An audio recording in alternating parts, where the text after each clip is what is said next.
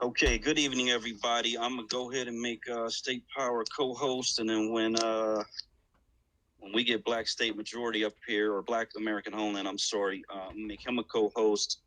This is the first time I've had to host this space from a working position, and so I've got to sort of bounce in and out a little bit here.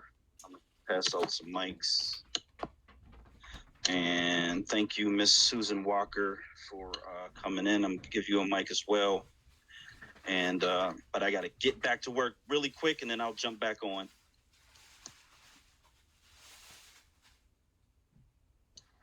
Yeah, so we could just continue discussion from the last room. And again, the title is "Who's the most important person in any Black movement?" That is an open-ended question, and we're gonna try to focus on getting people's feedback on who they think the most important person was.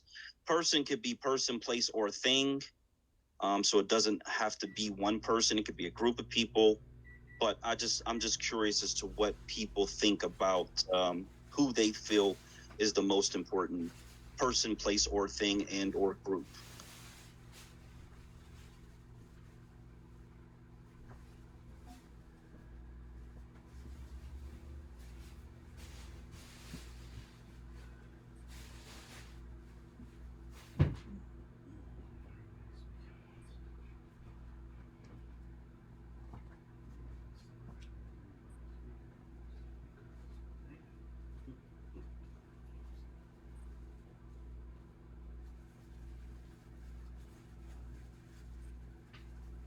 Hey, Black Majority, how are you? Good. How are you doing this evening? I'm doing good. High State Power, how are you? I think he's. I'm doing pretty good. I was in the matrix for a minute. I had to leave and then come back. How are you doing? I'm doing fine. So, just to stay on topic real quick, it's really difficult for me to place any emphasis on an importance of a person, place, or a thing in a movement right now. And the reason why is because I can't see it clear. It doesn't look clear.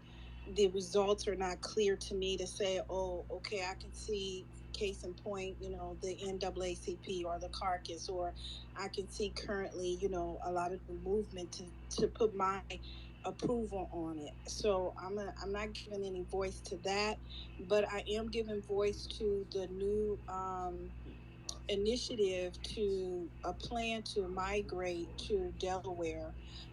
That has left an indelible impression in my life right now, and I'm moving expeditiously towards that. And so, I would anything that I would have to say that have been most important to me, that caused me to get active and caused me to move and caused me to believe and caused me to reach out to something, has been that migration movement. And I land my plane, and you guys can go from there. Thank you for that. So that would be establishing Black majority authority over a state, in particular state of Delaware, could be the most important part of any Black movement, and I love that. I love that. Good evening. I just would like to say our movement is different than it was back in the 50s and 60s. We were powerless back then. Today, we have the power.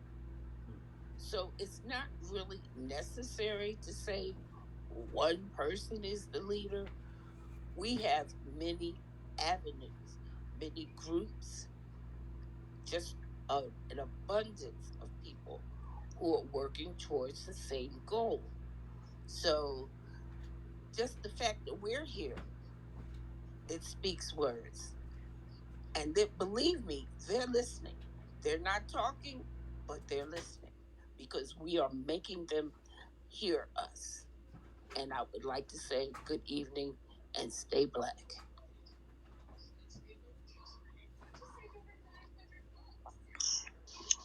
I totally agree with that. Thank you so much for that. The reason that this question came up, to be perfectly honest, is because of watching different groups operate and different, what I'll call leaders of those groups operate. And often what I'm noticing and what I'm seeing is somewhat aggressive behavior from some leaders of some groups towards the people who are already following them, right? So it's not as if they're aggressive towards outsiders necessarily. They may be. I wouldn't have a problem with that necessarily, but what I'm seeing is they seem to attack people who are already like-minded individuals who seem to already be on code, quote unquote, with their particular ideology, their particular group. And so I kind of wanted to, again, have this open discussion, open question for people, about what they feel is the most important person, place, or thing, and or group in a Black movement. And I love the energy that we're getting around the question right now. State power. Yeah, absolutely. I totally agree. I just wanted to respond to Kimberly and say you're absolutely right. I think Black Americans are a collaborative people. We collaborate.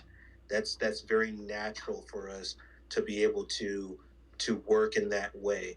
I think the problem becomes, when we get integrated into, the dominant society or whatever.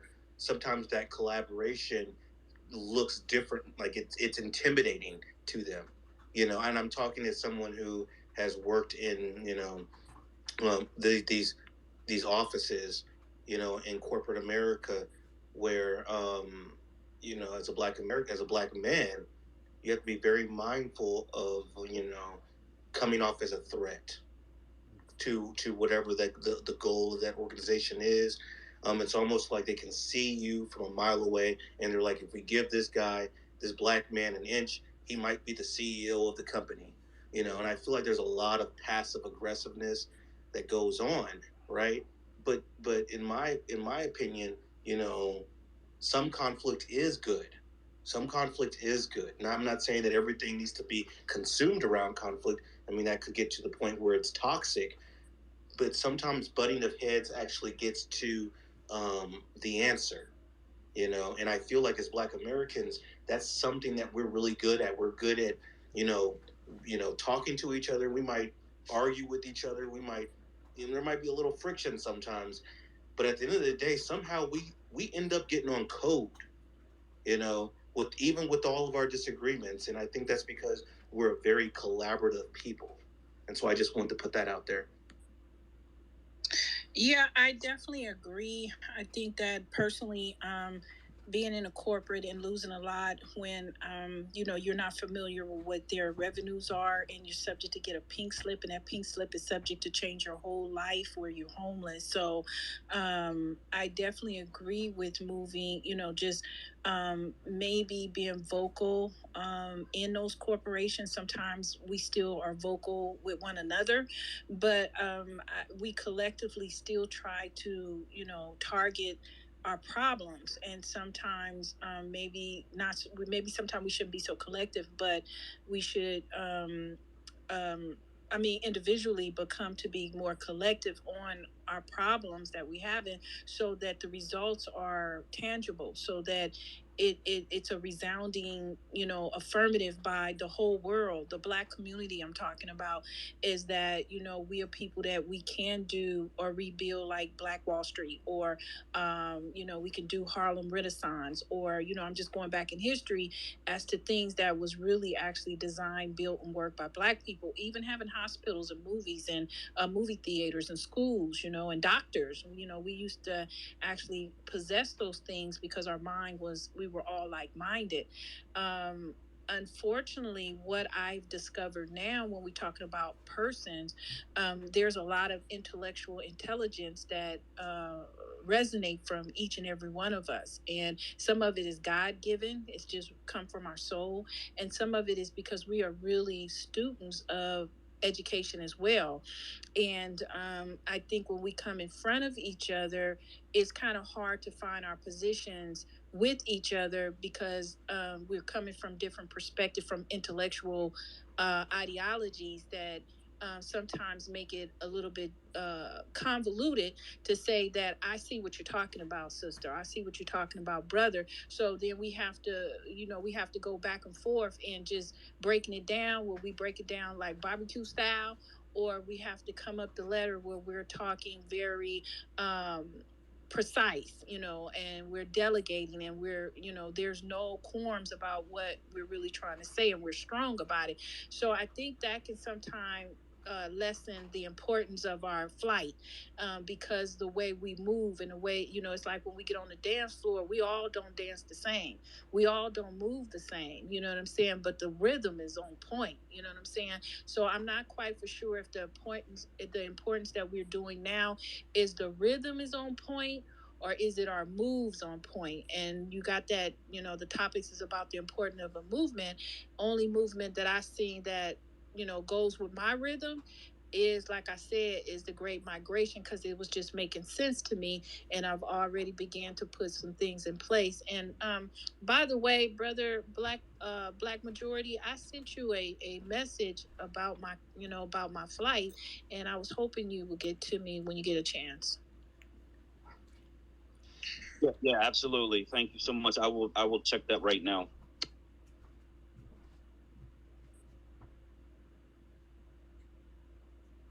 So I'm just gonna say this, and I'm gonna land my plane. I personally believe that everything that we are trying to do right now to address our issues is of the most important. I just think that because sometimes we don't have strong directions that we'll say, well, okay, brother Majority is finna lay down the law on the direction we should go in, and that makes good sense to everyone, and we should move accordingly. See, that when we get on the floor, that's that electric slide stuff. And I don't think that, with a lot of things going on, we're actually, coming together as a family, and just trying to tackle this particular dance as one. What's important right now? Is it important for us to migrate and get together in one state?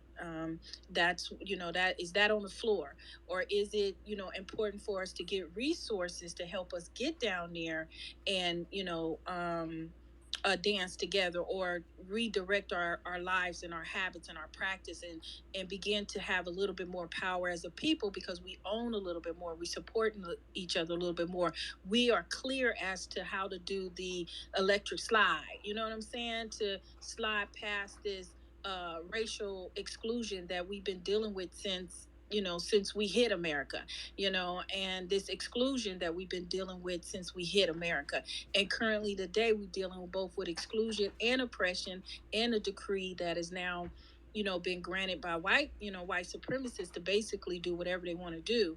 And we have not yet formed a defense. And so I don't see that part on the floor yet. So that's the reason why I'm not, I can't say that nothing has really moved me of great of importance to no more to get where my people are going, and right now they're migrating. So that's the only thing that I've seen that I say, okay, I can get in here and shuffle with that. So I land my plane with that, and let you guys go ahead and pick up from there. I would like to say that this discussion is a start. I really agree with practically everything that's been said so far, and the honesty and the knowledge of what we all are bringing to this discussion. I sincerely am listening, and I hear you. So we can't lose, because we haven't lost in all of these years. We've endured, we've prospered despite our setbacks, despite the hindrances, despite the inequality, despite anything. That's because we're strong people. So that's why I never lose hope. And I know none of us ever will. And I'm landing that plane. I'm going to say that first, Black Majority, I find it really interesting that in the very last thing we were talking about in the last space was how to reach people. And I just want to say it's really interesting to me that the very first thing that someone said, and I think it was Kimberly, said was, "Oh, I'm moving to Delaware." And it just goes to reiterate the point. Keep talking, dude. Your people are hearing you. Keep talking and don't worry about how many you get, because they'll go out and get each other. That's point number one. Point number two is to the question, who's the most important person in any movement? Well, a movement requires organization. And so we have to say that, organization can come in degrees. So you can have organizations that are just out there, or you can have highly coordinated, everything works. But the most important person in any organization / movement is your director of communications or your PR person, because that is the person that creates your narrative. And that is the person that creates the message and gets it out there. So I think, from my opinion, it is that person, because you can have, anybody can be the face of an organization. Look at the Wendy Williams show. She didn't want to come to work. They said, fine, we'll just put Sherry in there. She can read the cards. Does that make sense? Yeah, that makes sense. I love the collaboration. I love the organization. I love the state movement being it. There are no wrong answers. That's the beauty of this question. It's really open-ended, but it's just, you get to learn different perspectives from different individuals. So, but I do love that answer as well. We got State Power and then Rella.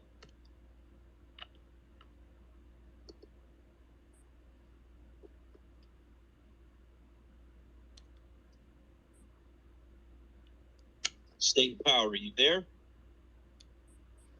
Oh, okay.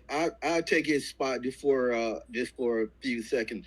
Mr. Kelly, you mentioned about organization. What do you think is the most important organization in the United States? To me, the most important organization is the political party, because the political party controls the states or the federal government. Or actually, it exercises political control through the state and the federal government. So the political party is the most important organization. And then Black Americans, we have members of that Black American political party that set the agenda, or actually the leaders set the agenda. The members, they vote on that agenda to see, what priorities are the most important, and then we can go from there. Okay, did you want me to actually answer that question? Well, if you like.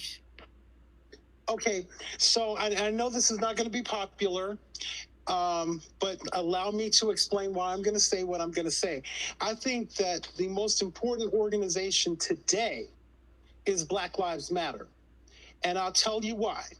Not because of the narrative that, is all the stuff that's going on now, but because before Black Lives Matter, before Black Lives Matter, we were not getting anywhere until those folks got people to recognize we need to stop marching up and down Main Street and go to the perpetrator's house.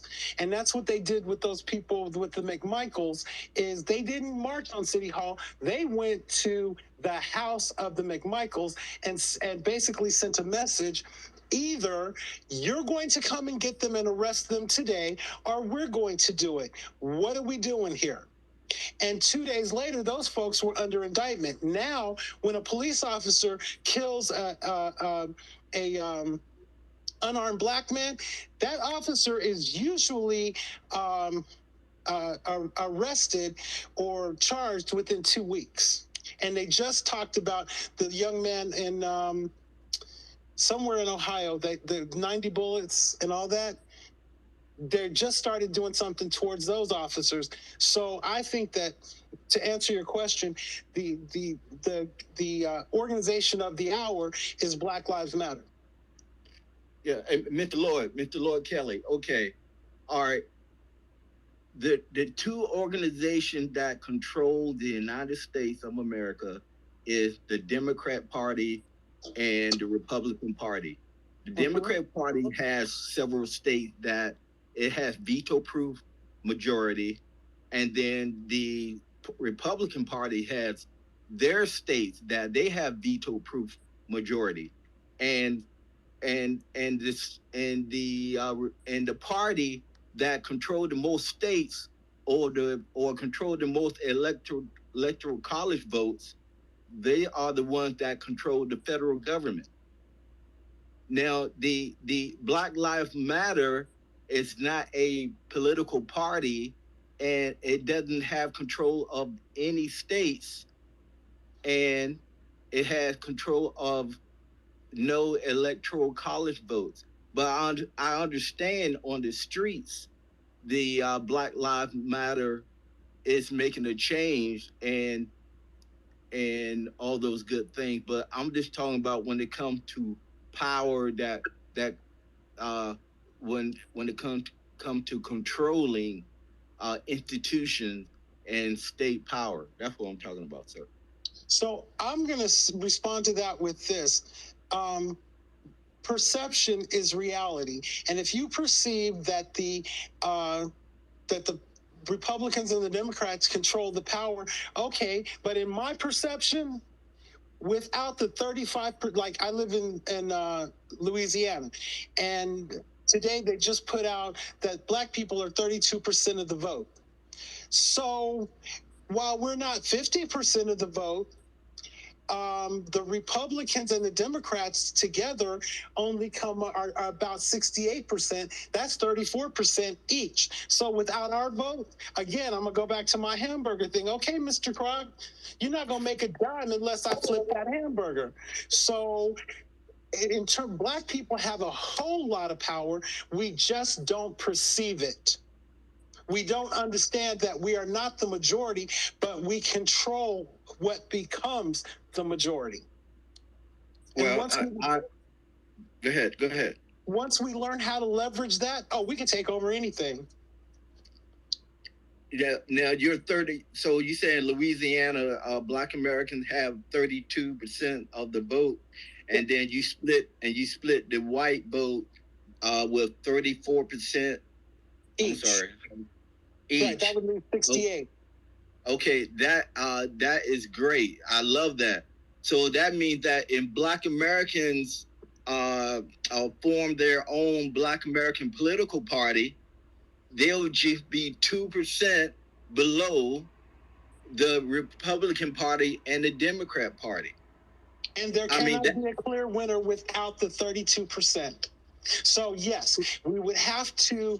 I'm not for creating a Black party because I think it creates issues fights we don't have to have. But I will go along with you for the sake of argument. Absolutely, because both of those parties have to come to us, and to win. For one of them to win, they got to come to us. So that means you got to give me something in order to get something. So it's all how you perceive it. Yeah, Mr. Lord. Now, the position I take is that, okay, in the next 5 to 10, 15 years, right, the white population, they are decreasing, and the Black American population is increasing, and then with the reverse migration to Louisiana, we can add more Black Americans to the pot, and I think that can take our 32% to 55 or 60% of the electorate in Louisiana. But therefore, think bigger. We get the 2 Senate seats in Louisiana, Delaware, Mississippi, Arkansas. Who controls Congress now? Who controls the United States Congress and its what, 11, 19, 20 trillion dollar budget? Who controls it? Think bigger. Well, sir, look, I am thinking big. Look, the Black American homeland is about controlling the 8-state southern region. We control 8 states. We take supermajority population of North Carolina, South Carolina, Georgia, Alabama, Mississippi, Louisiana, Arkansas, and Tennessee, right? That's a region of states that Black American control, We have 8 governors. We have 16 senators. We have 66 U.S. congressmen. We have thousands and thousands of state representatives, judges, appointed officials in state government. We control all that. That's my ultimate plan. And I'm on board. So now how are we going to organize it? Because we don't have to talk about it anymore. Organize that, sir.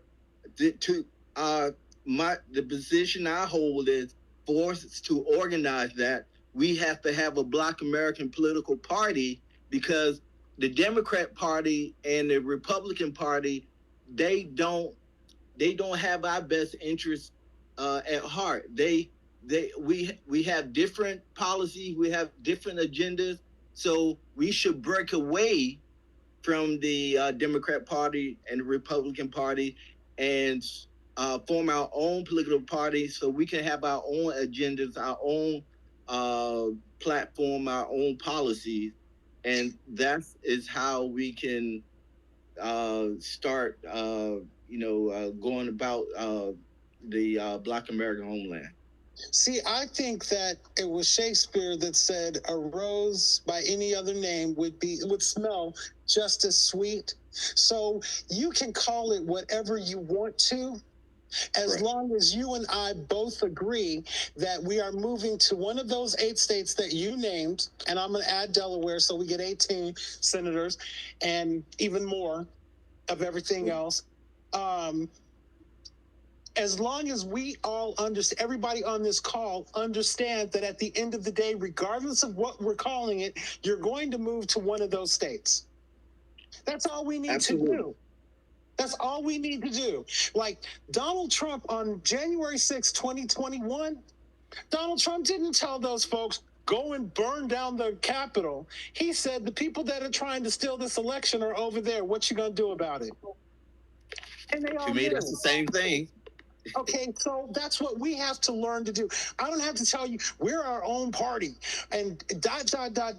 I just need you to understand you need to do whatever it takes, and I'll help you to the extent that I can to move to one of these states.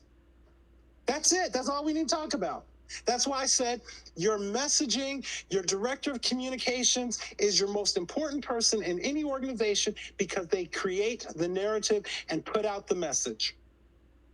And they cut out all of the rhetoric so that everybody understands on June 1st, we all move into Mississippi. Yes. Okay.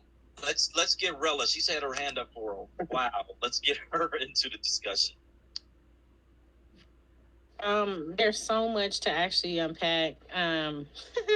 So this is a great, I guess, way to segue in Ida B. Wells and to acknowledge Ida B. Wells in her birthday today. So happy birthday to Miss Ida B. Wells, one of our giants in the blueprints of what it means to actually practice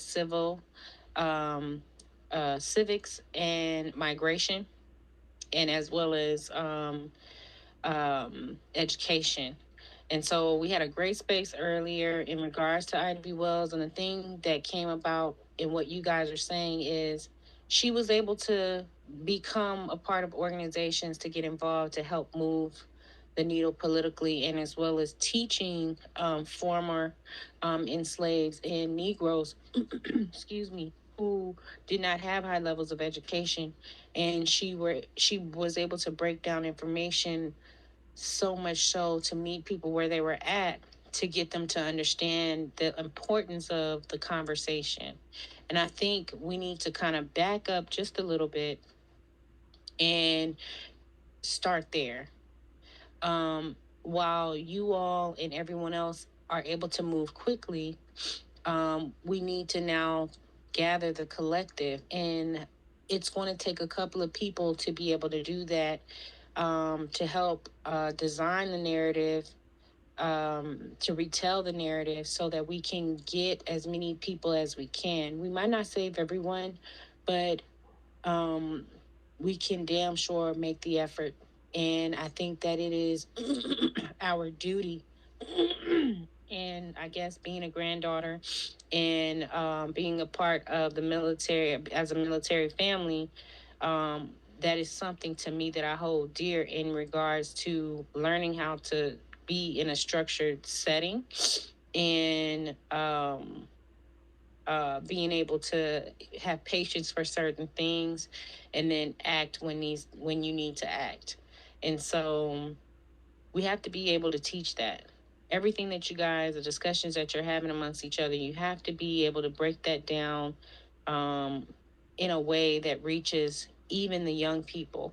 Yesterday, there was a conversation about young people feeling so um, hurt and in pain by our government and the way things are set up right now with the system in America that they are losing hope, that they are giving up because they're so angry. And so we have to find ways to, as we are moving, for those of us who understand the assignment, to build bridges that people can walk across if they choose so, if they choose to do so.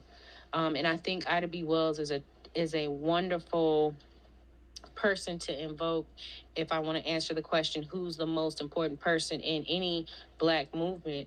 Ida B. Wells proves that it is who you are the most important Black person in any Black movement. Because without you, there is no movement, and that goes to Lloyd's point. I just Googled real fast, how to start a movement. It's an ideology put together, and you map out a plan to gather people, tell them, about what's going on. If they agree with the movement, they join. You got to get them to join. And then, the movement takes off. And I think that's what Lloyd's point was when he was talking about Black Lives Matter, not necessarily Black Lives Matter, the organization that ciphered out billions of dollars, but Black Lives Matter, the local organizations that came about when Michael Brown was around, Darren Sills, who was, murdered, and his case is unsolved. I think that we need to make sure that we are in control of the narrative in such a way that we also are the ones who are bringing in recruits, and that we are going out just like the military does and talking to people. They go out and recruit. They go talk to people, sit down with their families, and bring people in that regard. And I think it's a beautiful thing. So if you ask me, that is my answer to the equation. You are the most important person in any movement.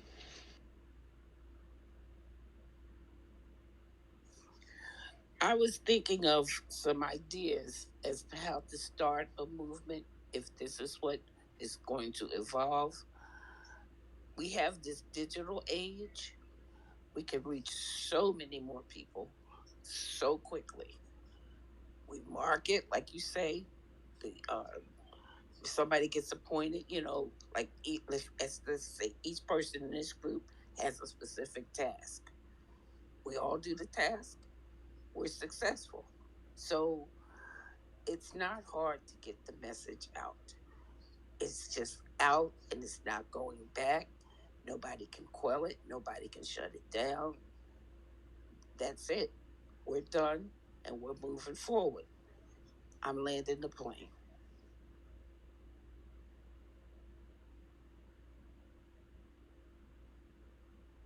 Hey, I second that yeah, no one can stop it. No one can stop it. It is unstoppable. They can put in obstacles and annoyances, but they cannot stop it. Miss Kimberly.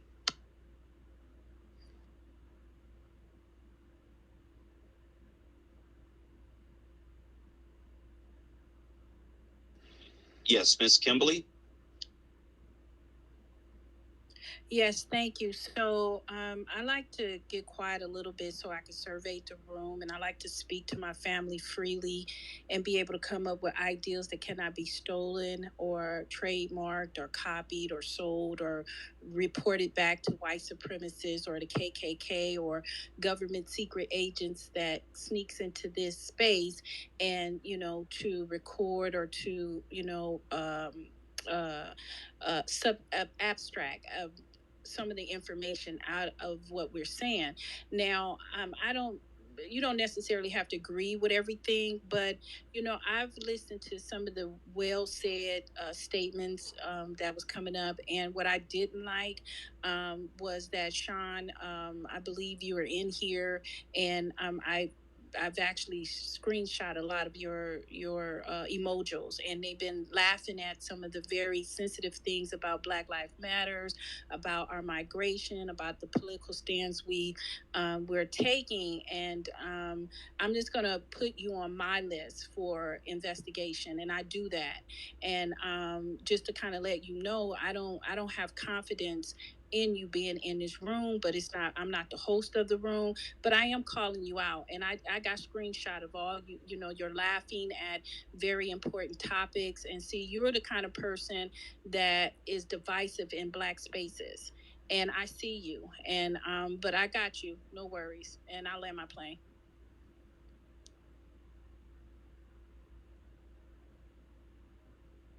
I'm a little lost. I got the end of that. Um, Hey, Sean, would you like to respond to that, Sean? No, we're gonna leave that where it is. Davy Jones has his hands up. No, thank you for letting me speak. I never researched movements. I have a vague understanding of how they form. It seems charismatic leaders get involved and kind of galvanize the public, galvanize their anger, and directs it. I think that people like Sandy Darity and even someone like Tariq Nasheed, they have different ways of doing things. Sandy Darity, they gave that man degrees, and now he's in academia giving us information that we didn't have even just 5 years ago. So they fucked up and gave that man multiple degrees. And somebody like Tariq Nasheed, who is, whether you like him or not, he's charismatic, and there's something to be said about that. And he also has a lot of influence. I would call them de facto leaders because they're not a part of an organizational group. Sandy Darity is an academic, but he's not a part of any movement or an organization that's pushing a movement. But I would call them de facto leaders. And I do think it's something. I don't want to put anything out in the air, but I'll just say this: they're important, and we need to, especially Sandy Darity. He's important, and we need him to be around for as long as we can have him. So. Because people, Black people, we're no different. Authority, the cognitive bias of authority, that heuristic, it's very powerful. Probably the most powerful. It kind of overlaps with charisma. So when there's someone in front of us who sounds like they know what they're talking about and it aligns with our experiences, it speaks to our intuitions, and they're very charismatic about it. Those people, at least within our minds, they become somewhat of a leader. So I think those people become very important. Fred Hampton is one of the most charismatic people that we've ever had, and those type of people are like 1 in 10 million. So, and he was very important. Martin Luther King was very important. Malcolm X is very important, obviously. That's their time was cut short. So, I know people say I'm not a leader, and I know that there's a reason for that because we've seen I think there was a guy named Steven going around, trying to put a target on people's back. And there's a reason why people say I'm not a leader of any group, but there are de facto leaders in their mind, and they're very important to our movements, and we need them to stay around because they help set an agenda and they help direct our anger. And there's a lot of people who want to be involved, they're just not sure how to be involved, and I think that those people are necessary, especially somebody like Sandy Darity, who is basically, pointing at the data, disaggregating the data, showing our wealth or lack thereof in comparison to other groups. And although, he can't come out and be in the front, he's saying, look at this, and then you guys do with the information that you can. So I appreciate that a lot. So I'm gonna land there. Yeah, thank you for that. So the new black media, I'm just gonna put them all into one category. There's a lot of voices in that space, and they are absolutely vital and crucial to disseminate information, as you iterated. Black professionals, highly skilled and highly intelligent black professionals are absolutely extremely important. So absolutely salute to those black men and women for sure. It's interesting you mentioned a personality, and our last space, I believe it was our last space, there was a gentleman in there who, it really shocked me. It's a part of the reason why I created this space as well, because he basically had a "what would Jesus do" mentality, but he was inserting some of these new black media personalities in that, replacing the J with insert whatever personality you want to think of. And I was just like, it really shocked me. It kind of took me like for a loop a little bit, and I had no idea that we're living in a time where people, I mean, this was an adult male, are making decisions based on, and quite literally imagining what a particular personality would say, do, or think about their activity.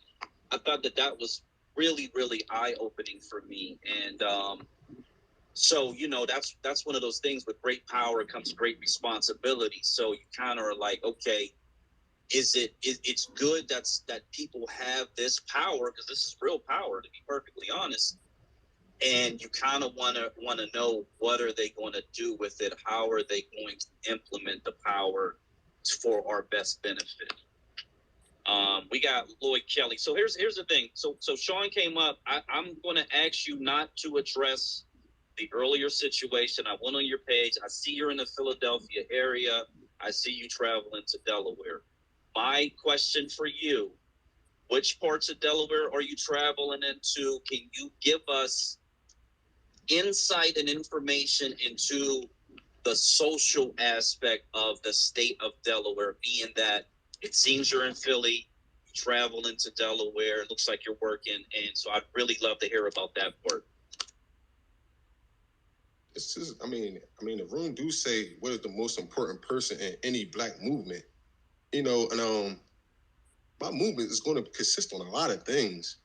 And I just don't like the way that every black person on this website have been coming at me. And I am really working on some important things for my people. I really am. And I do not like how all y'all consistently, from the hosts to people who just in y'all rooms, y'all just constantly coming at me. And I've been telling people, I've been working on things since 2019 that say it's been documented for historical purposes for our people. And y'all constantly keep coming at me, trying to hold y'all narrative on me, trying to tell me what to say.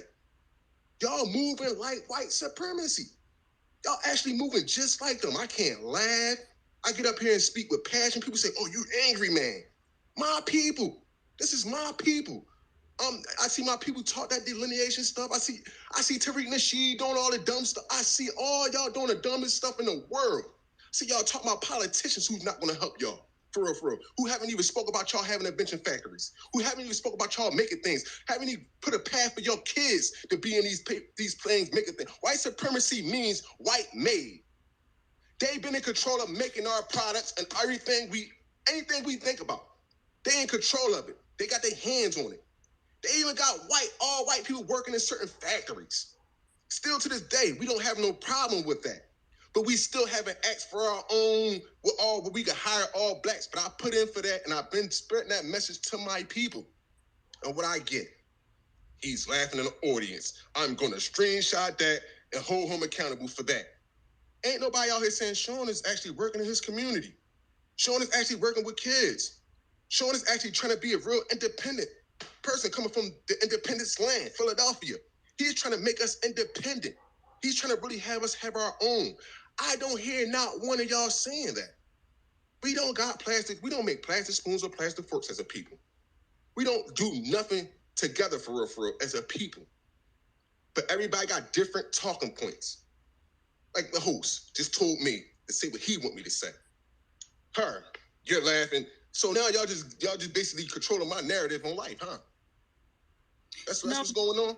No, Brother Sean, and let me apologize for, really singling you out for the emojis that I seen you smiling.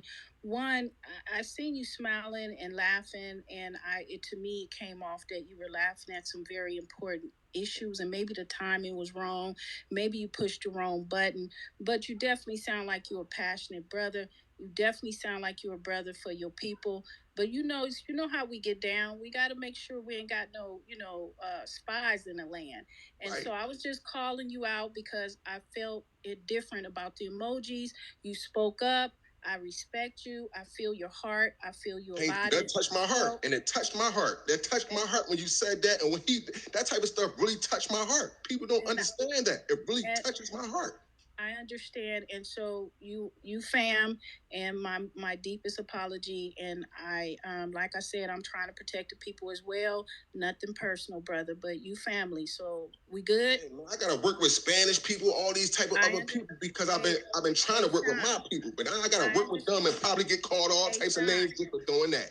Hey Sean, I understand. We good now. You got a lot of Mufasa going on in you. I respect you, but we good now, right?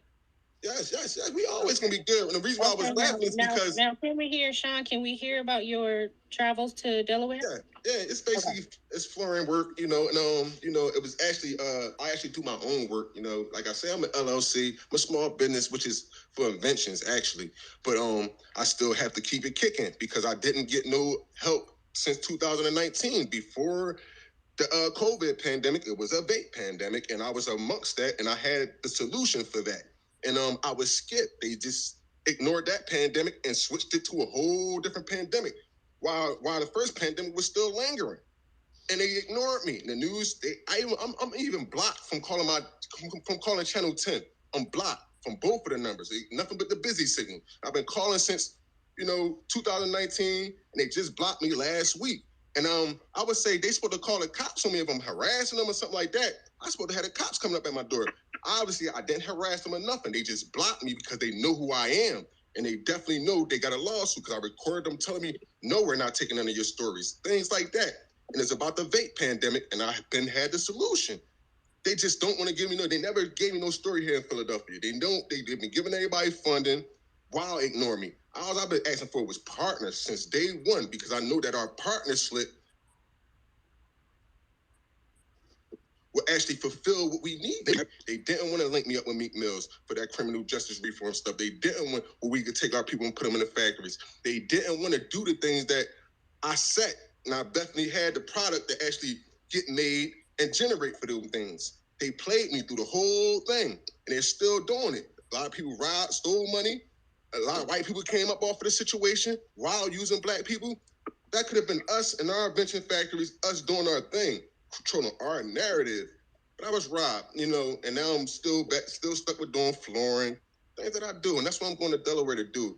It's actually a floor from a black engineer guy who actually worked at a hotel, but he's trying to pass off work, to me. And he was actually, I got introduced to him through a Spanish guy. And it's like, that's what our people do also. They would give a work to Spanish people, and the Spanish people would wind up putting us back on to our people. And it's like, I'm seeing a lot of things, and I'm like, that's why I still hear my people talk about the old stuff. And I'm like, wow, we got a lot of new narratives we could be pushing. Like, instead of, that's what they want us to talk about, the old stuff. They want us to keep talking about that. When there's so many of us that got so much stuff that could really help us right now. Like right now. But we got everybody pushing their own agendas, their own narratives. So that's why I laugh a lot, because I just keep seeing it, and it's like, it's funny to me. That part is funny to me. Not saying that them people that you're speaking of is funny, no. It's just the actions that everybody is, everybody moving, and things that people are saying. It's becoming funny to me. That's all. My brother, can I ask you a question real quick? What's that vaping pandemic about? Because I'm trying to research a little bit, but I can't really find the grasp of what it truly is about. Go to Jew C1. Go to Jews C1. They try to steal my idea, and they put 17 plus, and they're banned from our country from using that app. But that was my idea, which got a security agreement with the largest invention company in America. You know, and it's signed by the dude Davidson, who owned that factory, which is in Pittsburgh. And that's the thing. These people will steal our ideas, our solutions, because we have to give it to them in order to get it made. And that's why I said we need our own invention. That's why I did what I done, you know, but I needed my people to actually push with me. Did you get a copyright? Did you get a copyright or patent? No, they see, once you put it through the computer, I put it in the largest invention factory in America. They make people stuff from Australia all across the world here in America. So it's like they already got it through a mailing process or through no, that's all you need. That's all you really need. Proof with time and date. So I even told them about that. When I sent it to them, they started talking about this patent. I said, what? Patent for what? Copyright for what? I just sent it to y'all. The time, date, everything is there. So, right there. So my brother, so you sent them something without like patenting it first? Yeah, bro. And I told them, bro, I'm from Philadelphia, Independence. The land of independence, bro. They got over on us by copyrights, by patents, because that gives them the time to put that stuff through their universal search. That's the white people's search. Anything we put in is theirs. I'm gonna be so honest with you, my brother. I'm gonna be so honest with you. I write comic books, right? I recently, you probably could check back on my Twitter about a month. I recently had a big issue with a dude out there in Indonesia who tried to steal my work. My copyright is what saved me. I put in my copyright notices. I sent my cease and desist. Dude, the websites took them images down so effing quick. You know, you gotta. I know it may cost a little extra, and trust me, but I was paying those fees for copyrights and this and all these different, you know what I'm saying, over like $1,000, $2,000 for something that may not be worth nothing, but it 100,000% protects you, and it gives you that lawsuit that you need. Because right now, you know, with all due respect, my brother, you go in court, you're gonna sound like that, and we do it, and that may be why the newspaper was kind of rejecting his story. No, that's not why. It's because it's that big. And when artists start to sue people, they don't have copyrights. If you could show proof that somebody stole your stuff, you could show proof. So why don't you show me proof? I just followed you. So why don't you show me proof? And if you could prove that they stole it, I'll build a complaint for you and assign an attorney to it. Okay? So let's, if that's okay with you, I just followed you, my brother. Follow me back and give me that information, and I'll sign an attorney. I'll build your case for you with legal remedies in there. And if the attorney is interested in it, he'll take it. And you ain't got to pay a dime. All right? Now, see, that's how these spaces are supposed to work. Get to the solution right away. Sean, and I want to say this specifically to you, but I hope everybody else gets it. You know, you were saying everybody is coming for you and they do all this stuff, and every time you talk, well, perception is reality. And I think you need to perceive this in a different way. Because if people, they may not like you, but they respect you, because they would not be wasting their time to come after you if they weren't seeing something that they need to take care of. Does that make sense to you? I mean, I didn't actually take her. I'd say I take it to the heart. No, I wasn't talking about her. I'm talking in general, because you said all these people come after you, and people are slamming you all over spaces, and you come into a room and you're an issue. That means people that even ask the question: why is people even coming at this guy? Why are people coming at this guy? Because you have power. You are powerful. If they did not perceive you as powerful and respect that power, they wouldn't give you the time of day. Do you realize that your issue, you as an individual, have taken up so far almost half of the time we've been in this space? Because you mean that much. Exactly. And fortunately, I haven't been on Spaces because of Boydar, and everybody knows why. But it sounds like, Sean, I don't even know if I've ever been in a room with you. And if I have, and if I've offended you in any way, you know, I apologize, but I don't know you. And honestly, getting to know you now, it sounds like you're a pretty decent dude. And maybe your trauma of whatever you've been through and whatever spaces you've been in, it's a new day. Like today is a new day. And you Well need to misunderstood. like, That's all. I be well yeah. misunderstood. That's all. Okay, well then, you know, we are making the effort to clean it up. So how about That's that? right, sis. That's Sounds right. great. That sounds great. That sounds great right there. I just, sometimes I feel like, Sean, I wanted to say something real quick too, because I went ahead and gave you a follow too. I think everybody should follow Sean.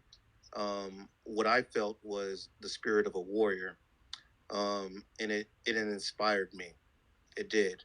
And so I don't know you. I've never been in a room with you, sir, but you obviously are displaying characteristics of a warrior, and so I had to give you a follow. And we're gonna put that into perspective, Sean. And honestly, you gotta, I know it's hard to hear, but everyone that you meet in spaces, give them grace. Now I know that you laugh, not out of disrespect, but you laugh because there are certain things in your mind that you believe no one knows. And remember, we're not all a monolith and we're not psychics. So you got to meet us halfway. And I think the problem with spaces right now is everybody is trying to be on maybe their own time in survival out in real life, and then come on spaces and you just don't know what people are going through.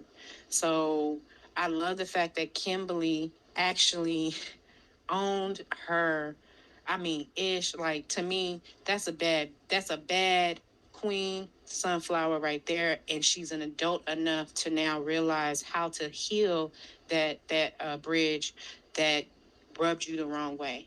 So give grace so that you can give it. And that's all I'm gonna land my plane. I want to ask one question. I mean, I know I ain't the dumbest person in the world or the smartest, but I want to know, is it legal for the news to actually block you? Like, that's kind of funny. They actually blocked me from me like accessing them. Like, that's very weird. And I actually gave them a call before I ever thought of the solution. Before I came up with that, my mom's house got shot up, and I called for that story, and they actually went to my mom's house and done the story. A 15-year-old shot her house up, and she had it on her ring bell, and this was like 2018, 2019, and they did that story, and I'm like, I've been constantly calling them after the pandemic, after I came up, with new things. And I also came up with shooting gun tracker that tracks the guns after you pull the trigger, not just track your guns there, after you pull that trigger. It follows you wherever you go. Well, Brother Sean, the way that works is they have a right to be exclusive or inexclusive on their stories. Some stories they're interested in, and some stories they're not. But you have to remember, when it comes down to us as Black people, we always excluded from the public knowing our truth. So I think right now you have a lot that I want to hear about, and I'm giving you my access to me so that you could talk as much as you want to me about these issues. And if I find your issues and your complaint worthy of I can get a attorney on them and move them forward, then I'll do that. But right now, what is Brittany Griner locked up for right now? Okay, but we're not talking about her right now. We're really on. It's a vape. No, it's a vape. It's not supposed to be illegal. That's what I'm telling y'all. Yeah.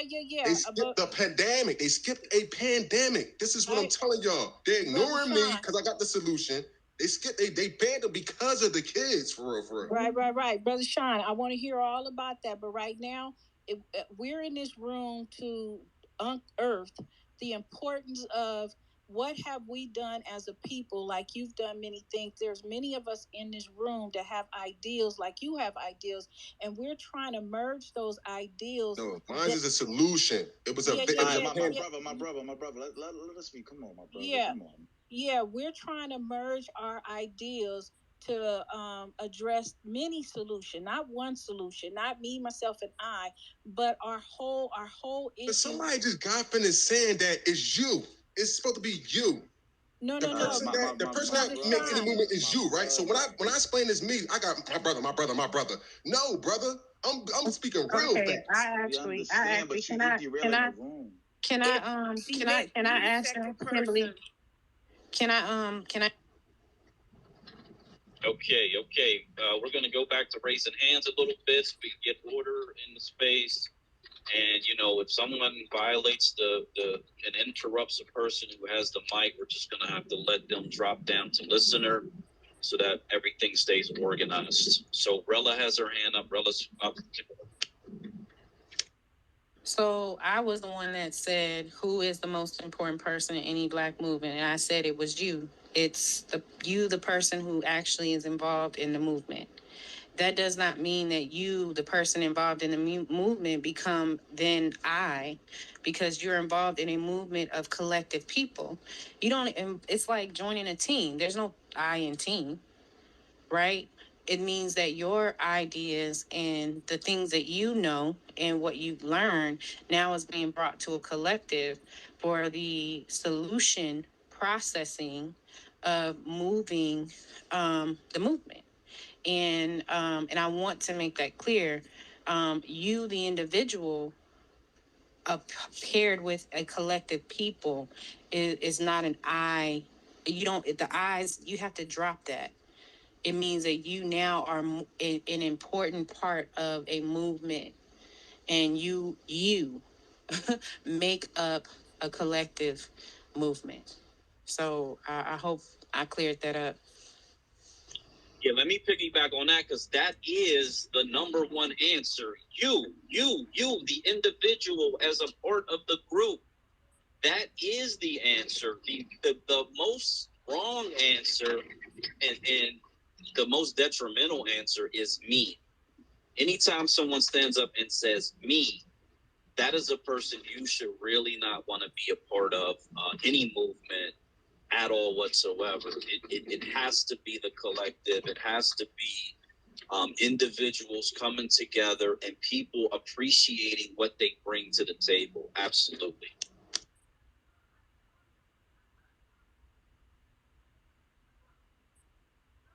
Okay, since that was for me, I mean, that's what I've been saying for years. See, now I gotta say I, right? Because I've been saying that, and no one's have joined me. No one, not one of my people. This is the stuff I'm saying. I'm only going off of my own experience. I understand exactly what everyone is saying. I'm not going to disagree too much, but I got differentials. That's all. Like, I just know what I know off of experience. That's all. Yeah, we all respect that. We all respect that 100%. I see Charles has his hand up. He hasn't spoken yet, so I want to give him an opportunity. Okay, thanks. Yeah, I just wanted to just add in to my perspective, but yeah, I was thinking that, I mean, I know sometimes people say that the if we all come together in one location, that will be concentrated and make us an easier target and all that. I believe that the most important person in any Black movement is a Black American that is concentrated in one place, not one that is not that would make us more in a worse position because I feel like to me, America does everything that they can to dilute us.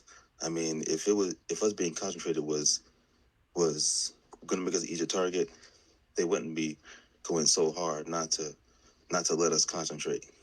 So, I mean, we don't even have 50%. We don't have 50% in any state. Even if we don't even have the political power, the minute we get to 38, 39%, all of a sudden, it just seems like, I don't know, they,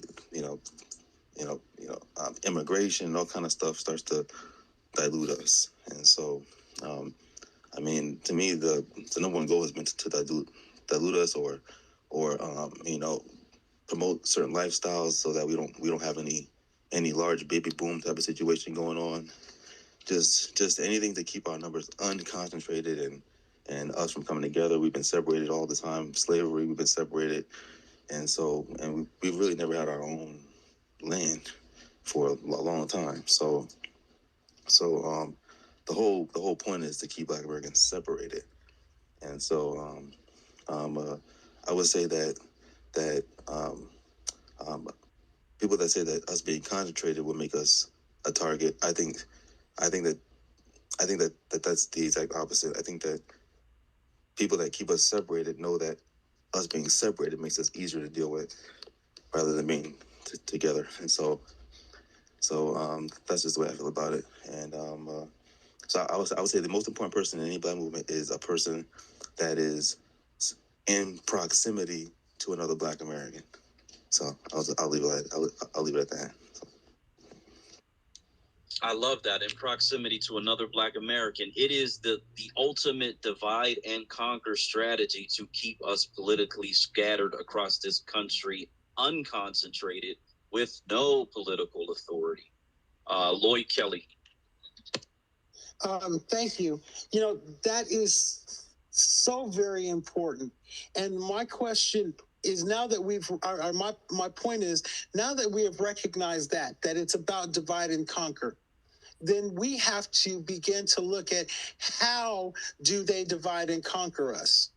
And so if you go back, and we always look back to the civil rights movement, and the whole thing was about being able to sit at any restaurant we want to, and ride on a bus the way we want to, and live where we want to, pretty much not in a Black neighborhood. And they got us to buy into that ours was not good enough, that our communities weren't special enough or nice enough, that our restaurants, the food wasn't better, even though we're the ones cooking in their restaurants. And that's what they've got us to believe. And so our job is to get folks to understand that when we get together, we are unstoppable. And that white people's ice is not colder, their sugar is not sweeter, it's ice and sugar, same as mine.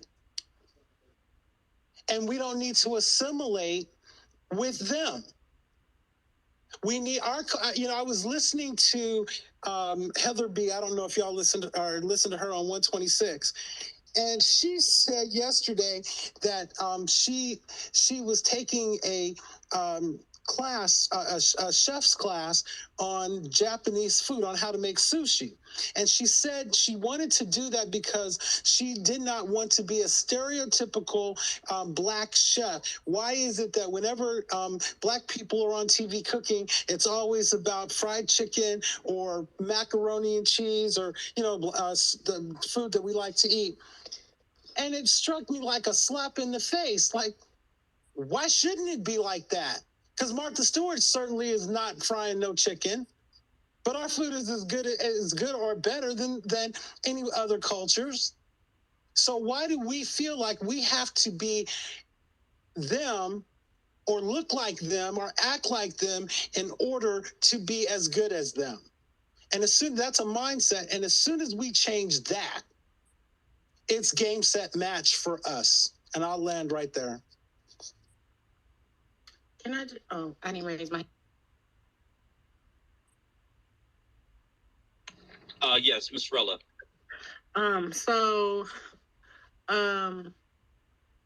We have to remember, even after emancipation, our ancestors were able to build communities without any money, without reparations. Without government assistance, as far as we know. They collectively used their hands. They collectively put together money to build institutions and communities, all on their own, while still trying to fight for reparations and fight for the repair that they did never receive. They didn't drop that mantle while doing other things. And they were rich in some instances, like Madam C.J. Walker and Annie Malone, and Booker T, who actually founded HBCUs. These people had money. They dressed well. They were well educated, and they brought in their family members. They brought in people from the community and encouraged education and building. We had the biggest surplus in manufacturing, and once the bombing started happening because white America was losing their economic flooring once we started just relying on ourselves. So they would commit massacres of communities. And remember, these were white people who got money from the government. They were the first welfare recipients, the ones who were running the colonies during slavery. They received the first reparations that was passed when they lost their slaves, and still did nothing about it, and still had to cipher money from freedmen, banks, and turn over the banks. And look where we are again. Same thing. The same thing keeps happening over and over again, and they keep trying to bring in the new class of people to stay on top. So what I would say is that it's not that you look at history as not a laughing matter, but history as in it's something, and it's a retelling of something. It's that you look at history and you carry it and you start to fill in the holes, fill in the places where maybe we didn't do something correctly. Maybe, or they didn't, our ancestors didn't do certain things correctly, or maybe they did, but because of the killings that kept happening, they never got a chance every time they had to restart over to build back up. It was timing, right? And so having the narrative stolen from us and retold, and then the turn of the century, we try to go and fight, for Mandela's freedom, and the Pan-African diaspora starts, right? Remember, there was no Pan-African diaspora movement back then. And it's not a dig at anyone who is African or who believes in Pan-Africanism. It's to follow the breadcrumbs of blueprints. We want to start organizations up again.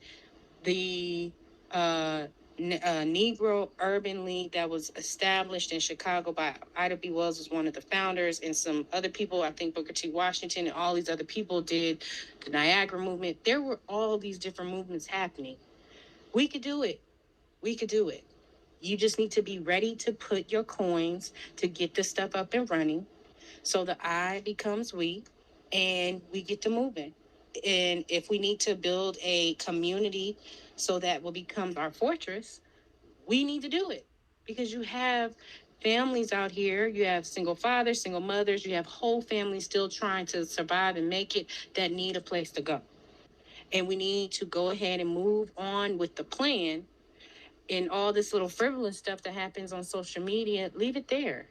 I don't care what you believe in and what acronym you believe in. I need to know what you know so we can get to moving. And that's it.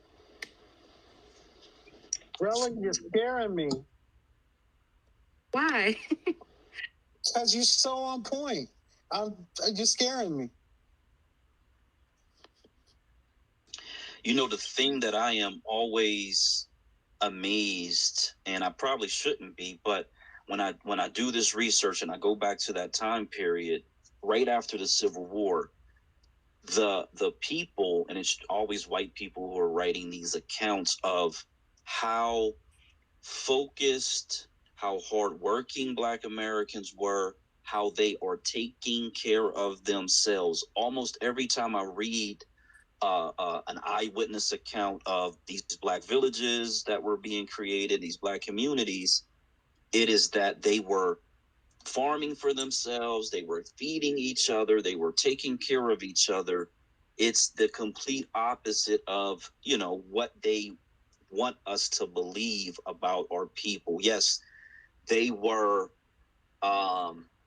very capable, extremely capable. Not only that, the last one I read, they were talking about how they were developing schools and education for themselves, and how within a matter of a year, where people who were illiterate could not read, how just a year later they were all reading and teaching each other how to read. So it sucks that we have lived under this society and they have painted this very negative narrative against those people. They were really, really good, great people.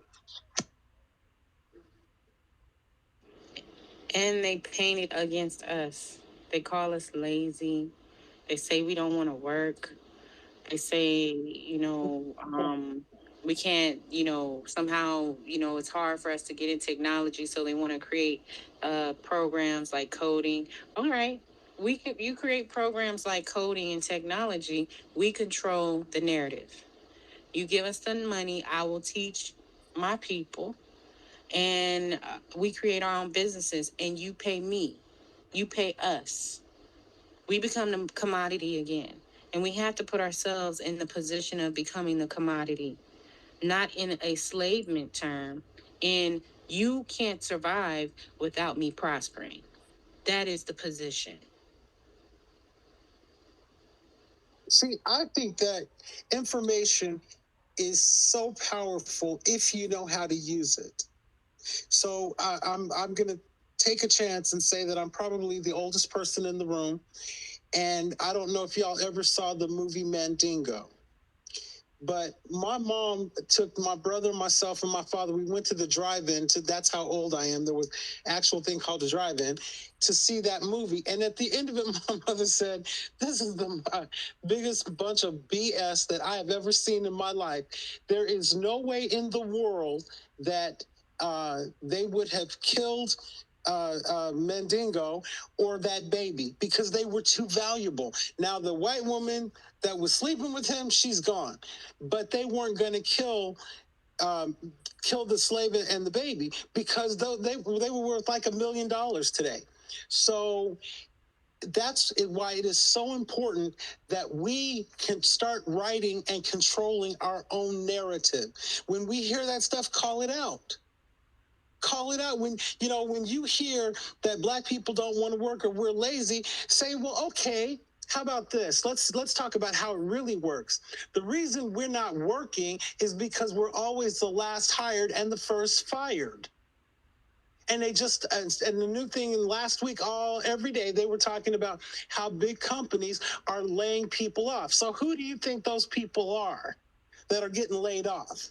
So we need to be able to quickly come back with a response like that rather than, well, yeah, I know that there's a bunch of black people on welfare, but I'm really good. I really want to work. I don't want to.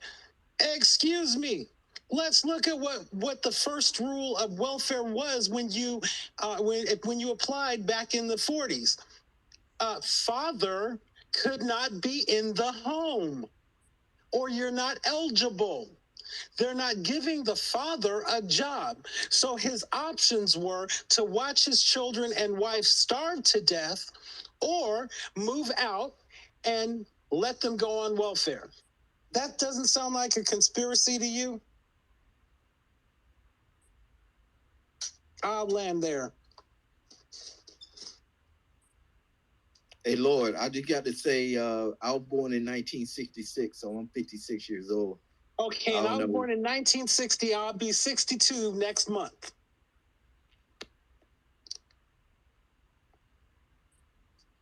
Just saying. Yeah, that sounds good. I think Charles has a hand up.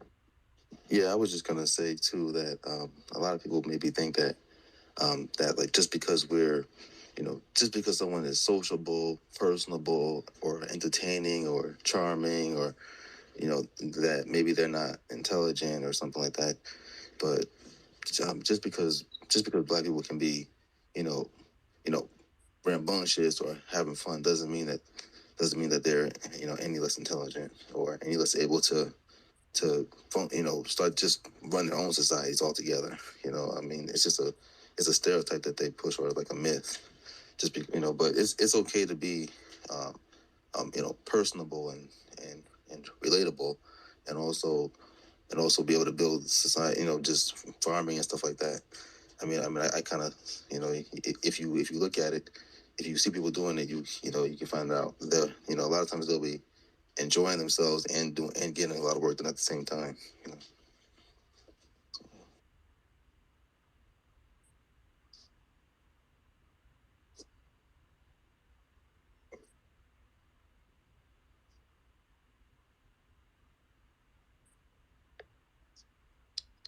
Can I go? Okay. So I just want to piggyback off of what Charles was saying, and I agree. And I think that even learning that not everybody is can be self-focused. Sometimes, they need a little encouragement or you to help walk them on how to do that. And we have to remember everybody was not born in the same background with the same background. And we also have to be willing to be respectful or either learn respect some kind of way in order to make the movement work. The biggest thing that my uncle used to always tell me is read the room. Before you open your mouth in a room, just wait and read the room and feel the temperature of what's going on. And I can admit sometimes because I'm anxious or I have so much to say or, there's something that I just want to get off that it could come off and turn the energy of the room. So I have to be willing to learn in the next stance or next instance as I'm learning how to, I guess,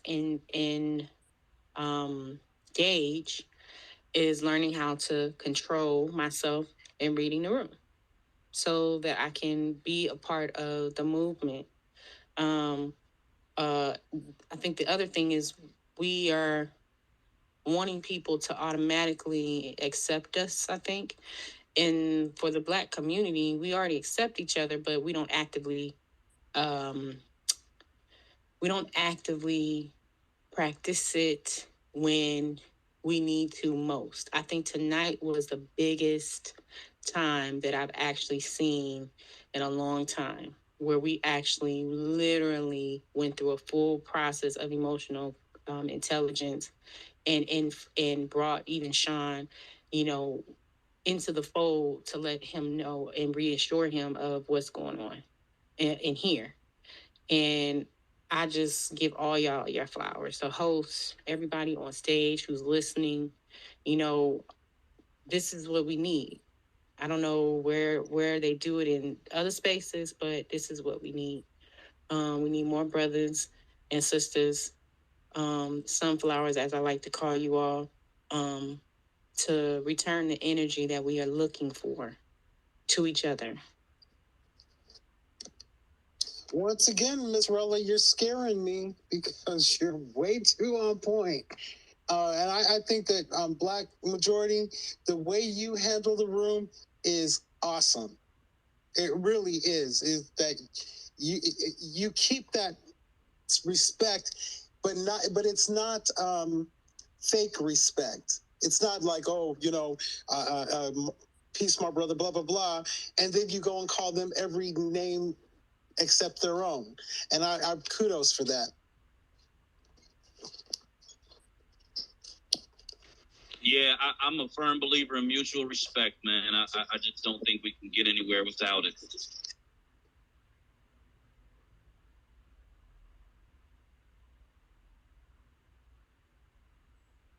So we got State Power, we got Black American Homeland, we got Mouthpiece, we got a mic.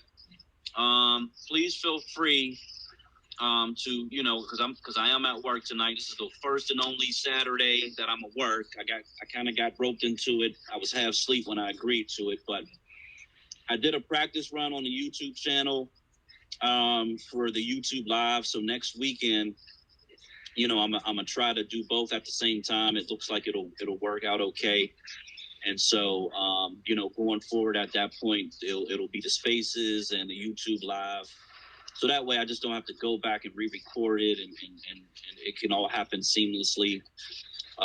It's a webcam on a laptop. It's a little grainy. It's not like 4K ultra high definition, but it should get the job done.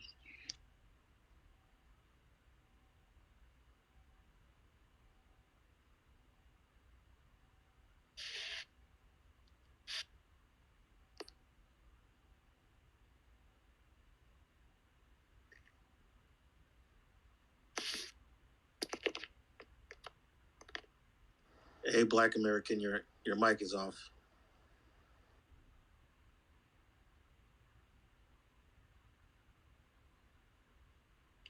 Was he trying to say something? We can hear him. No, I think he accidentally hit the mic.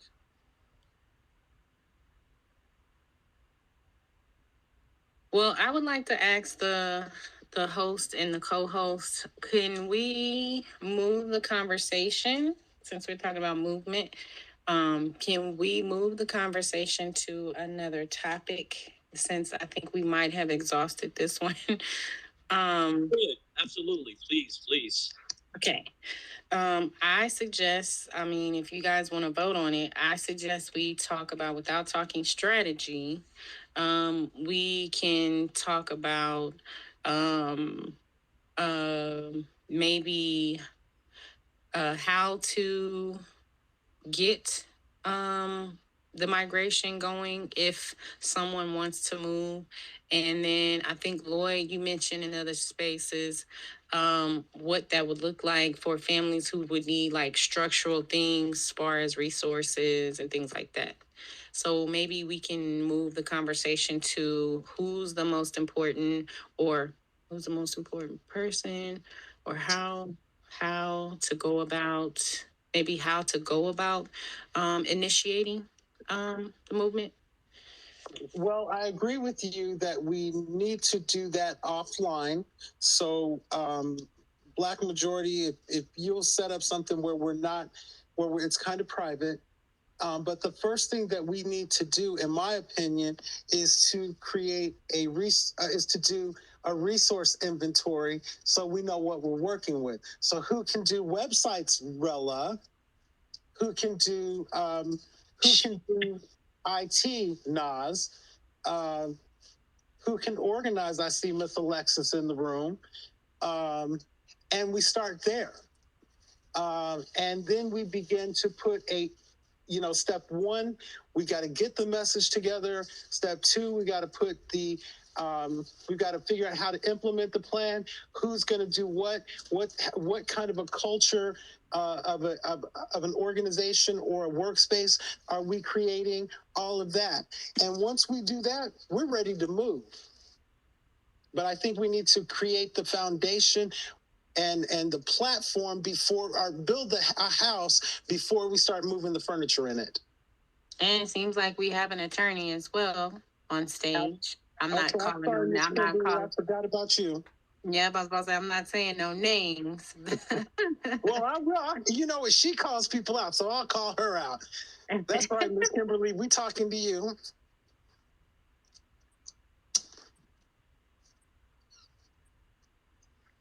I was trying to unplug my mic. Thank you, family, for the love. Yeah, I'm here for you. Just let me know what I can do to be of help. No problem. Go ahead, Charles. Okay.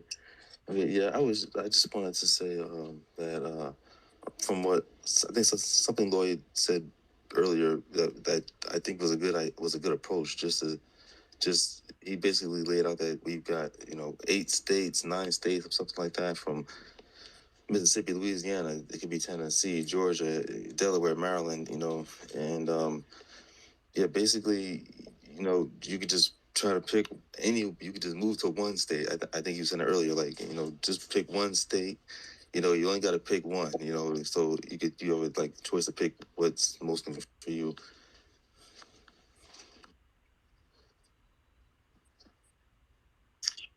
Yeah, on that state selection, so yeah, everybody's going to make their individual decisions. We would really, really, really, really, really like for people to sort of take some level of suggestion, just because if we have millions of people kind of moving in their own direction, that's actually been going on since 1970. They essentially say Black Americans have been returning to the South for 5 decades now, and that's considered like a natural return. And the issue with it is Stacey Abrams in Georgia and the Democrat Party getting out ahead of that and trying to co-opt it and just keep us in those chains.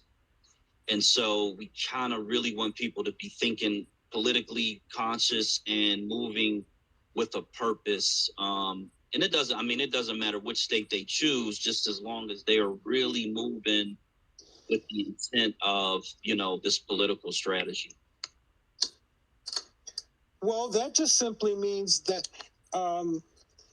we in part of our plan has to include educating people when someone comes to them and offers them the world, but they're the same people that wrote the 1994 crime bill. Maybe you don't want to listen to them. Part of our messaging has to be, if it don't come from us, don't listen.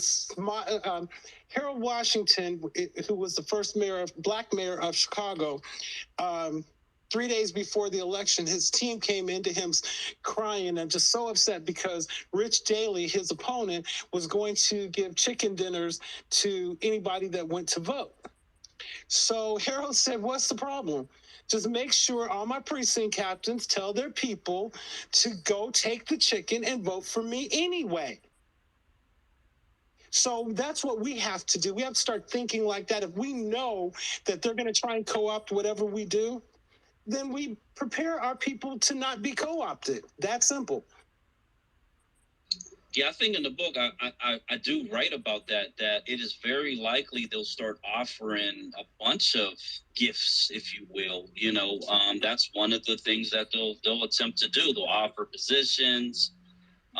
They'll do a lot to try to create an obstacle, create a deterrent. But that's why I believe the first wave, it's got to be the contrabands, the warrior class, the people who are not just riding the wave necessarily, but they are all the way eyes open and understand the mission, and they're going to stick to it no matter what.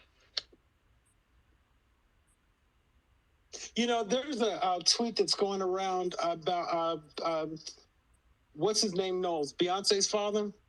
And he's saying that people always want to tell him he wants to take credit for Beyonce's success. And he says, no, I take credit for them not failing because I prepared them to fail. Meaning that when he made them practice a heel breaking or falling down or whatever, he prepared them. And that's, let me read this to you. What he says, one thing I taught Beyonce and Solange was to practice failure. My hand was up, and I don't want to get kicked down to the bottom, but I was told if you butt in, you getting kicked down. But y'all just going past my hand band up. Oh, I'm sorry, Sean. Go ahead. I was going to speak on the immigrational thing.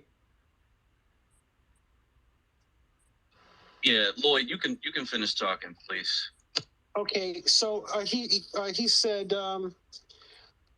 we would practice how they respond if their microphone got cut off, if their shoes broke on stage, if the wrong song got cued in their performance, performance set, anything can happen.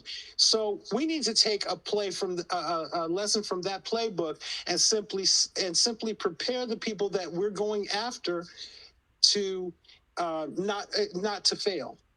To recognize it when they say, well, we'll give you $10,000. Say, thank you. Thank you very much, but I think I'll pass because my people are going to give me 50. Bye. Do you see what I'm saying? It's got to be, if we're going to do this, it's got to be us doing it. If that made sense. Absolutely. What I see in the past 30 years, it seemed like when it comes to all these southern states, that includes Delaware, Maryland, Virginia, Texas, and Florida, it seemed like Florida and Texas and Virginia, Maryland are getting most of the black reverse migration right now. And especially Texas and Florida. Now, the problem with Texas and Florida is that I believe, especially Texas, it's going to be a supermajority Mexican state by 2030 or 2035. So I believe Texas is a state that we should avoid.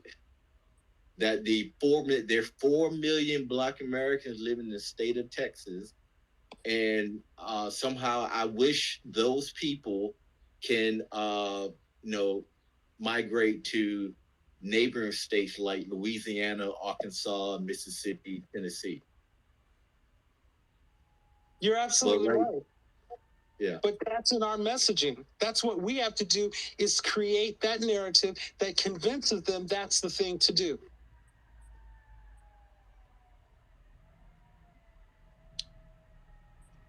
Absolutely. Another state, Florida.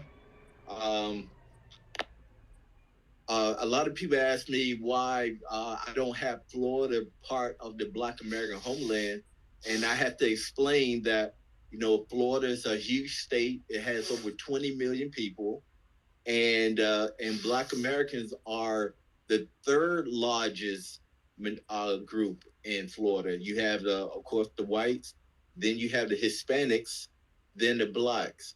However, the Hispanics are kind of divided. You have the Cubans, the Puerto Ricans, the Dominicans, the Mexican, Colombians. So you have different Hispanic groups. They're not really a monolith in the state of Florida like Texas. But yeah.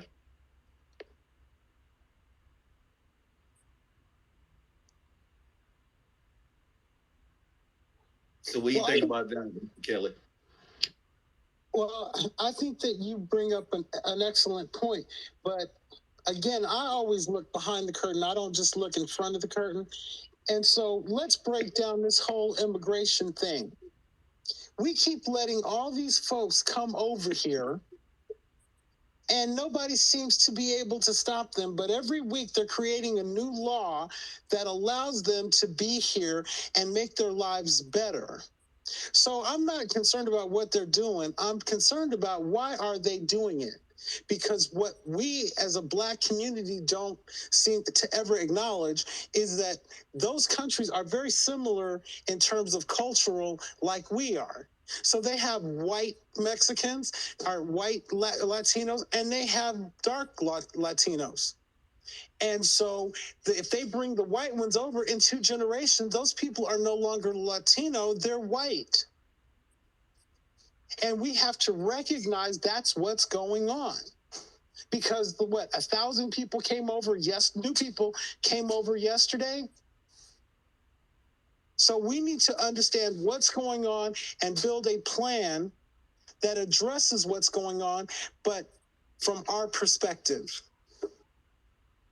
And we really need to get behind this. One other point I'd like to make is, I think it was Black Majority that said we have to let people be individuals. Yes, we do. Make an individual decision, but we can't allow them to do something that destroys the ultimate goal. So we have to really work at guiding people to the first state, which I'm going with you, Black Majority, Delaware first, because it's the easiest. 300,000 people, we win all day long. Pick the second one, third one, and explain to people why we're doing it this way. A lot of people don't understand how politics works, or else every Black person in America would vote. And they know who they're voting for and what that person stands for. Not just, oh, they're a Democrat, so I'm voting because I'm a Democrat, or whatever. They know who they're voting for and what that person stands for.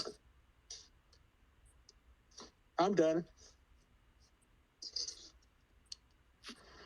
Yeah, so I posted two white women who went over to Africa, as they do, and embedded themselves in these tribes. These are ancient tribes. And in 2 instances, I was doing a search just looking for African women to respond to another post, but I came across this. Both of these women married into these African tribes. And so if we could look at those African tribes 100 years from now, it is very likely that they will no longer look like they look today. They may be European 100 years from now. And so, man, it's kind of like, oh, whoa. This is what they've done. I actually watched a lecture from a guy who explained how Britain used to be dark skinned people. And this is essentially the methodology that they used in order to go into those populations and then ultimately take over those populations. A Black. Look, I traveled through 10 African countries back in the 90s, and they predict Africa to have 4 billion people by 2100 AD. So white people are not having enough babies. I don't see a complexion change in Africa at all.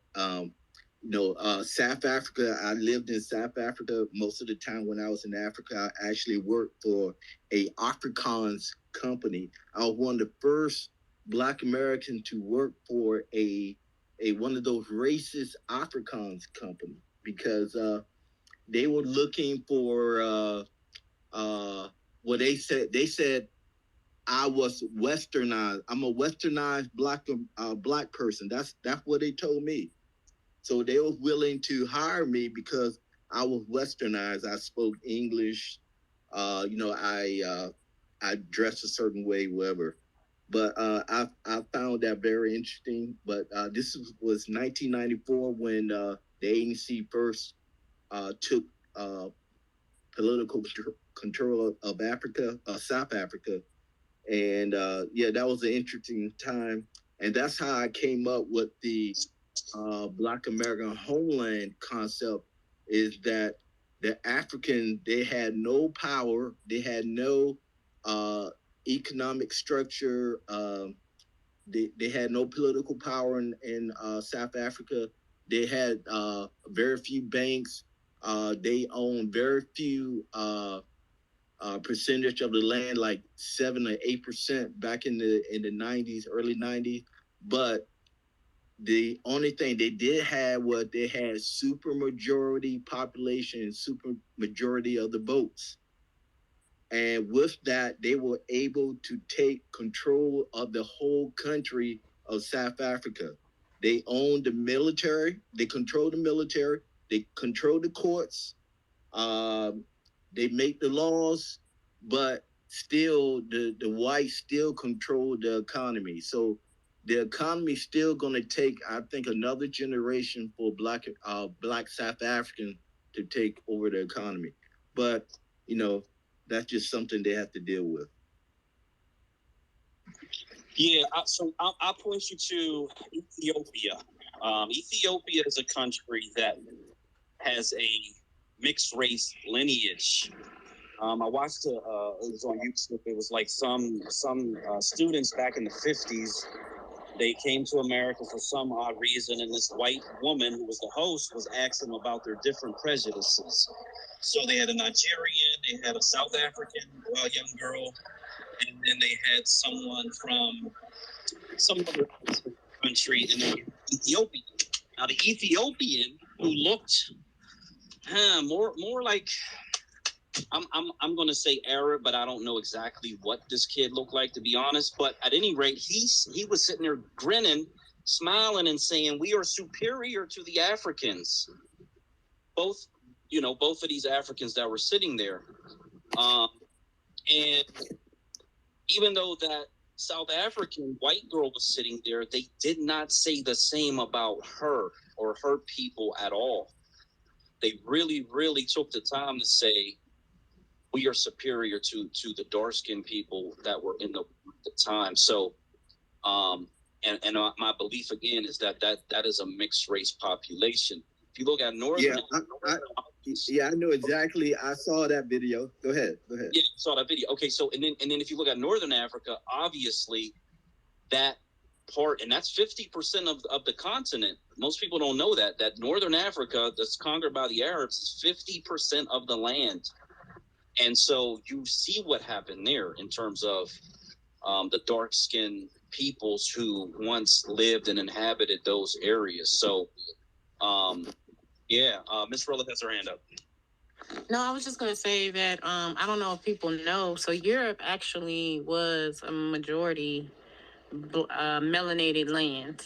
As a matter of fact, the people originated from there or originally who were indigenous there prior to their colonization happening. And I have to get the years for you.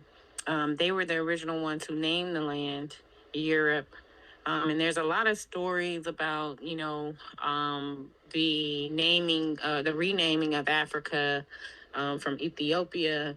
And a lot of the continents did have names that started with the E. I'm still trying to do research on finding out the rest of the names of the continents. But the Human Genome Project that was done by Yale tells us that I think it was Yale and Harvard, tells us that Neanderthals have this innate ability to go in, and the way they conquer is they send their women in to actually start to dilute the race in forms of having mixed children and breeding out the to change the features, changing the features of the people. And once that happens, you get a big enough population, then they turn on the original inhabitants who still carry on the physical appearances amongst themselves, and they kill them off. And it seems like it's something that just keeps happening. And to Black's point, Blabber, I know it's two blacks on stage. Not Black's point, the documentary that you're talking about of the indigenous community in Africa, I saw that. I actually watched it full stop, and it was very disgusting. It was so bad. It was almost kind of like they were planted into that tribe to literally eat in the next few maybe 10, 15, 20, 30 years to erase that tribe, taking on their culture, their language, their way of life, and then calling it an advancement once they dilute the tribe. It seems like it's the same thing that's going on when you look at other migrant inhabitants that actually move into particular countries around the nation. But it doesn't seem like it happens with us when we go into other communities in areas. We're not able to capitalize in diluting the tribe and actually creating larger groups of melanated people. So yeah, it's when you flip the perspective on the studies and things that are out there, it can get real scary, but it is a telling truth of the way in which the certain groups of people wipe out another group of people. Yeah. Yeah, Ethiopia. I know a lot about Ethiopia. Ethiopia has over 100 tribes, and now most of the Ethiopians, they do have this what kind of feature? The features of I'm not going to say European, but like a Middle Eastern type of facial features, and like Persian, right? Not Persian, more like okay. Like people from the Yemen, or I mean they're dark. I mean some Ethiopians are very, very dark skinned, but and then you do have some lighter skinned Ethiopians that can look like a Halle Berry or something like that. So they do, and that's why they're having the war right now. The Ethiopians going through a civil war. You had the Oromo people fighting against the government, and it's a very complex situation there. But I hope things work out. But yeah, they've been having a problem for centuries, and but most of Africa, the other part of Africa, They are dark-skinned people with a Bantu type of facial features. And look, when I was living in Cape Town, right, they had these people called the Colors. The colored people are from Indonesia, and they were brought over to South Africa as slaves. And those people, those Indonesians, were mixed with the Europeans and the African, and so you have this very unique people called the Colors. Very interesting people. So, but yeah, that's all I have to say.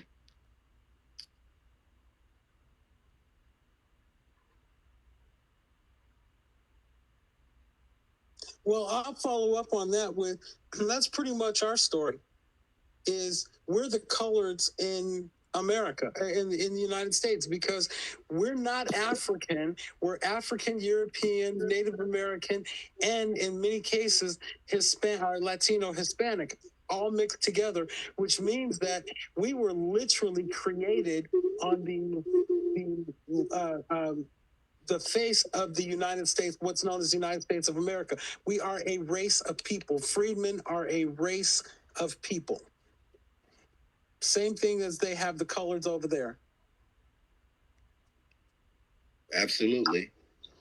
Yeah, absolutely. And that is proven genetically, even in this Western Hemisphere, when they do samples of large populations, Black Americans' genetic is nothing like any of the other island people over here that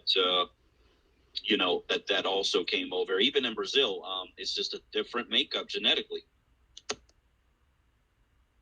Which is why it's always so strange when you hear them always wanting us to refer to ourselves as African American and kind of ignore the other classifications as if, to keep us from looking into our lineage. And so that's why I think reparations and the movement of uncovering your history and your family's lineage is so important, because whatever you find in your lineage, if you have different, races of people or ethnicities down your lineage line, you can stand on it boldly.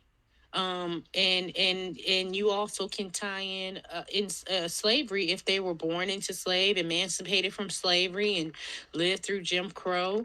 And you have a full blown story of who you are. And I think it's beautiful to find those breadcrumbs. So, yeah. I remember why I brought that up, and it was because of, and I love what Rella added about that was their plan. That is so crazy, because we see it, we see it, but I say that to say this.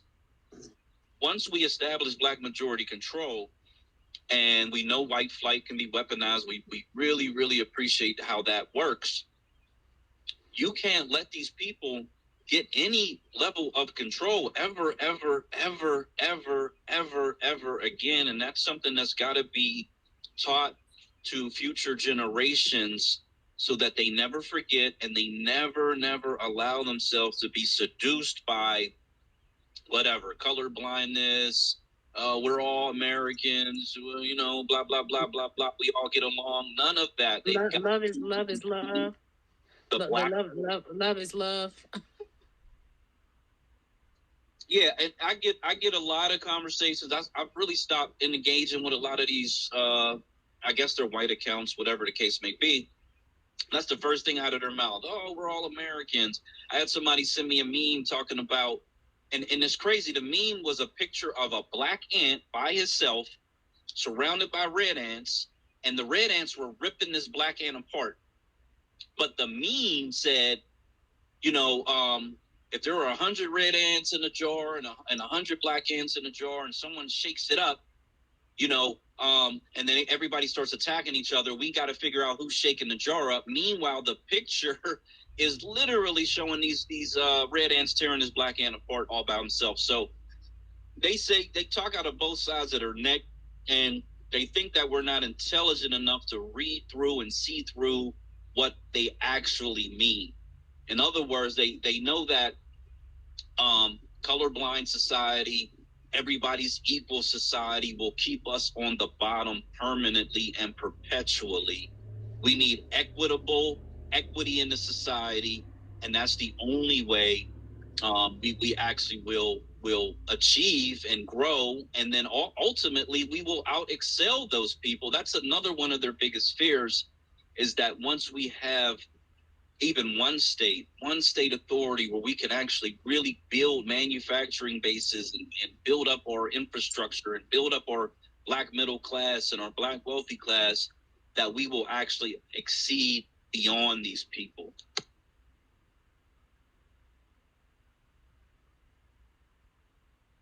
Well, I will say this. Somebody showed me or told me about a video that's out there where white women are now getting pregnant by black men because they feel like that white people are going to die out and they want to save their gene pool or something. But this is in America. White women are getting pregnant by black men, and they're putting it on TikTok and all social media, telling other white women to do the same thing.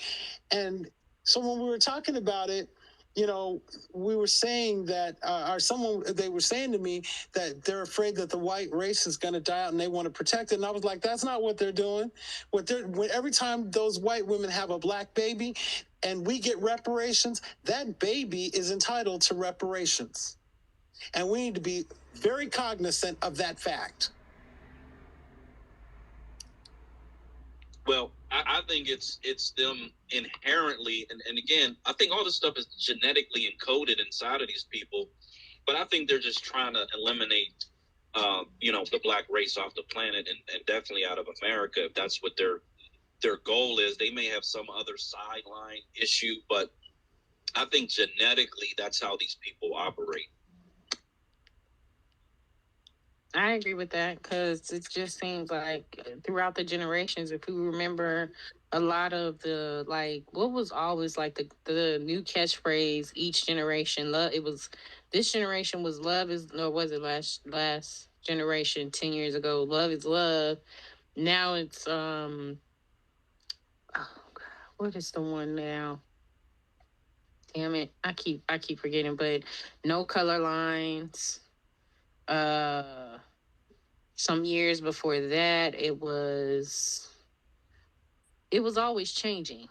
And if I can remember, it seems like it was always this new indoctrination of a new slogan for people to catch on to, but they were always pushing it onto the Black American community through the radio, through, maybe organizations like the NAACP or other organizations that are, in the community. And you would just hear this over and over. Schools, in schools.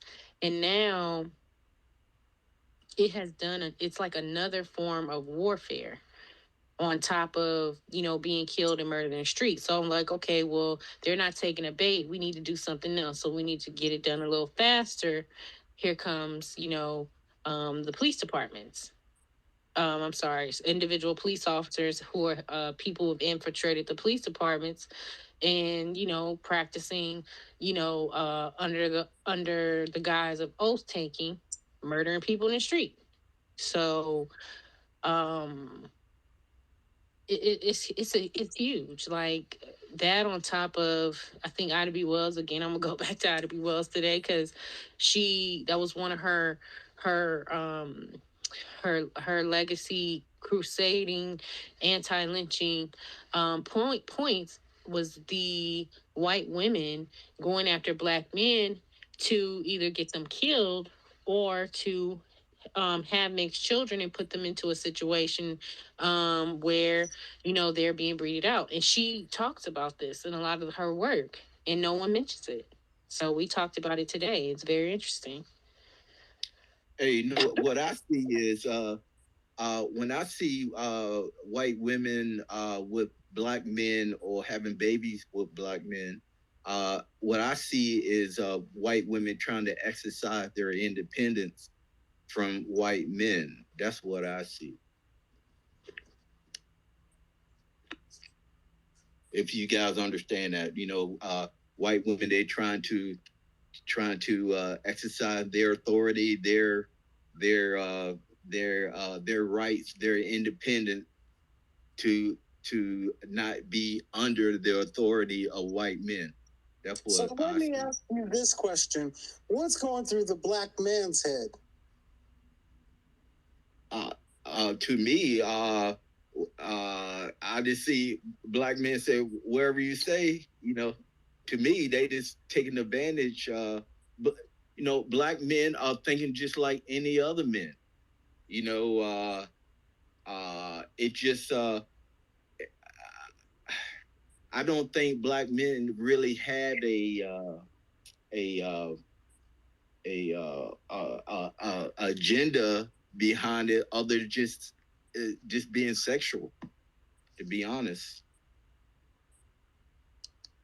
Yeah, I see it a little different. So I think you were saying like that rebelling thing that a lot of young girls go through, the rebelling against their parents, and they get that bad boy stage, whatever the case may be. But here's the thing: when a black man wants to procreate with a white female, he is essentially saying, "I want my kids to be white."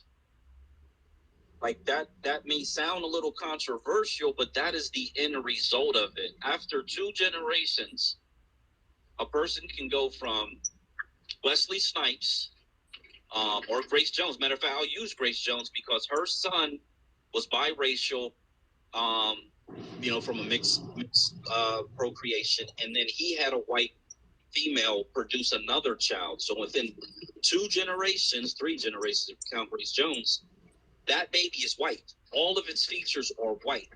It completely eliminated her genetic, her phenotype from her family tree in 2 generations. So,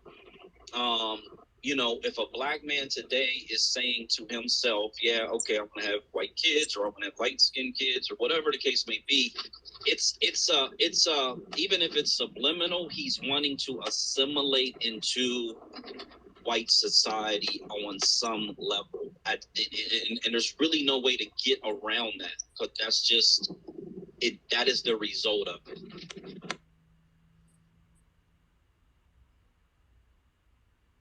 But look, the way I see it, right? These light-skinned people, many of those people won't be able to live the life that they really want to live in a supermajority white society. They will probably think they will have a better chance in a supermajority black society. What do you think about that?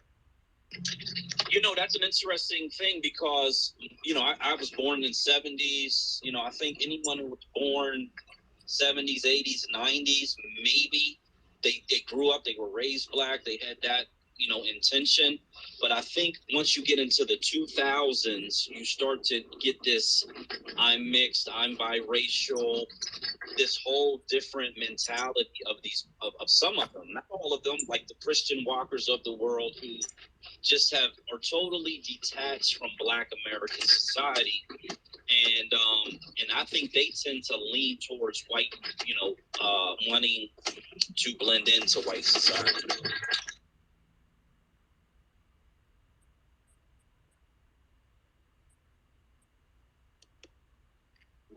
Yeah, I try to keep personal things out of my conversation, but I have a daughter in Australia, and she was born in '93, and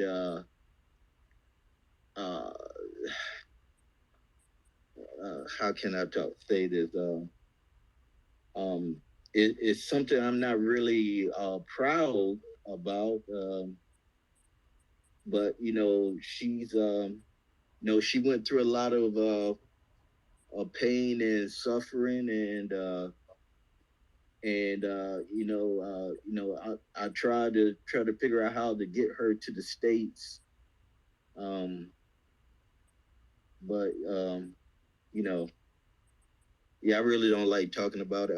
But look, these biracial kids, man, overseas, that live in super majority white society, they are suffering, and they are forced to try to survive in a super majority white society, just like dark skinned Black Americans trying to survive. So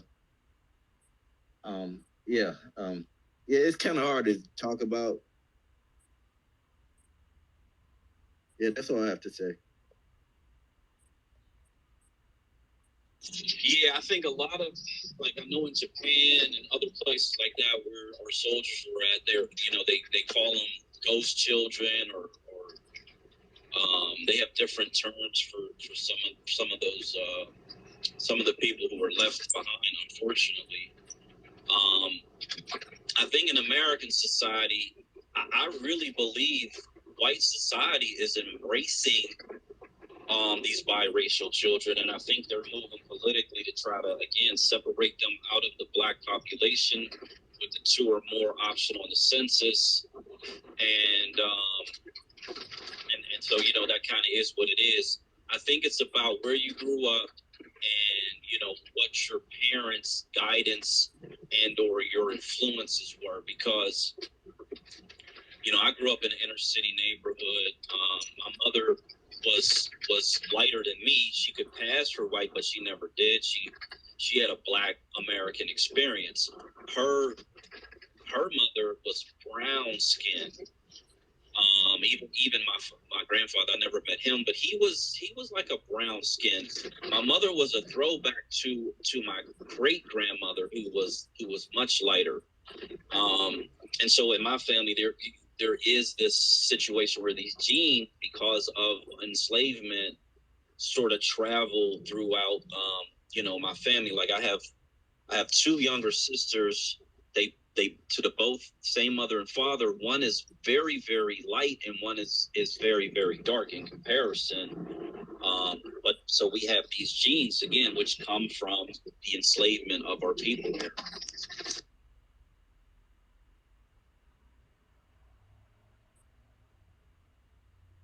Yeah, so I don't put any blame on the children.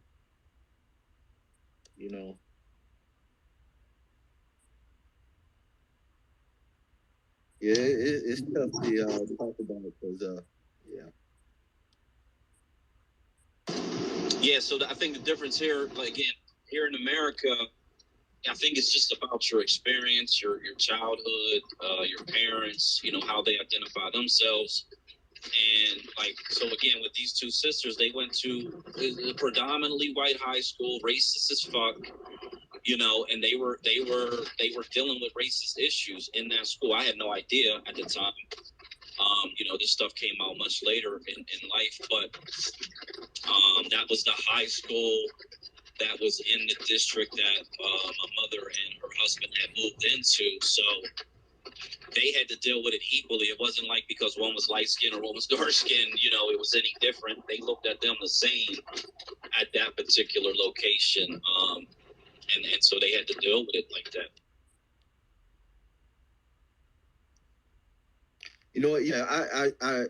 I saw the same thing. I grew up in the Tidewater area of Virginia, and we have a huge military presence in that area, and there's a lot of mixed race or light skinned people in that area, in that Norfolk, Portsmouth, Chesapeake, Virginia Beach area, but to me, most of the light skinned people there, I mean, they're definitely pro black. People in my family, to me, they're all pro black. I don't see any light skinned people in the Tidewater or that southeastern Virginia area trying to pass off as being white. But it could be different in other places like you hear something similar or a little bit different in New Orleans. You hear something in Atlanta or Memphis or Florida. I think it's different, or New York City. I have a lot of family members in New York City, and many of them, or in New Jersey as well. Many of them are light skinned, and I did see them. I saw them a little bit different from the light skinned people in the Tidewater area where I grew up. But that was just I was young. That's what I saw. Yeah, so I think it's more or less the shade of our skin. I think it's, are you submissive to white society? And I've witnessed, very dark skinned black men who are very submissive to white society. They'll sit and laugh at their racist jokes. They'll invite them into their inner circle or whatever the case may be. I think that's happened a lot in these what do they call them, PWI colleges, the majority white colleges, where you'll see certain individuals, and for whatever reason they end up being Republicans, unfortunately, but they go along to get along. They'll deal with the racist jokes, they'll laugh along, whatever the case may be, and then they get invited into that inner circle, and then they're just like, okay, I have arrived. I'm accepted into white society, and so therefore they turn their back on, the rest of us, if you will. No, I went to a predominant white college university, and yeah, I found it very difficult trying to fit in. But but as a Black American, if you have some type of athletic,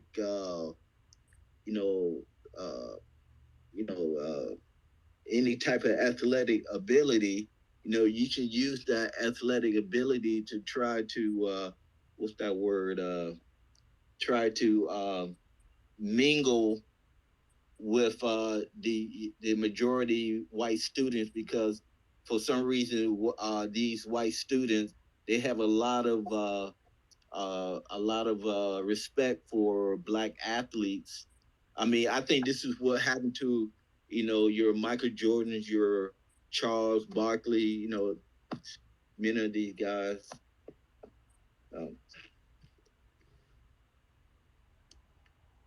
No, I'm 56 years old, so I'm talking about the 80s. It might be totally different in the 90s and 2000 and 2010. I'm gonna have to respectfully disagree with that last part where about Michael Jordan and Charles Barkley, and I think you could include Oprah Winfrey in that. I don't think it's being accepted by white people as much as it's becoming multi-millionaire. Your life is going to change. I mean, I'm not going to, go if I make what Michael was making, $25-30 million a year when he retired. I'm not going to sign up for Section 8. And I don't think that we should make him apologize for being successful and attaining what he considers to be freedom. Now, do I think he could do more? Do I think that he probably should divest himself of his stock in private prisons? Absolutely. But I think that we all have to remember the goal is individual freedom, to be equal to anybody. And if I've got the money, why should someone treat me differently?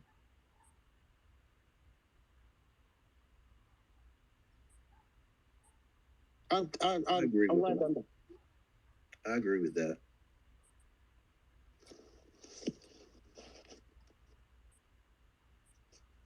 Hey, okay. Black, okay, go ahead. No, you go ahead. Go ahead. Yeah, I was going to change the topic a little bit, so if you want to finish that one. I'm finished. To me, it's very hard to talk about. Yeah, go ahead. You can change the topic.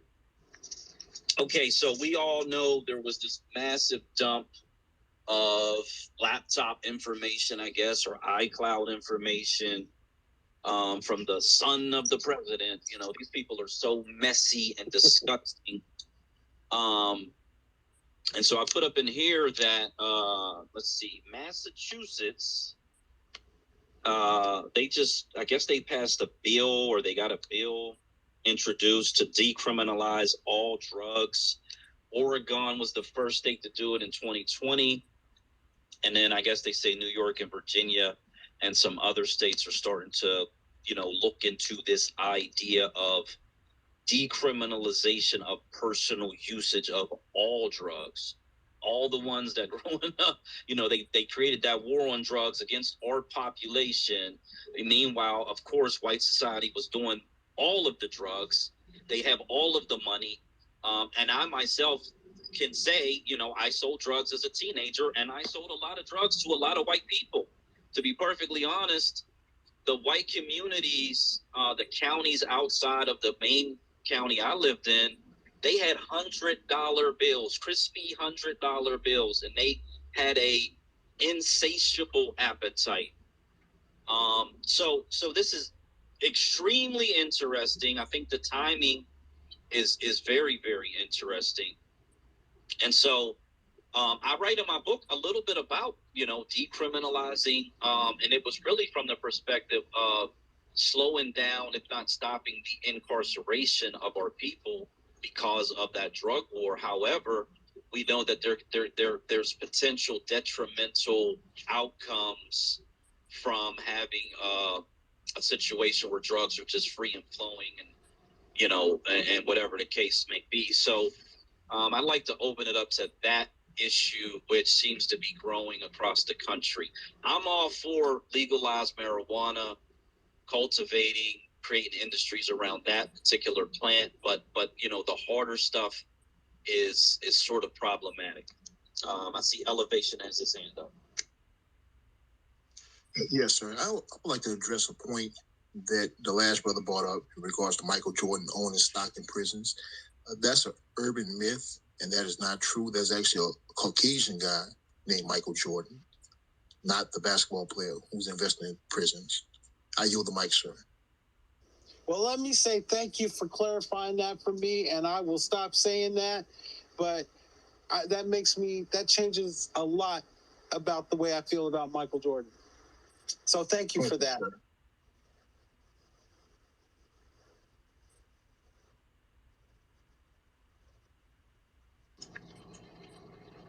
Okay, so any thoughts on what a black majority state that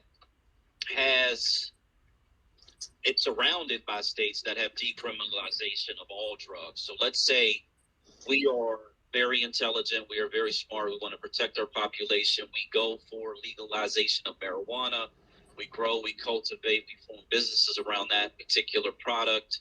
But we say we don't want heroin flowing, fentanyl flowing, cocaine flowing within our state, and we will prosecute anyone who has those drugs. How do you feel about that?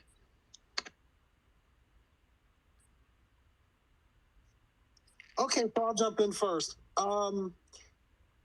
I feel kind of convoluted about it. One, I believe as long as you stay in your house and you are not on the street driving or acting crazy, whatever you do is your business. Whatever the drug is. But I will say this, we need to look at the way that we approach the whole situation. I'm a business major, or was a business major in college, and the first rule of economics is the price is what the market will bear. So we go after drug dealers and do nothing against the people that use drugs. If we went after the people that were using drugs, there wouldn't be a market. So drug dealers would go away because, we put all the drug addicts or people, all the users in jail. So, we have to begin thinking about things from a perspective of, one, really dig into or drill it down and understand it and say, wait a minute, here we go again. doing it exactly backwards. Okay, so I don't want to ever be in a situation where we victimize the victims, and so I would love a rehabilitation program.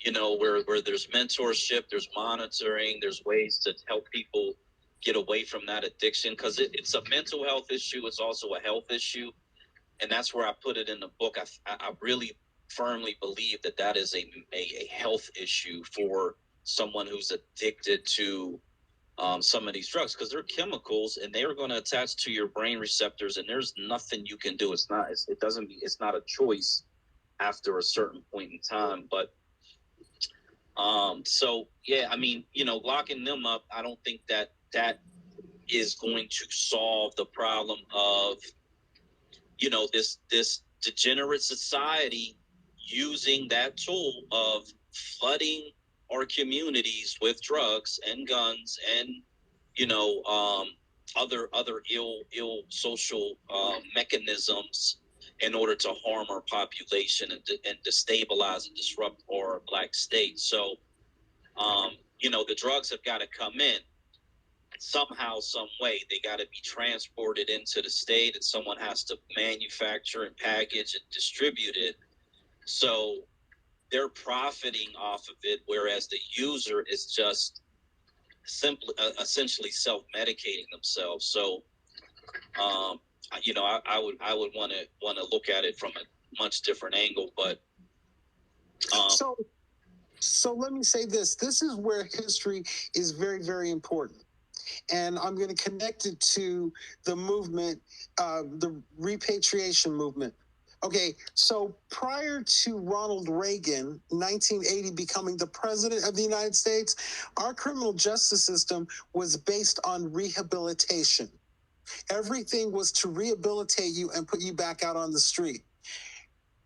Ronald Reagan changed it to a punitive system where law and order, hard on crime, or tough on crime, all that craziness.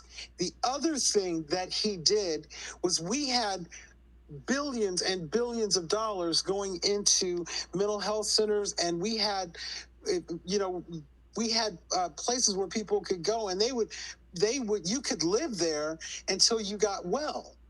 And he pulled all the money out and said, we're going to put people that have suffered from mental illness, we're going to put them in prison. Again, we're tough on crime, zero tolerance, just say no, all that craziness. And that's how we got here. So one of the things that needs to be in our messaging when we start reaching out to get people to move to these states is that they understand we will control the governor's office all the way down to the city council seats. And we create the policies in those states. So that is why to the drug issue, once we get control of it, we set what happens. So I agree with you. You should never victimize the victim, but incarcerating you doesn't mean that I'm victimizing you. It may mean I'm saving you from yourself. Right. Lord, Go ahead. Yeah, Lord, actually, I'm gonna go a little bit further. You know, in a supermajority black region of states, if we control the governor's office and the court system and the police departments and the state intelligence agency and the state drug agency, that means that we know who the drug dealers are. We know how the drugs are coming into our region of states. That means that, and so therefore we're going to try to control it.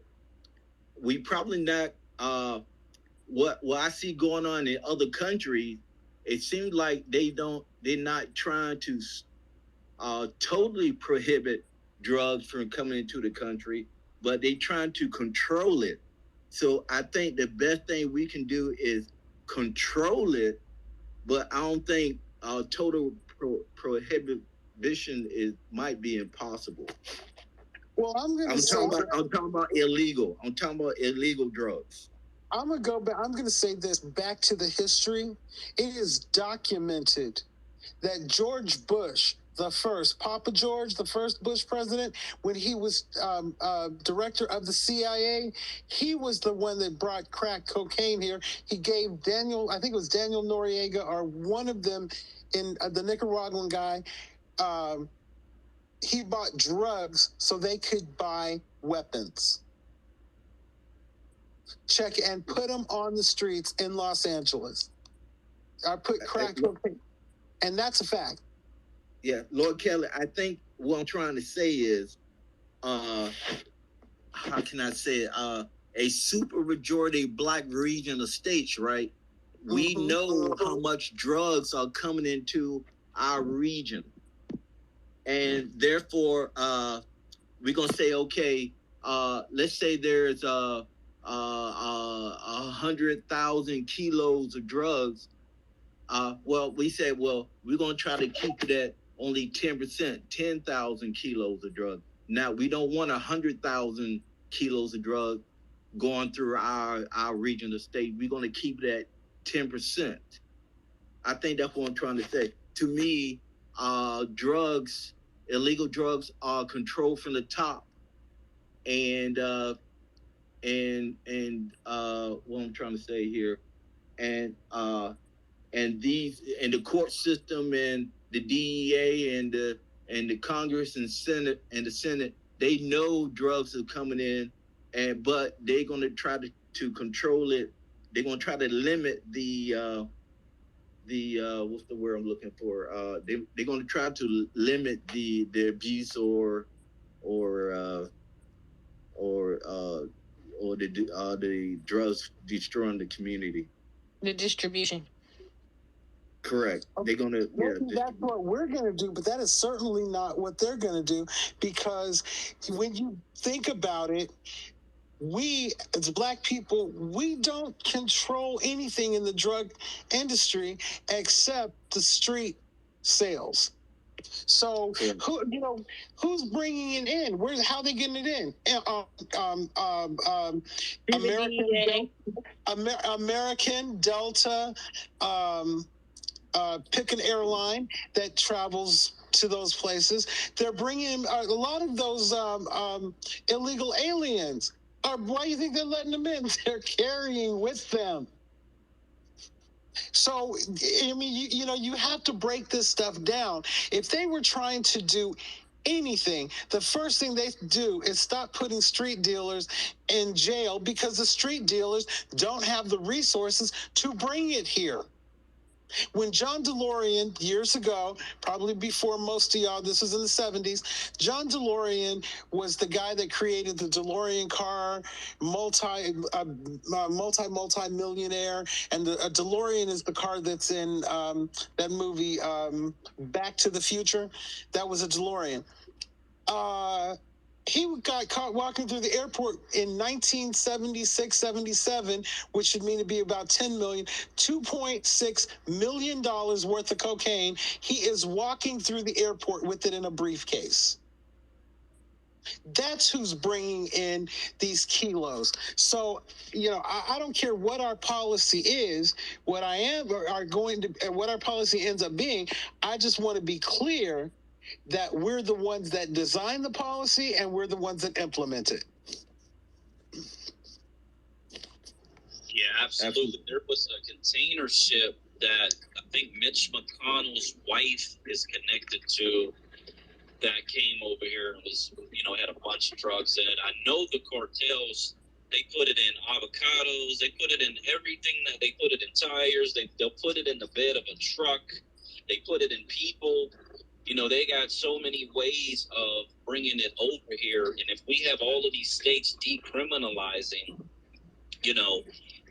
just from a mental health aspect, from a health care and protecting our population, is very important for us to have a strategy to address it. I'm with locking up anybody who profits off the sales of illegal substances. I don't care what it is. And, we can have rehabilitation programs for them as well. But at the end of the day, if they're selling poison to our population, they're no good for our people. That's relevant. I was just gonna mention the two. I think there were Spanish guys or Latinos that they just got caught with that large pound of fentanyl that the federal government released back into the public. The two guys, they released them back into the public. So that lets me know that one or two things. They were mules and they are moving the drugs. And once they release them back to the public, they go back to whomever they are going to go back to. And if someone is in, maybe infiltrated, certain parts of government, or they're working with maybe the cartel or whoever these other people to catch big drug dealers, they're taking the drugs and then they're going to redistribute them like they did during the crack epidemic, as Lloyd was talking about, and start to use them to maybe give to police departments to try to frame different people, particular people, to actually start to create an influx of now people going to court, having to pay fines. And that it's like a cycle, an endless cycle, creating this economy that people don't even pay attention to. This drug economy is bigger than what we think. We're thinking of it as just people bringing in drugs, someone taking it and dropping it off into the community. Actually, it's being distributed throughout in the use of federal, maybe not federal, but maybe local agencies like the police departments, or maybe the drug departments, maybe, I'm just putting it out there, maybe the DEA, because the one chief of the DEA who had the daughter was in college. She was labeled a kingpin. She wasn't sent to prison. She was selling drugs off the drugs that her father, who was the chief over the DEA at the time, at the university she was at, and get money.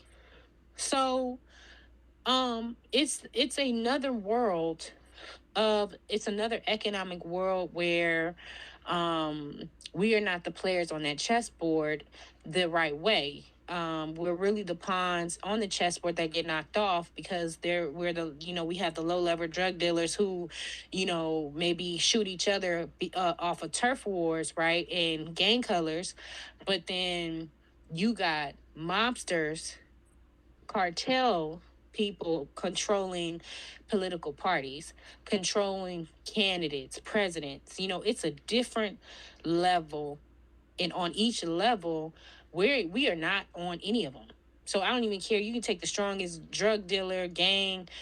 Maybe you got, the best shooter in your city who he or she or whomever they are, maybe not shit to the community because of the things that they do, but they're not playing on the same chessboard. They might be playing checkers, and they're not in the right rooms because they don't have the economic power, as I think Lloyd and Black America was saying, to be the producers of the drugs that I guess that are being brought in by other groups and communities.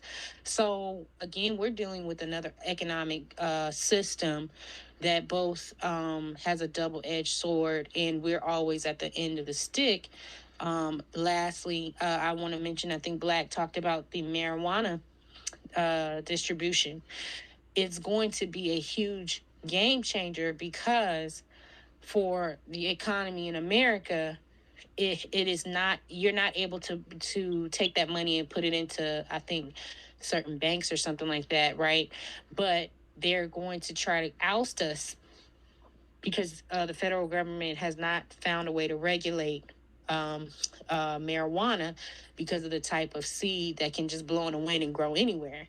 And so propagating it, anyone can do it. However, the problem is the creation of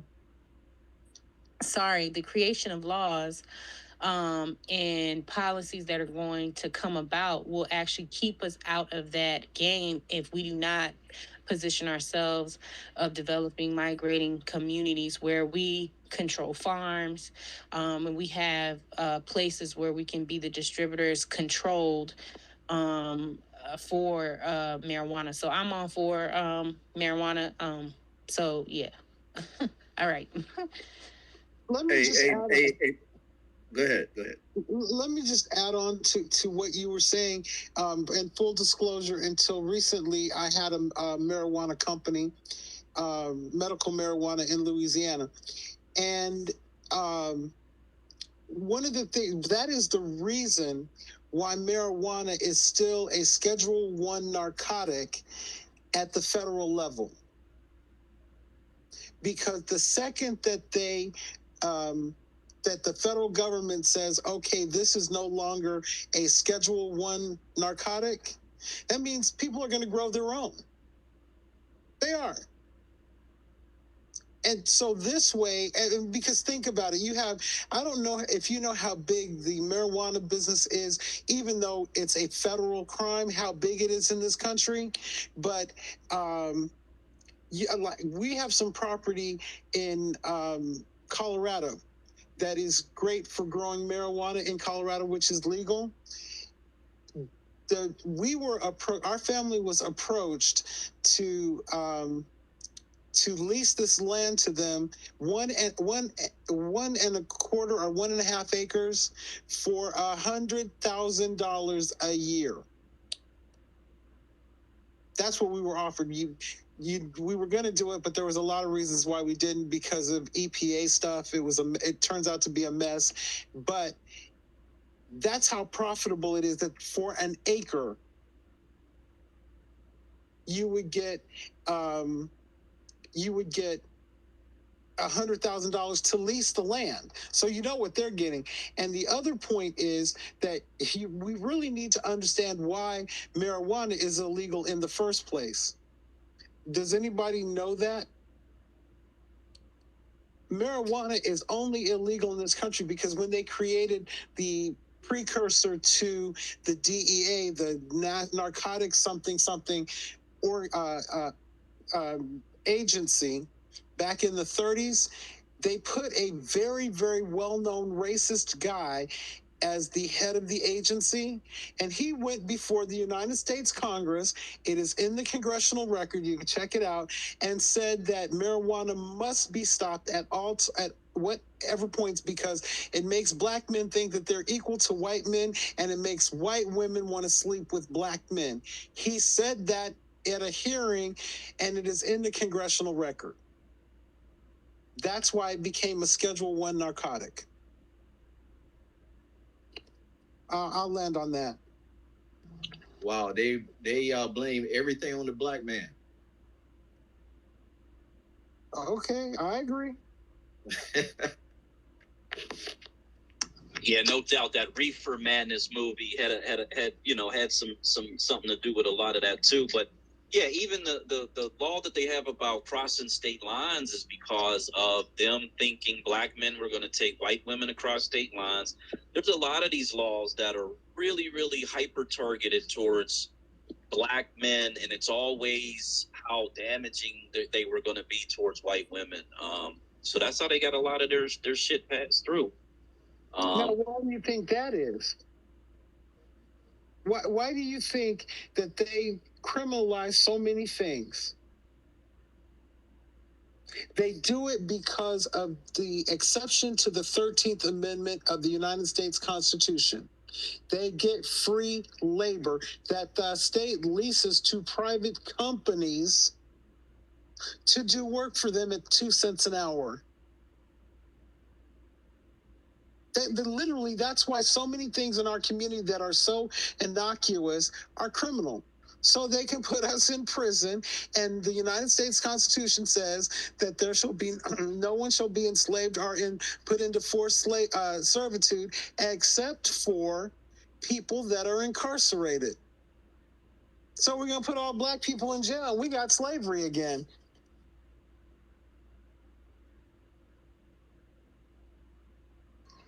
Yeah, that's crazy. I know the California Reparations Task Force was trying to address that. We certainly could address it at the state level. I'm not even sure. I mean, I know there's federal federal prisons, federal charges, and everything like that. I'm not 100% sure on how that works on that level, but at the state level, it's something we could just outlaw, you know, in terms of and make sure that they get paid properly.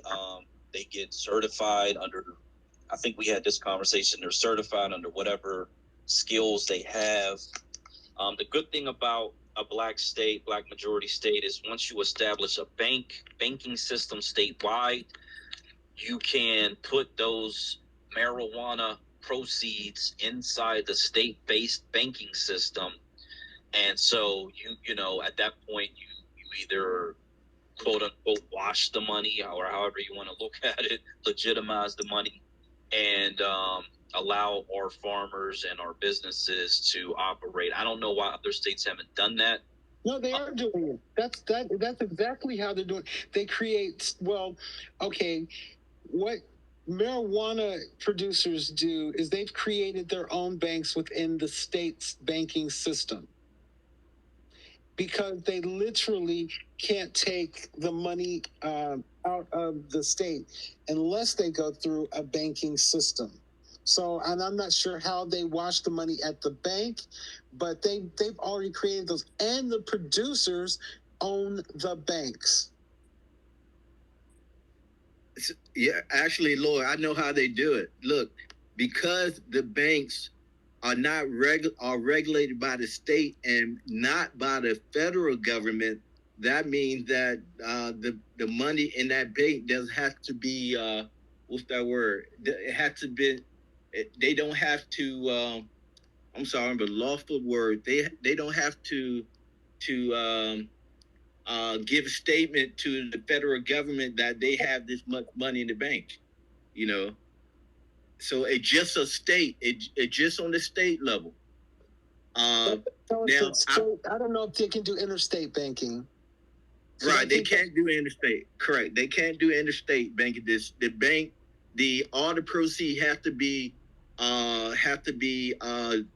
done in the state. Now, my thing is, I'm trying to figure out. Okay, once a state bank is established, how does the state ensure individuals that have their money in the bank? Like the state, the individuals that have their money in the bank own the bank. It's not an issue. Well, no. What I'm saying is, I'm talking about the regular person, like a person that makes $20,000 per year. They're private bank. You're not going to be allowed to open an account there. Well, the thing is, okay, a state bank, right? The state regulates banks, right? Correct. The state can open up a bank, can charter a bank that only does service within the state, right? Correct. And the state can have a assure the depositors that are regular people that make $20,000-$30,000 a year. You know, but the state government does not own the banks. Private individuals own the banks. The state regulates. I know the state doesn't own the bank, it regulates the bank. Right. So you can go to a bank and apply for a checking account or a savings account, and they can decline to open it. They do not have to do business with you. As long as it's so, the owners, the producers of the marijuana, the growers, they create their own banks, and they only allow other growers or producers to have accounts in the banks that they all collectively own.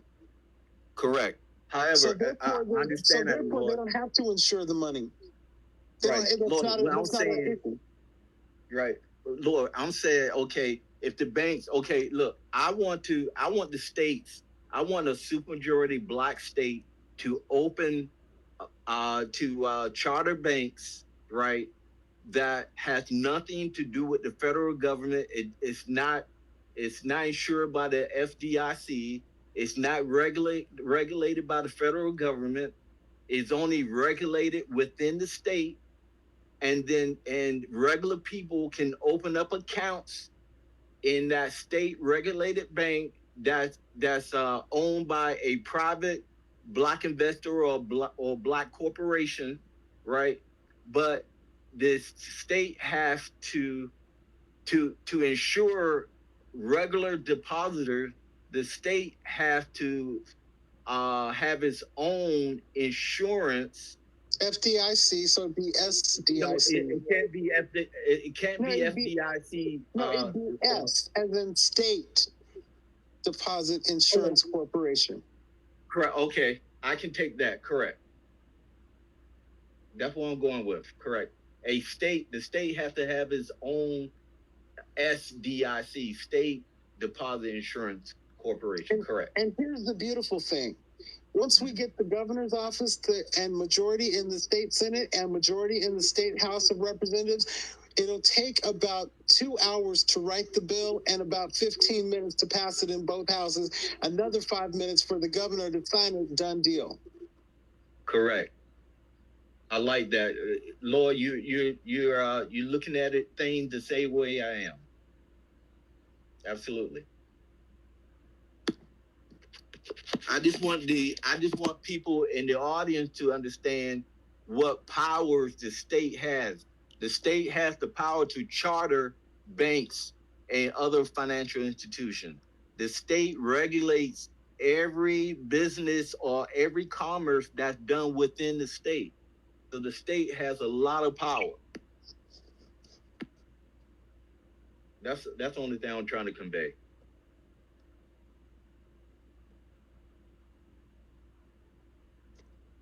And I think now is Black majority. I hope that we can start setting up some offline meetings so that we can start organizing this thing, because I think everybody gets the idea.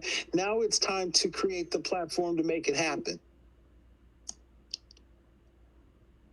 Sir. Hey, Lord, Yeah. Look, I can't look. Okay, I travel a lot, right? I've been to 30 different countries on 5 different continents, and I try to figure out how other countries, how they build their institution, how they pass laws, how they regulate the conduct of their citizens and things like that, right? So I observe all these things, then I take different ideas from different countries and try to figure out how I can implement that in the United States or in a supermajority black state. Now look at this. Okay, I used to have a website. I don't have that website anymore, but I talk about corruption. What will corruption look like in a supermajority black state, right? Corruption. I did a lot of studying on corruption because I lived in many third world countries. Matter of fact, I live in a third world country today, and corruption is pretty rampant in the country where I live.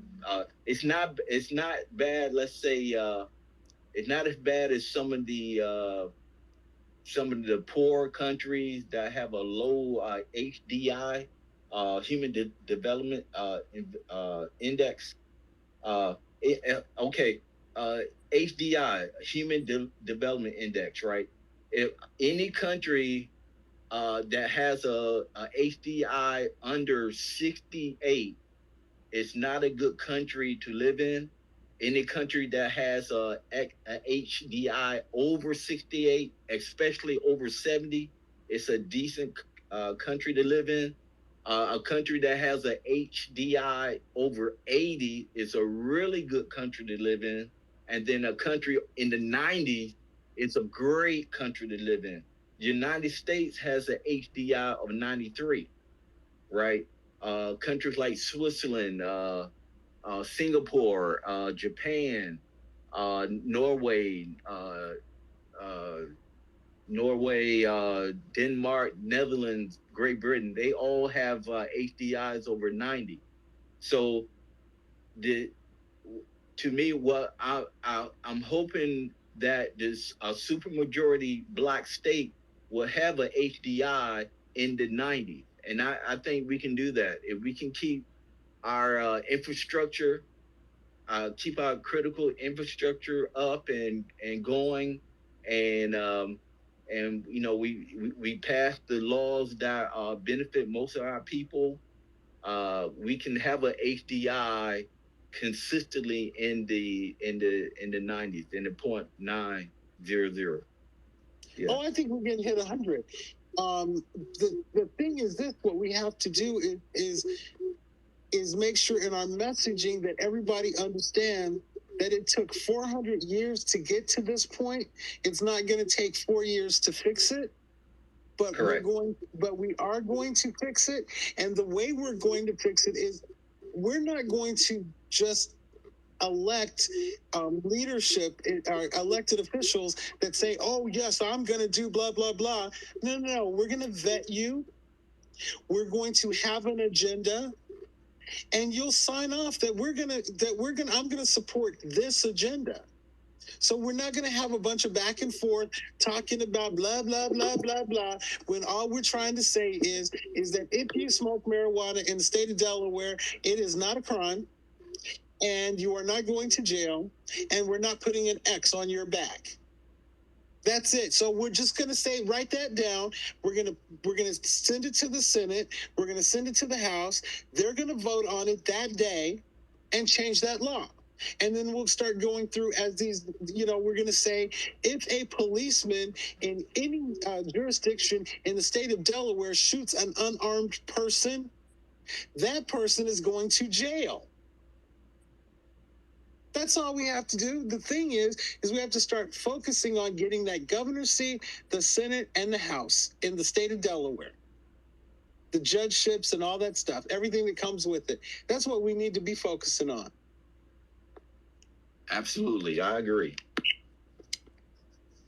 Yeah, it's strange how simple it sounds when you have, all of the authority and everybody's working together as a team versus us trying to influence this person or trying to buy this politician or blah, blah, blah, blah, blah. It becomes a streamlined process. And so it's a beautiful thing. All we have to do is put it together, because here's the thing. Everybody wants it. The thing about Marcel Dixon's campaign is that the reason he became so successful so quickly is because he was saying what everybody was thinking. All we have to do is say what they're thinking and then do what they want. That's it. Easy peasy.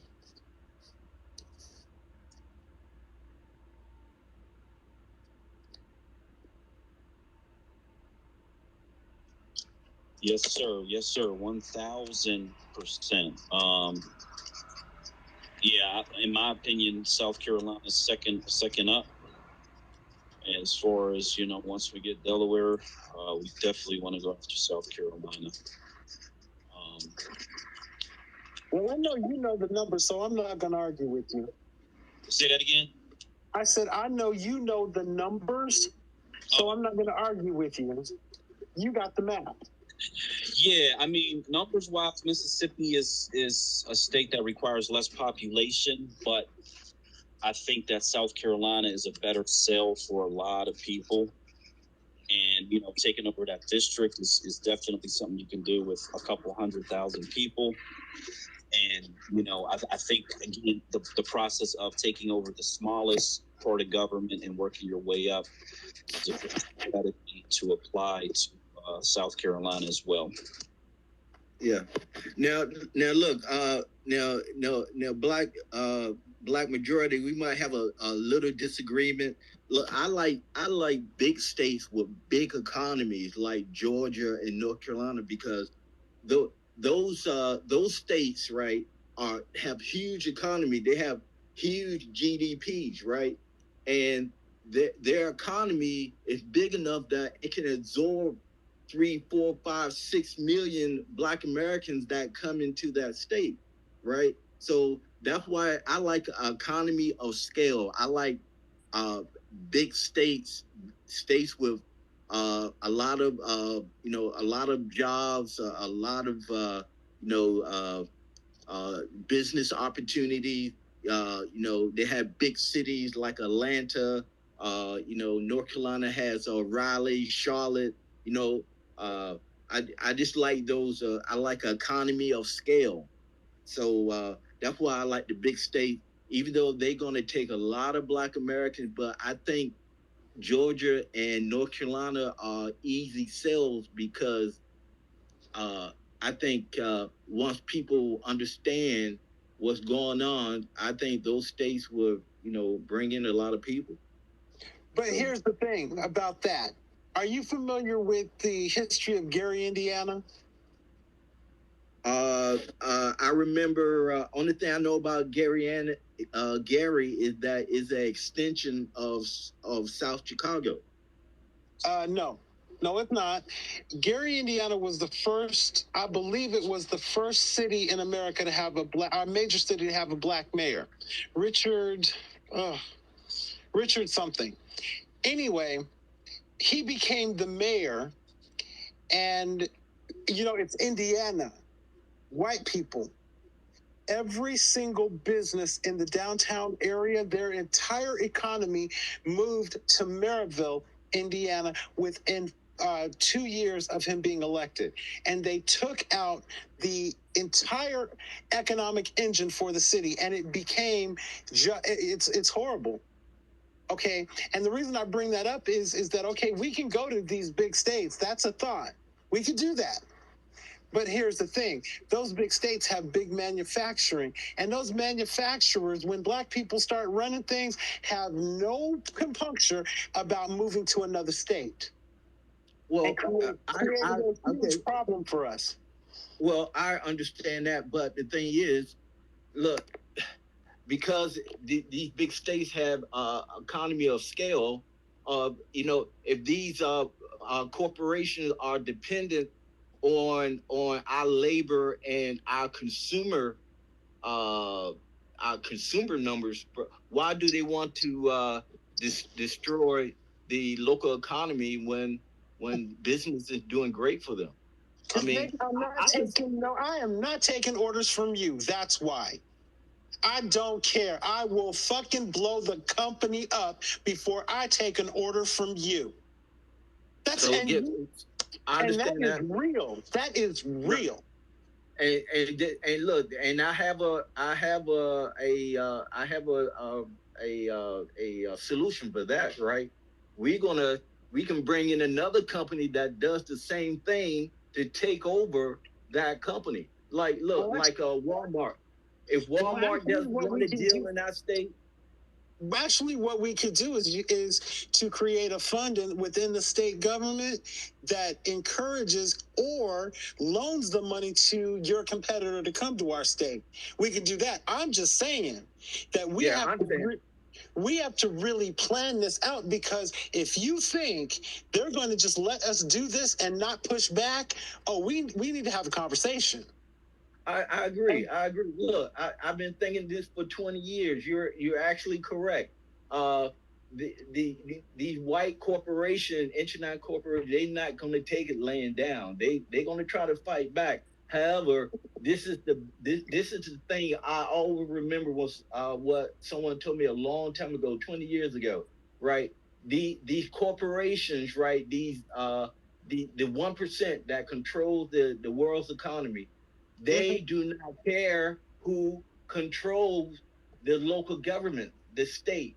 They don't care, as long as the states allow their business to thrive in their local government jurisdiction. They don't care who controls the government. They don't care. That's my thing that I always remember when it comes to a big corporation leaving or manufacturer leaving a black majority state because they don't like who's running the government? Well, I will say this, that I live in New Orleans, and when New Orleans used to be the oil hub of America. Like all the major oil companies were based out of New Orleans. And when I think Morial became the mayor, we got a black mayor, they all moved to Texas. Right. So Now, we know they're going to do that. The idea that they don't care, they care quite a bit. Right. And that's okay. All we have to do is be prepared for it. So we say we're going to take this year. We took in $30 billion in the state of Delaware this year. We're going to take $2 billion and we're going to invite GM to open a plant right on the outskirts of Wilmington. We're going to do that, and we'll pay to build the damn plant. How about that? Absolutely. Or we will go over to one of the African countries and we'll start importing African cars. We got 48 million people we can sell them to all day long. Now, do you see what I'm saying? I mean, I'm saying as long as we're prepared and we've done our homework and we've thought it through, we can do this. That's what I was saying earlier. Like, I'm ready to, let's get going. I think, now it's time for us to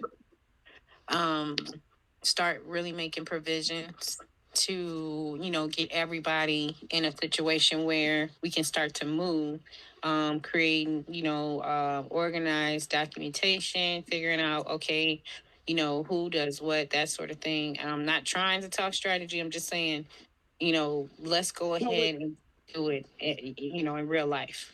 It's got to be done offline. We know that. And so I'm deferring to Black Majority. Whenever you're ready, sir, I'll be right with you. Yeah, married black parents who he actually started a new job, so he's been focusing attention on that. He introduced me to something called Signal. I guess it's another one of these encrypted apps or whatever. So I did jump on there and we started like a general conversation, but because we're so spread apart, we kind of do need some type of system that allows us to talk freely, but is also protected in some way, shape, and form. I'm someone who doesn't believe that full encryption actually is in these products. However, it does give you some sense of privacy. Again, everything we're talking about is illegal, 100% constitutional, above board. There's nothing that would be a red flag, quote unquote, to any agencies. However, if we want to set something up like that, because it's very unlikely we'll all physically be in the same place at the same time, really anytime soon. I'm going to say so would you be willing? Oh, sorry, Lloyd, go ahead. I'm sorry. I'm just going to say that the first part of the plan is that we have to raise, and I think it was the lady, what was her name? Was it not Secret Sister? What she's no longer on here, but she said we have to begin doing the things we need to do to make this happen. And the very first thing that we need to do is we need to finance it. So and those people that are going to be a integral part of getting this thing organized and put together, they have to agree to move to Delaware, and we need to get paid because we have to pay, feed our children and pay our mortgages and all those kinds of things. And we cannot be afraid to tell the people we need to support us that we need to do that. We have to educate these folks. If you want it, we have to pay for it. So that so that some key member is not at work while we're trying to get something done. Right. Hey, Lloyd, that's why I'm very That's why I advocate for institutions and organizations. And that organization, I think, has to be a Black American political party, because a political party is the only entity that can control a state. A political party does not control a state. The party simply puts up a candidate. The party has no role in government. Okay. A party cannot vote on a bill. A party cannot sign a bill, and no one in the party can do either of those things either. But the political party controls the elected officials. Look, the reason why Black elected officials can't do anything for black people, because they are controlled by the Democrat Party. And how are they controlled? How are they controlled? Well, what's the mechanism? The Democrat Party tells a Black elected official is, hey, if you want to still be a member of Congress for the next 2 years, the next cycle, right, you have to be aligned with our agenda of the majority, supermajority white constituents of the Democrat Party. Can I jump in real fast? So I know from the experiences that we went through with the campaigns for the last candidates who and I just want to put it out there, Reverend William Somerville is still campaigning. Marcel is still campaigning. And I will tell you, the things that we ran into with the Democratic Party was the control of money as well as influence. And I will also say, to Lloyd's point, that the Democratic Party is just a party. The people who are elected in office are living in different states. So the Senate, which right now has never been broken down in the way that it was back in 18 right after emancipation, when our ancestors were actually heavy in government. And right now we are not crashing the boards in government when it comes to the Senate or the House for representation. And so to your point, to your point of the control of whatever the white agenda is, the white agenda is on both the Democratic and Republican side, because they who control the narrative and the money control which candidates who step up to run will receive resources from that party to be able to get elected. That doesn't mean that they essentially, when they go to Congress, that they can't have an agenda-led agenda for like reparations and things like that. The party in that regard is not a party that is controlling that legislative branch of government. It's just I think the constructional part, getting to government, is what you're talking about. And that's the part that I think maybe we need to kind of maybe just deep dive a little bit more and breaking that down. Kind of like breaking that down, not just for Democratic Party, Republican Party, but the Independent Party.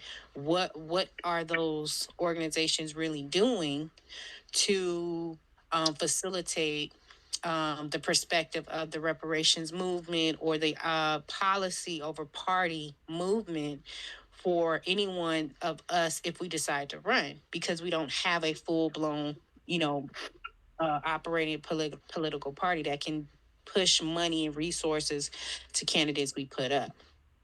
Yeah.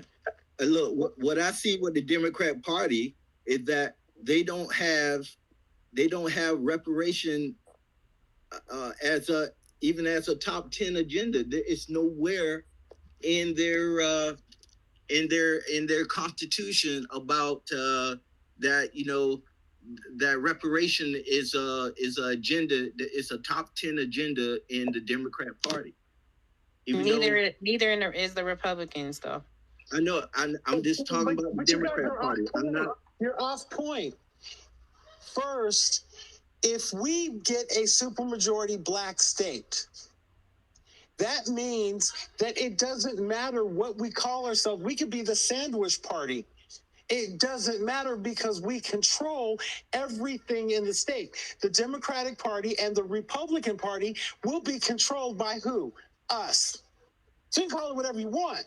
What you got to understand is how to control the power. And understand that there are three people that are president of the United States: Joe Biden, Kristen Sinema, and Joe Manchin. Because they're like, oh, you want that? I don't want that, so I'm not voting for it. If we have the leverage votes, we get whatever we want.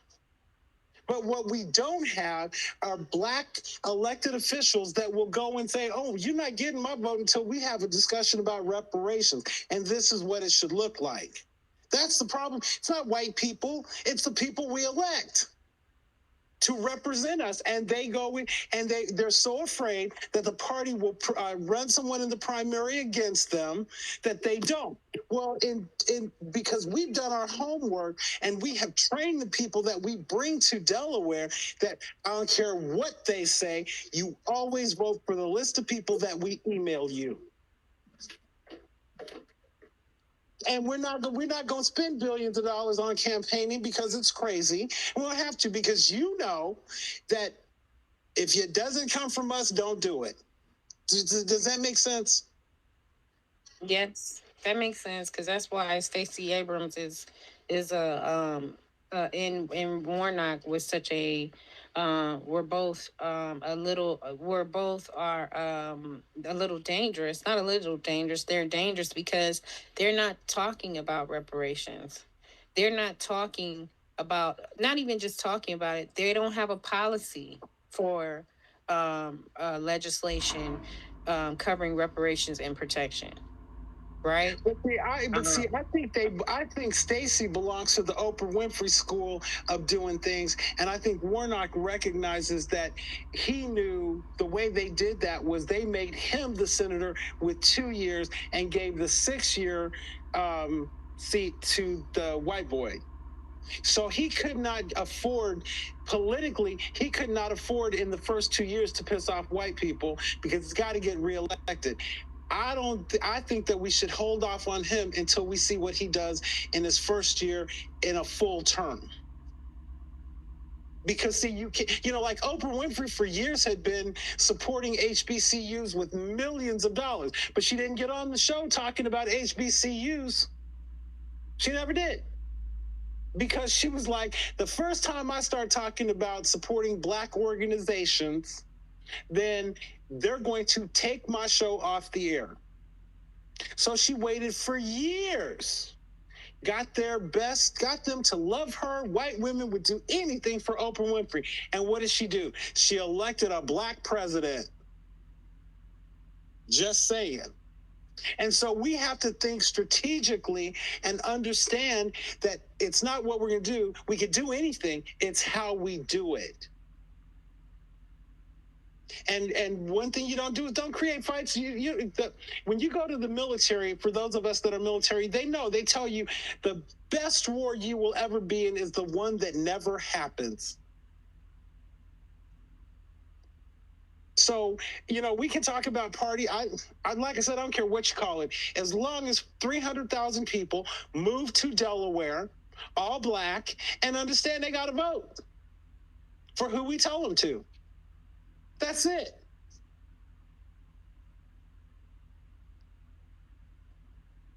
Absolutely.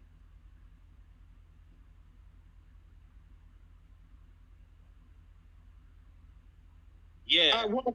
I think Stacey's going to, if Stacey wins, Georgia's going to be a whole different state. I think. Like I said, you got to play the political game. Yeah, and I don't know if that's good for black Georgians down there. if she wins necessarily. It's obviously not good with a Republican there, but if she's somebody who, from my perspective, has bought in 100% to the Democrat Party line, the Democrat Party is horrible for Black Americans. So I don't think it's going to be a great thing for us down there. You see, I kind of question that, because when she was set to on TV, and the way that Biden dissed her on national TV, and you could just see her face, that gave me a glimpse of maybe she does have a different side that we don't see, and she might be playing the game.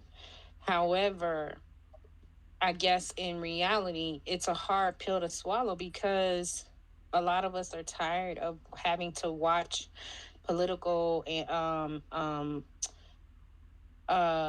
candidates who have such big influence having to play this game in 2022, when white staunch Democrats like Biden and Joe Manchin, who was an independent, right? I think he was originally a Republican, and turned independent, and got his seat along. And it's so weird when you see them operating in their full autonomy and nepotism, that we don't get that same in return. And I feel like maybe our generation is tired of it, because we don't fully wrap our brains around the strategies. And it's like it becomes it becomes a very I just think it becomes a very hard pill to swallow, and one to truly understand when we don't talk about these things in this way. And so, we look at, everybody was pretty much, calling Stacey Abrams all the names in the book. But in the way that we're talking about it right now, even with Warnock, as adversely things were played out with, Tamara Johnson Shealy, we want candidates that vocalize our central interest. And I think it's like, well, what do we do? We're not living in Georgia, so majority of the Georgians, have a different culture and lifestyle that in the South. How do you get them to start saying, no, we want to demand reparations, we want policy, we want, tangibles, we want these things, and you need to put that on your agenda. So can I answer that for you? So back in 1988, I got my start in politics, where I literally ended up under investigation indictment for 10 years, working on Reverend Jackson's 1988 campaign for president.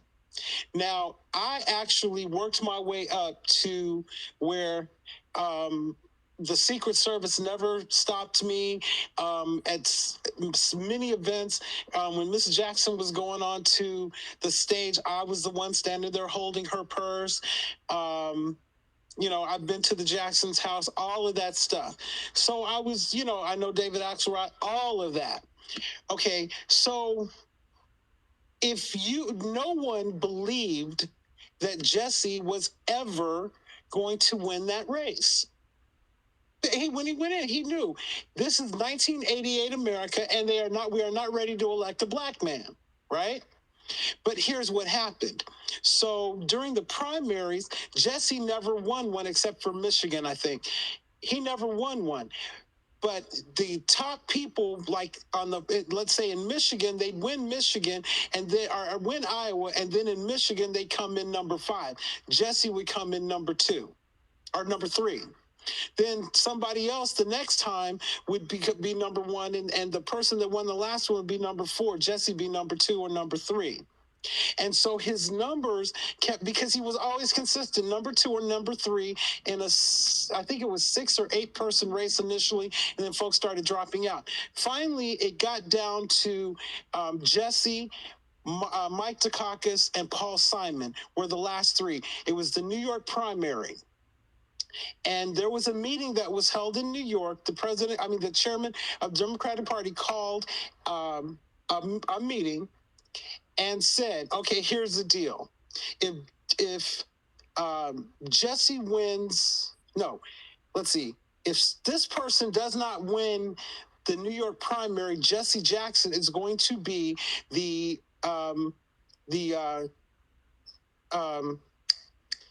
nominee. So we're going to make a deal right now that the candidate is going to be this person, or else we're running Jesse Jackson. So fine, that's what they did. But here's the other piece. Jesse had all those votes, had all the what do they call I told you COVID confusion's real. The people that go to the convention, the delegates. Jesse had enough delegates to stop anybody and to force a second thing. So they said, Jesse, why don't you give up your delegates and, we'll unite the party, blah, blah, blah. And Jesse said, oh, the hell I will. He said, let me tell you what it's going to cost you. And that's when he reinvented the Democratic Party so that it would be fair and people had a shot. And then 20 years later, Barack got elected because of the rule changes that Jesse pushed through. So I'm saying Stacey understands that. And Stacey knows that she is positioning herself that if she doesn't win, she has a lot of influence in making change. Does that make sense? And that's how we have to think, is that it can't just be barrel through. Sometimes you have to go around the wall, not through the wall. Okay. Man, I love that story. I found out that I have some marriage ties to Mr. Jackson that I never would explore, but I love that story because it paints him in a different light. But here's the thing. Black majority states, we are not going to run candidates without the votes. I think we had a long conversation about that. We can't be running candidates fishing for votes. We got to have the votes before we even run, so that that's the 300,000 number, right? Yeah, but we talked about that too. It's not like 300,000 people show up, we vote and take over the state. We're going to take over small towns, small governments, and it's going to be an incremental process that can happen fairly quickly, obviously, depending on how many people we have that come into the state and how energized and ready to go they are. But at the end of the day, we don't want to be fishing for victories. We want to have the victory in hand before we even run the race. I think that's very, very, very important. I just wanted to add that, but I really love that story, man, because I don't have any good stories about Jesse Jackson, so that's a really good one to put in my back pocket. I think we have someone named I Love on stage with their hand up. Oh, hello, greetings, family. I just kind of dropped in from Saturday with the family, but someone said something, and I'm not really sure who said it, but they said that we are ignorant.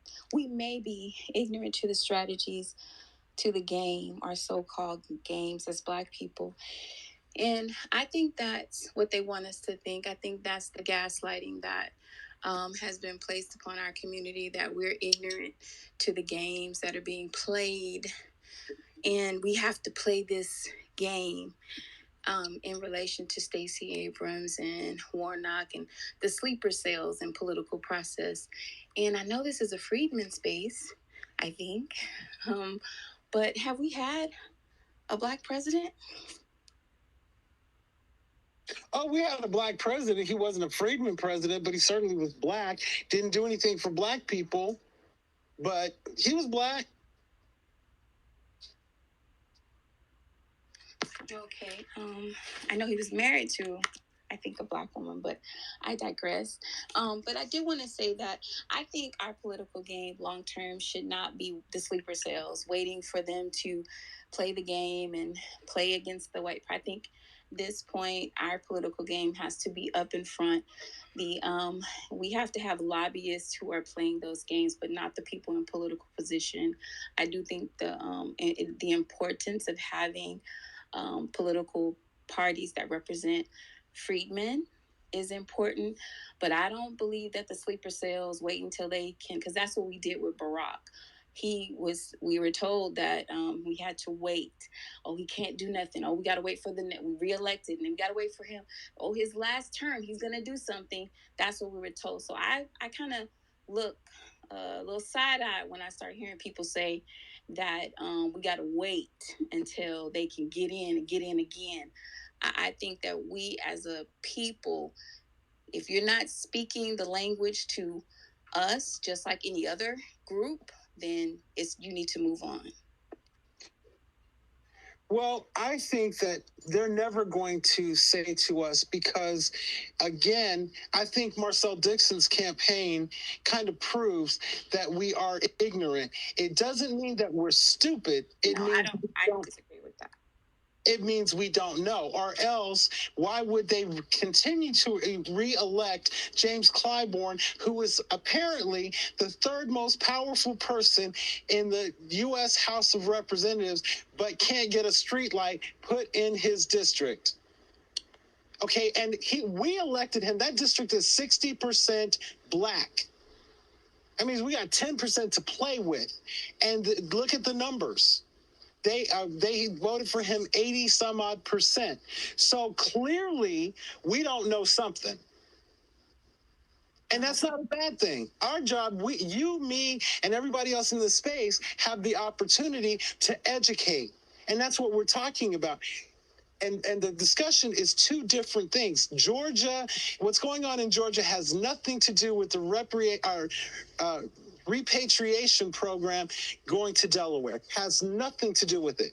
We just got on Stacey Abrams and Warnock. Yeah, just stepped in, but I do agree with Friedman moving and making our political vote matter. And like I said, I think what Black mentioned in reference to starting with those local, it kind of makes me cringe when people bring up Marcel's campaign. It was a 6-month campaign. We look at his candidacy. We know that, like I said, he had no experience. He was a grassroots, technically, with none of the other things that most political, like myself, is going to have on their bag. 2 years. I'm looking at running in 2 years. This man had a campaign in 6 months that we're talking about. But to compare him to someone like Clyburn, who has been in position for ancient years, and then him as a political candidate, we all know what that is about. But I think that's unfair to judge a candidate or what he ran on as his platform that he ran on to try to blanket him as a failure. I think that's disingenuous. Oh, no. Wait. Are you? We are not blanketing Marcel as a failure. We actually were part of his campaign. We were part of I was a part of actually a couple of people's campaign. No one actually asked myself or anyone who always did spaces when we were actually calling for people to actually join the campaign, to actually get involved. And I think that what we are saying is, because of the experiences that we gained from being a part of these campaigns and seeing what actually happens on the ground level, the ignorance or the lack of knowledge of what goes into a campaign, the modern or the regular everyday Joe person who just goes to a ballot to vote does not understand from the experience.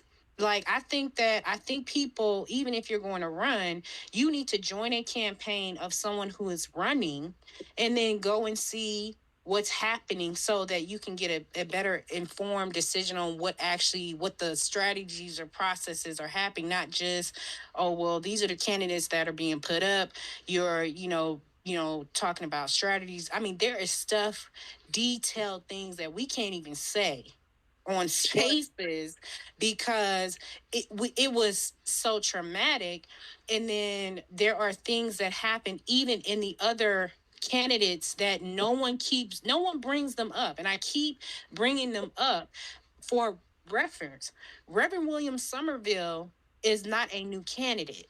Reverend William Somerville was a part of the Bernie Sanders came out of the Bernie Sanders movement, and there was a full blown experience in learning and joining his campaign team and being a part of the strategy that happened over in California to try to get him voted in so that he can be a congressman, a part of the fold that goes into Congress to help write legislation that will be sent up and then voted on by the Senate. Like, I really think people really need to embrace all of the information so that you can get the full grasp of what we've seen and understand, like, I think even who we are. I don't even think people really know who we are because we're so in the background most of the time or working under other organizations.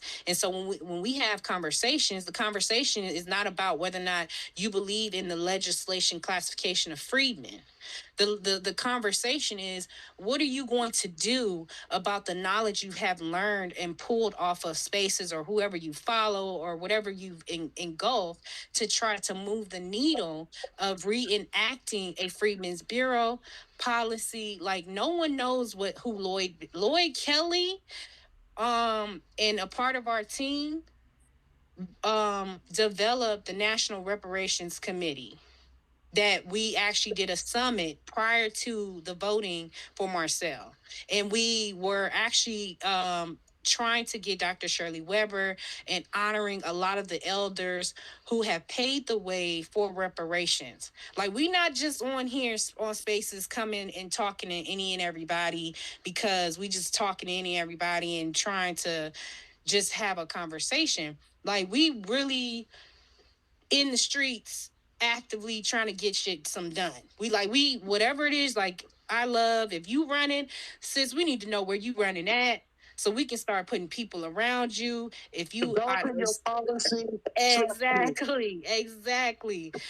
Because the more people who actually start to run, and I think this goes to Black's point, we got to get the votes, because what we run into, if you ask me what we ran into, and maybe that's the question, what did you run into so I don't run into that, or I can maybe not fall into that same trap?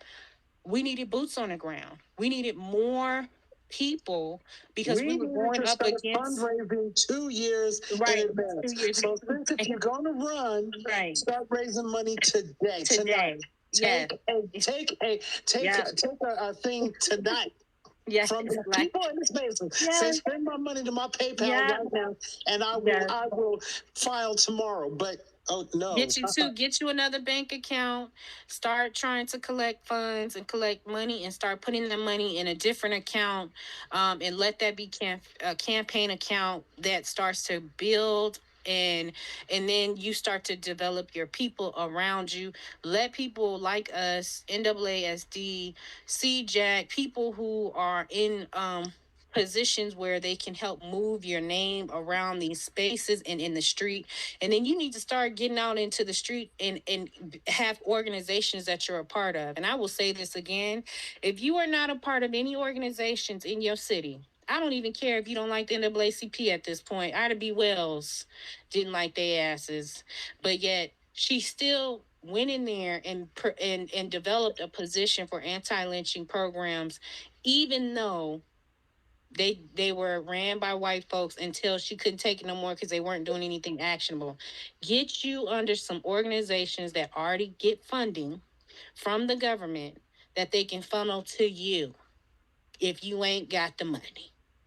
And in that, start talking to people about what your agenda is. Start getting that stuff broken down and developed right now. Right now. Do you have an agenda?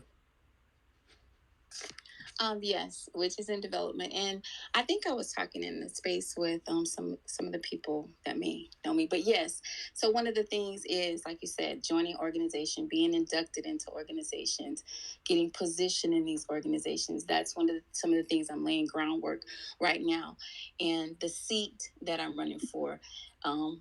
Lobbying with him, getting his endorsement, letting him understand my platform. Because here, where I am in Louisiana, it's kind of, I don't want to say the wrong word, but it's kind of like if you get the nod from who's holding the seat and you know they're giving up that seat, that's a good thing. But if I get it, I get it. If I don't, I don't. But yes, absolutely. And do I have an agenda? Absolutely. Can I ask you a quick question? I love what part of Louisiana are you in? I'm in the Hill of the Boot. Okay, because I'm in New Orleans. Okay, good. Well, then, I'm like... And I ran in 2021 for Cedric's seat. Okay, well, my father ran. He was the first Black city councilman here in where I am.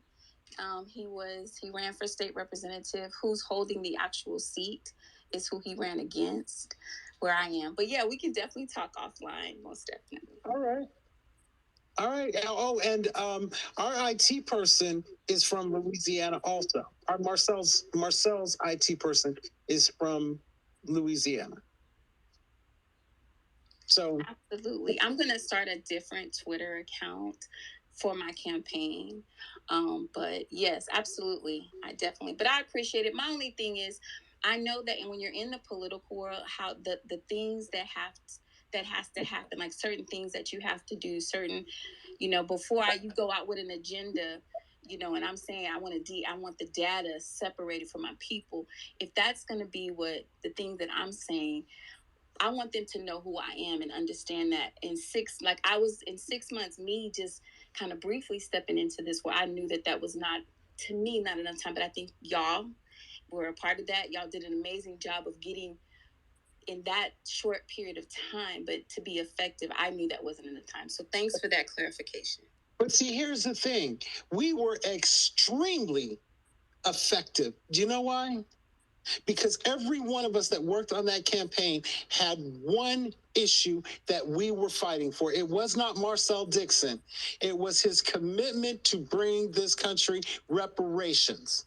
And before, thousands of people were talking about reparations. Now hundreds of thousands of people are talking about reparations. And let's see what happens in 2024 in the 6th District in South Carolina.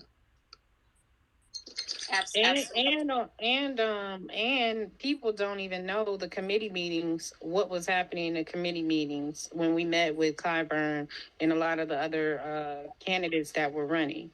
And so sometimes I think that we have to have these conversations, and maybe it's hard to sometimes have them on spaces because you're trying to protect your space, your personal identity, as well as whomever might be connected to you while you're getting yourself prepared and structured out as trying to run as a candidate. I think that even when Camilla Moore mentioned her run as the chair of the California Task Force, running for the California State Senate, she got up there and she did it. She did it during the time that they were fighting for and still fighting for the passing of a lot of the 2 bills that are actually on the table. One that actually did not get voted on. She still got up there and did it. And there were candidates like in Inglewood, in my hometown, in the state of California, in the city of Inglewood. There were candidates there, like I said, Reverend William Somerville, Tamara Johnson Shealy, and so many others in Alabama that we were all connected to. And Marcel did a hell of a job. Is doing a hell of a job, even with the after effects of just getting out there and throwing his hat in the ring in spaces where people talk big game, but they don't put skin in the game. And skin in the game is more than just um, um, standing up to say I'm a run. It is really the battles that you're going to face and how you actually go about handling them during the time of your run. And listen, we are behind you 100%. I look forward to seeing your run, and I will definitely be watching and any support. I know Lloyd, I, and other people who we are connected to, we will definitely make sure people know about you. And, you know, Louisiana is my mama's hometown. So my roots definitely in Shreveport. So big ups and shout outs to you. And good luck. Yes, thank you. And Rella, yeah, go ahead. And Rella and Kelly, Lord Kelly, yeah. I met Cato. Well, he was known as Marcel was known as Cato at first. Back in we met him back in January. Me and Black Majority. We met him back in January, February of 2021. And back then, we were having a dispute with Charles Blow. You know, I've been you know, promoting the Black American homeland. The Black Americans you know, reverse migrating back to the South. I've been promoting that since 2012, and we had a little argument with not with Marcel, but with some other guys in Freeman. We had a little argument that I told them that Charles Blow got that information from me because I have a 2014 and 2015 tweet that says Charles Blow responded to my tweet that he said something that Black American voting in the block would be over what he said voted by a larger white a voting bloc, right? A larger white voting bloc. And then I responded, I said, you are correct. There are more white people than black Americans in the South. However, if Black Americans, reverse migrate and take super majority population of the state, Black Americans can take over the state. And then I think he followed me for a while, and he was taking my talking point. And then by 2021, he had his own book called The Devil and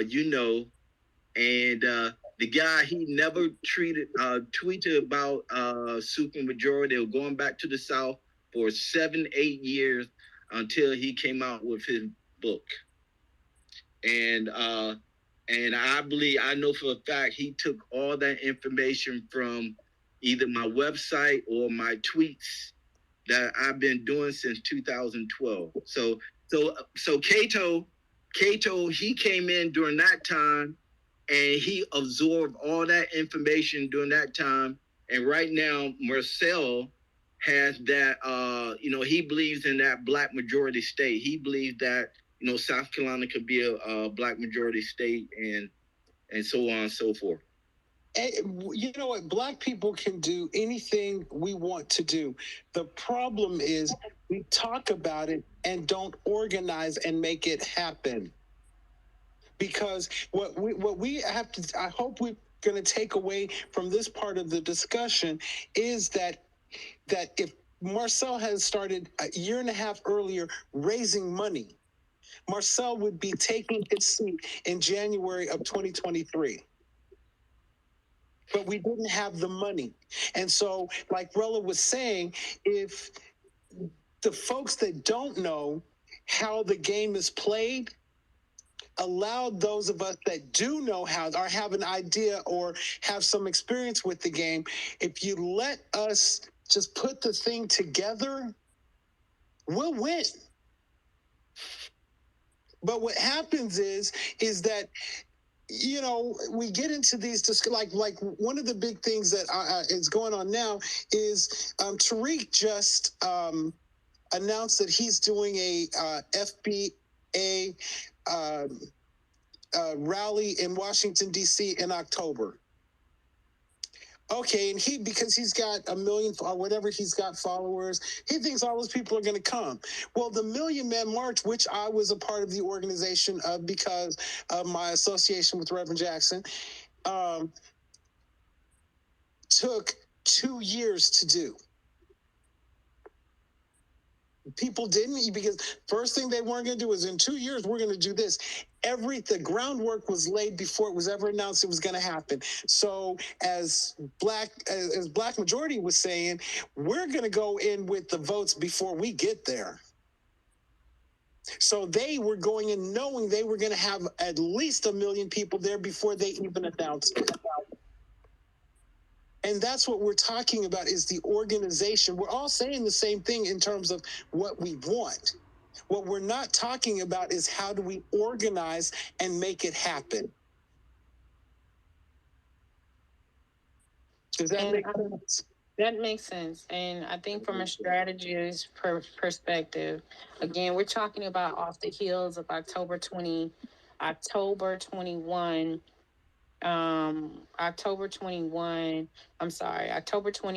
November 21, moving into election time for Marcel. If you ask me, and you look at the scaling that happened within those months, I think that, like you said, had it been a little bit more, had he had a few more months probably to plan and galvanize on the ground, it would have been over for Clyburn.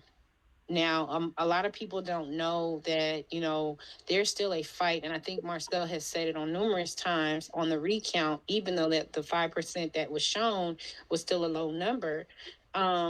You still have the battle with Clyburn positioning family members and people that he's been able to pay in places that actually become strongholds. And so you don't get to see and hear those things. You hear about the fish fry, you hear about, you know, maybe how, you know, Clyburn is, you know, he is one of the most powerful American descendants in office, who has sat in office for 30 years, but you don't hear about the things that he does in the committee meetings in the 6th district. No one knows to go to those meetings because you're not a part of it. You don't come to the campaign meetings, or you don't try to invoke yourself to get involved. And I think you have to galvanize yourself in your city. I don't care, like the homeless man, the shelter should know your name. The people on the street should know your name. They should know your name so they see it. Yes, sir. Can I ask you a question? Okay. Yes. Do you think that Clyburn saw his position as a person that make laws, but maybe he was kind of what's that word? Kind of standoffish about asking for money for his district? So my perspective on listening to him speak and hearing him talk was like watching Django and watching Steven in the movie, Samuel L. Jackson. You are so go ahead. I'm sorry, but I didn't know how else to describe it. And that was the only thing that came to me. And so when you hear him talk and you actually see the things that he was pandering to, you know, the committee, the different committees, it was like, oh, well, remember I got you laptops for your high school? Remember, you know, I show up when you call me, and then, you know, you make phone calls to the Democratic Party, which there are different committees over I think 200 something committees in that in 6th district that you're trying to reach out to. And they're like, well, you know, we support Clyburn because if we call him, he show up. They don't say we support Clyburn because in the 30 years he's been in office, he has gotten legislation for our community. They don't even, they know the poverty stricken issues that are happening in the community, but people are getting kickbacks. Some of them who are in positions don't even live in the communities where poverty hits the hardest. A lot of them are so bought that it is scary, and Clyburn eats it up. And so when you look at him shaking hands with the Biden, and you know, going up and passing reparations for the Chattawa,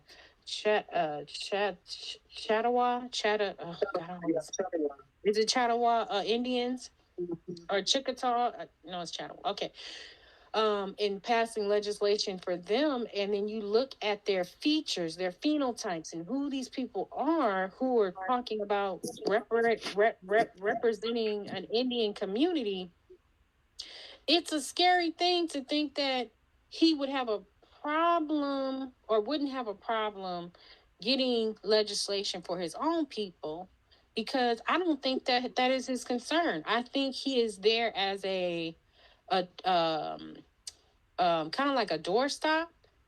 So he only keeps the door open as long as the white community in the 6th district benefits, right? Even though the most poorest white person in the community struggles and is indoctrinated into believing, oh, the Democrats are doing this, not really even in that community looking at the legislators who control the budgets, the money, and Clyburn and the rest of those senators in those different districts. I mean, it is mind effing blowing, and I think Clyburn is a he would be Steven in Django. Yes. Can I just say this though? And I think that we have to start thinking like this. First, let's look. Rolla, I was joking with you, but he really could be Steven because he was born around that time. Man is 80 some odd years old. Okay, so let's look at how he was raised. He was raised, psychologists tell us that your core values are determined before you are 6 years old. So whatever you believe in terms of a value system at 6, that's what you're going to believe when you're 80. Okay, your core values. He was taught to defer to white people. He was taught that Negroes deserve whatever white people throw off the table. And he's carried that. Now, he's used it to the best advantage he could to get elected to the United States Congress, but that's his mindset. Very much like Mitch McConnell. Mitch McConnell is a racist. Why? Because he was raised by racists. So we have to understand that at some point there becomes a time when that we in our states that we take over, there has to be a shelf life for your career as an elected official, because at some point you just become you become irrelevant. I mean, we're still talking about Reverend Jackson. Reverend King. 50 years after he died, what is the relevance to today? And that's what the planning group for this that wants to take over state, these are the kinds of things that we have to recognize and understand the ramifications of them. I'm done.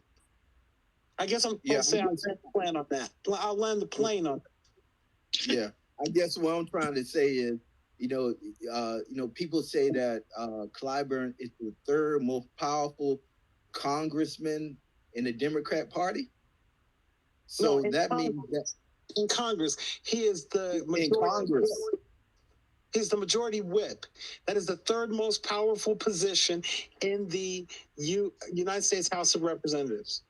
That is That why it means was that so important. That's why it was so important for Marcel to win. And I think that a lot of people don't understand that. They have not wrapped their minds around that concept. Because it should have been like it should be a dire understanding. Oh, so you're saying that if Marcel had won that district, he would immediately become the majority whip? I thought that goes to No, he would not have become the majority whip. Okay, all right, good, all right, okay.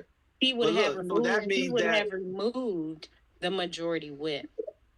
And more importantly, he would have removed an impediment to getting a reparation bill in the hopper so that it has to be assigned to a committee. Correct.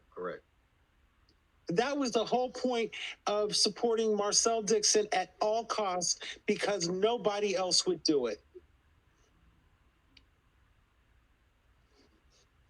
But Clyburn as the third most powerful person in Congress, he is definitely he has undervalued his influence, in the federal system, and it's just mind blowing. I think that you're not hearing the sarcasm in our voices. The man is the third most powerful person in the United States House of Representatives in name only. When Nancy tells him to sit down, he doesn't say a word.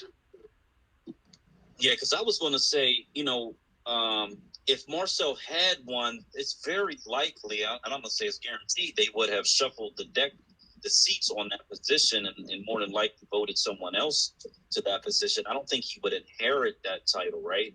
No. It's basically seniority, but voted on by the members of Congress. So he'd be number one. Marcel, if Marcel had won, Marcel was getting nothing. Well, no, let me tell you how this was going to go. First, they were going to offer him everything. The best committee seats, they were going to make him, in 2 years, they'd make him a multimillionaire. And they do it legally, and they would, but you've got to fall in line. And we're not going to talk about this reparation stuff. What we'll do is we'll use remember I said director of communications.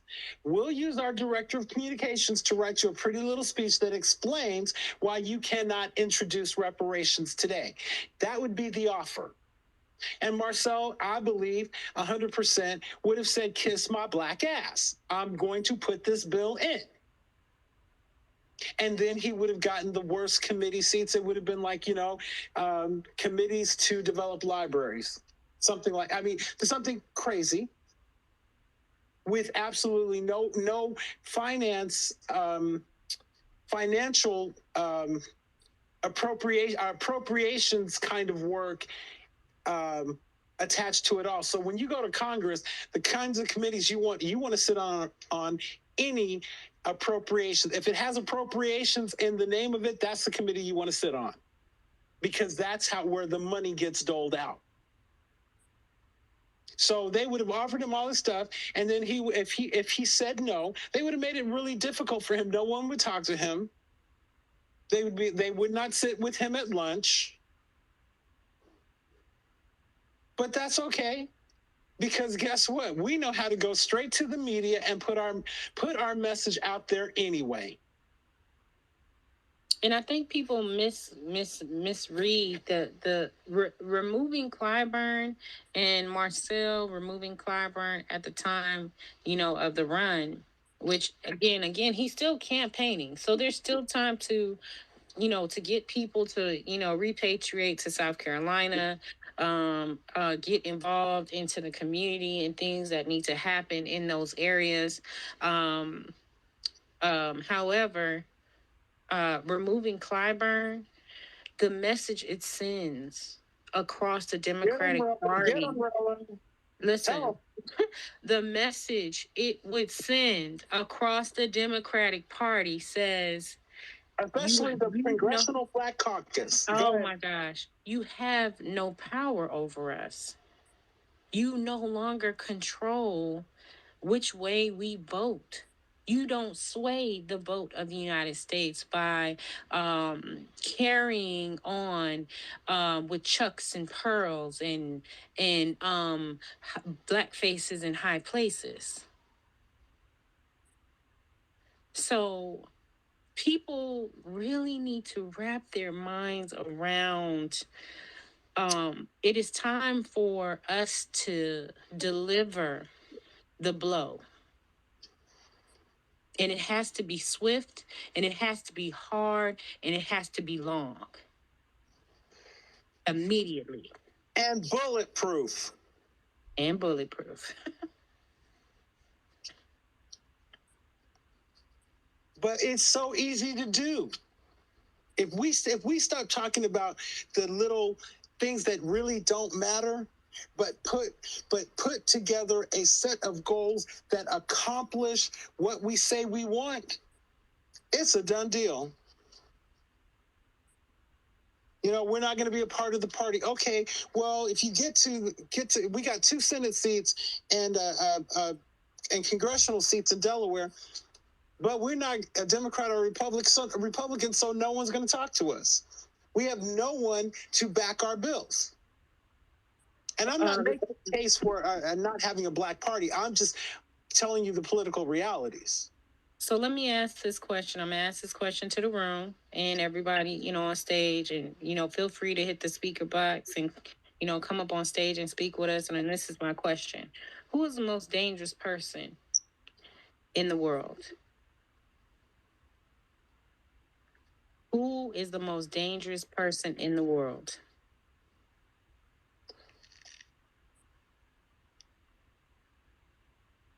I think the most dangerous person in the world is the President of the United States.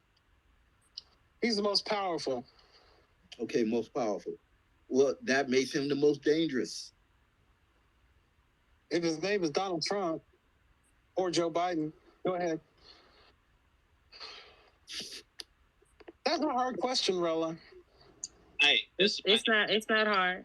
Yeah, whoever has the code to the nuclear weapons that can launch those weapons, that's gotta be the most dangerous person on the planet. They could end it all.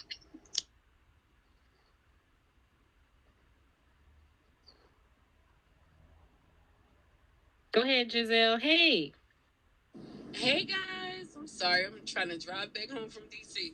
But I didn't get that invite, but I'm gonna just be quiet. I know you guys have fun. Girl, when we come back, when we have another local show, we have a lot of like community activist stuff that I got my kids doing. They like hustling reparations amongst the young. When they hear it coming from the young people, people listen even more. Y'all gotta see it to believe it. But listen, right? So, my question is, what allegiance has the Chinese pledged to? Because I don't know what party the Asians and the lean further towards. I don't know what party. The Communist Party. There's one, the Communist Party. That's it. No. Okay, no. I'm talking about in this country, because they got their Asian hate bill approved in seconds, in a couple of weeks. Okay? Why is it that it's always these ridiculous conditions? Oh, you know what? You got to do this, then you got to do that, then you got to do this. Everything with us, you got to flip turn. Simon says, put your hand on the red block. Simon says, put your hand on the yellow block. What the fuck? Excuse me. So then I'm gonna rephrase. So I'm gonna re-ask my question. Who is the most dangerous person in the world? Before we get back to that, please let me answer her question. Okay, good. Because and just to complete it, I don't understand why is so much always expected from us to do on everything. Okay, and then the games, as soon as we get there, they move the goalposts. So really, the only way to get this is if we take it, which is how we're doing it. Marcel, power is never ceded; it's taken. Exactly. So you're right. Marcel You're right. was the first That's our first level to this, okay? There's gonna be, we need 1,000, 2,000, 3,000 Marcells to marry. Well, let's start with 55. Because that's all we need to take over the congressional black. I'm not even limiting ourselves because people go. No, hold on. No, the reason why that's very, very important, because the reason why the Congressional Black Caucus won't do anything is because of what we talked about earlier, and that was that Jim Clyburn had $2.5 million going into the race. Marcel started at zero and was able to raise about 200,000, I think 200, 240, something like that. Okay, which means that what they do to black elected officials is fine. Don't do what I'm telling you, but I will fund someone to run against you in the primary, and you won't be here in a year. Listen, the CBC doesn't do shit for us, whether we have. Because we don't do shit for them. We should wait a minute. Hold on. No, wait a minute. No, hold on. I'm here.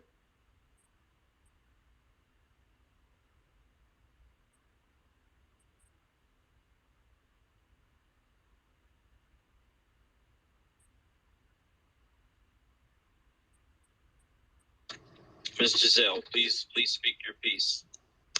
Yes, I've been to their events here in DC, the Congressional Black Caucus events, and y'all do all of this fluff stuff, and then it's nothing for us specifically.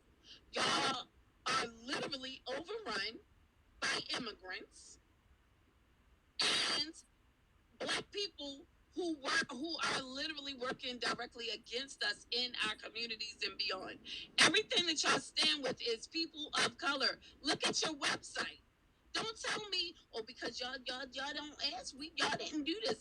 We did everything. Y'all wouldn't even exist if it wasn't for our people backing you.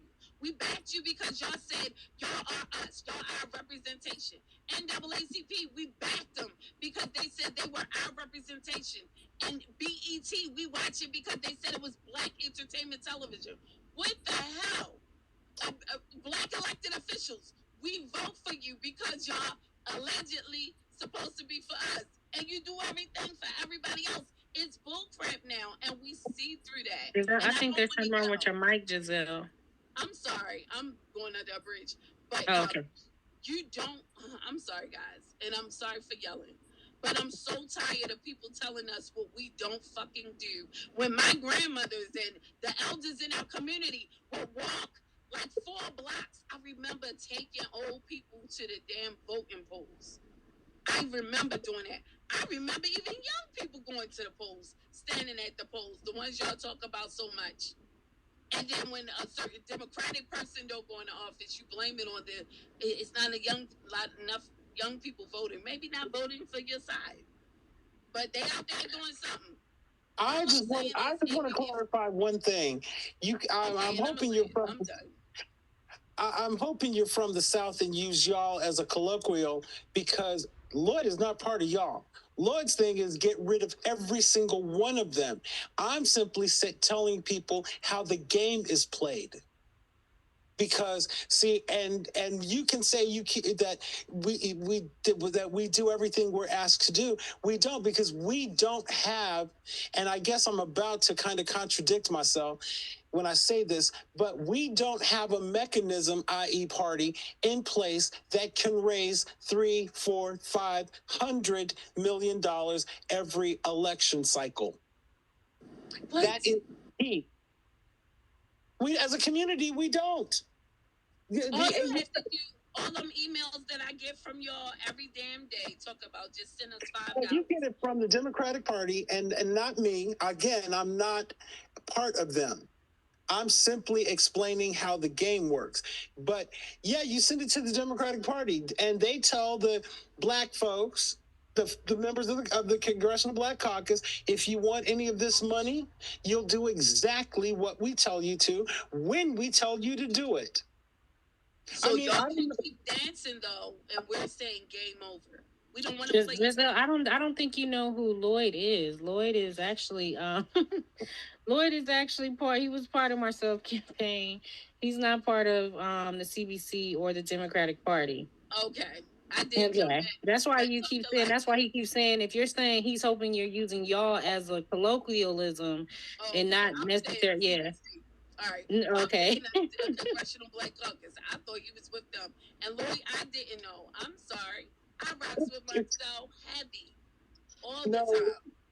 No, that's no problem. But like I think that one of the things that we have to do is that we have to recognize where we are vulnerable. I got a business degree, and one of the things they teach you is a SWOT, which is strengths, opportunity, weaknesses, and something else. I forget what the T is. But we have to recognize where we're weak. And the first place we're weak as a community is raising the money it costs to pay for this stuff. You know, Marcel was spending on a 30-second spot in the 6th District of South Carolina, $500 a pop. One commercial, one time, $500. $3,500 every time we did a run, a literature run. Paying people to go to door knockers, $8,000, almost $5,000, $6,000, $7,000 a week. And that was for like a team of 6. You needed election day. We did a budget for election day, one day's expenses, $500,000. And that was on the money though, Lloyd. Well, we don't have the mechanism in place. That's what we're talking about, is organizing to do it. Because and I think it was just late in the game too. We got to, like, Marcel really started, like, really, got loud late in the game. No, he didn't. Hold on, because this is where I'm going to stop you. So, myself, and Samantha from Black Political Swingers, she has an organization called Black Political Swingers. We came about, after I laid my mom to rest, we got heavily into the candidates that were running and pulling the candidates who were running into the spotlight. The thing that people were doing at the time in end of October 2021. 2021, right, last year. They were you know what they were doing? People were doing in spaces on social media and outside in the public. You know what they were talking about? Kevin Samuels. They were talking about everything under the sun but political conversations. And when we would host our spaces with the candidates in the spaces, people wouldn't show up. And we didn't get started late in the game. The people who decided to support Marcel were late coming to the party. And so when you start to hear about Marcel around the time you hear about Marcel now, it's around the time that now it's more, the popularity is being seen because we're reaching out. Like, people don't know what happened outside of Twitter. We had so much going on with contacting media and doing this things, that things here and here and here. When we would have summits on social media, developed a whole organization, the National Reparations Committee,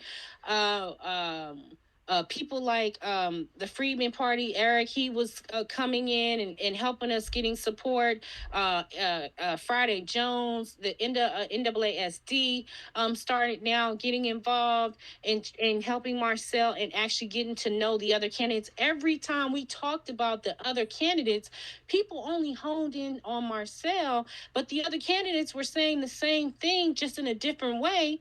But people wanted a cookie cutter Marcel in each candidate. When each candidate lived in different areas for different voters that they had to pretty much, petition to get votes, their agenda still read reparations and it was laid out. Why? Because we were on those committees. But we would have those discussions in spaces. People would not show up. It was only solely when folks started to delineate and you no longer heard the spaces of Kevin Samuels as much. Now people are trying to come in and get involved in things like that. So the black media started coming around. And so I say all that to say, the time that you got to understand who Marcel was not the time that we started. Yeah, Rella, I was there when in the beginning when y'all first launched him on Clubhouse. I interviewed Tamara back in February of last year. But see, here's the thing. It's Giselle, right? Yeah. Giselle? Okay. Yeah. Giselle, here's the thing. At what point are we going to be able to educate our voters, our people, the people that we are talking about right now, that you don't need 6 months. You don't need 6 weeks. You need 3 minutes on the phone. I'm going to call you. This is who we're voting for here. Now you call somebody else and spend another 3 minutes, and then they call, so that we should have been able to, we as a community should be able to elect someone in a majority black district in 2 days. And I know that sounds crazy. People have to trust people, though. People are just getting into that trust because. Okay, but see, critical thinking, Giselle. Critical thinking. In the beginning, it wasn't just Marcel and Tamara. You had Goofball down in. But see, each one of them were running in separate places. Wait a minute. You're talking about Brandon. You're talking about Brandon Dean. Yeah, that nutcase. Brandon Dean wasn't. Hold on. Brandon Dean wasn't a goofball.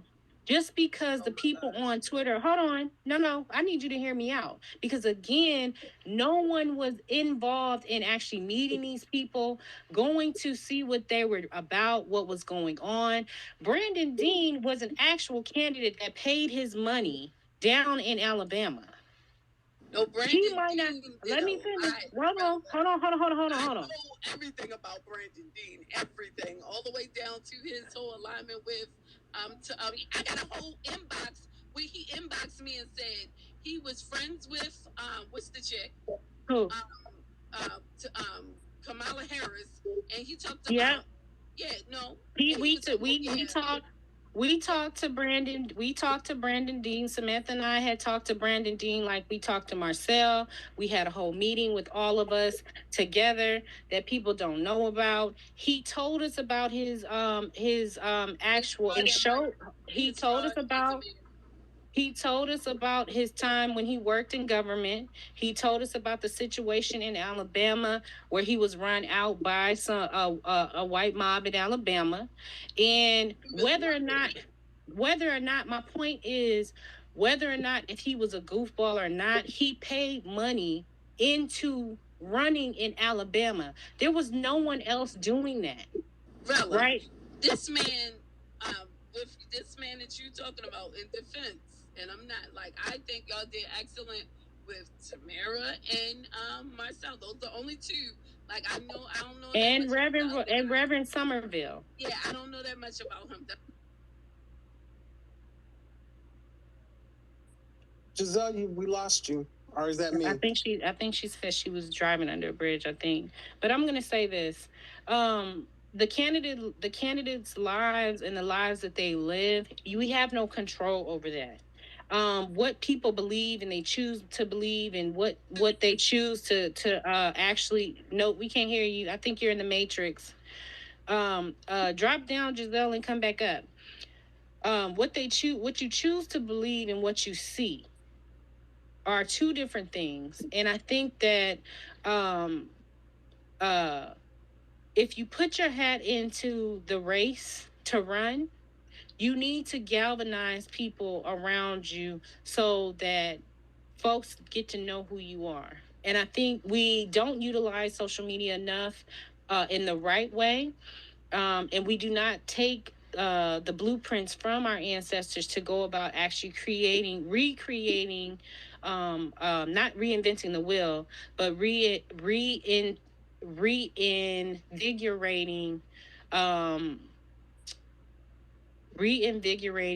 the power of the people.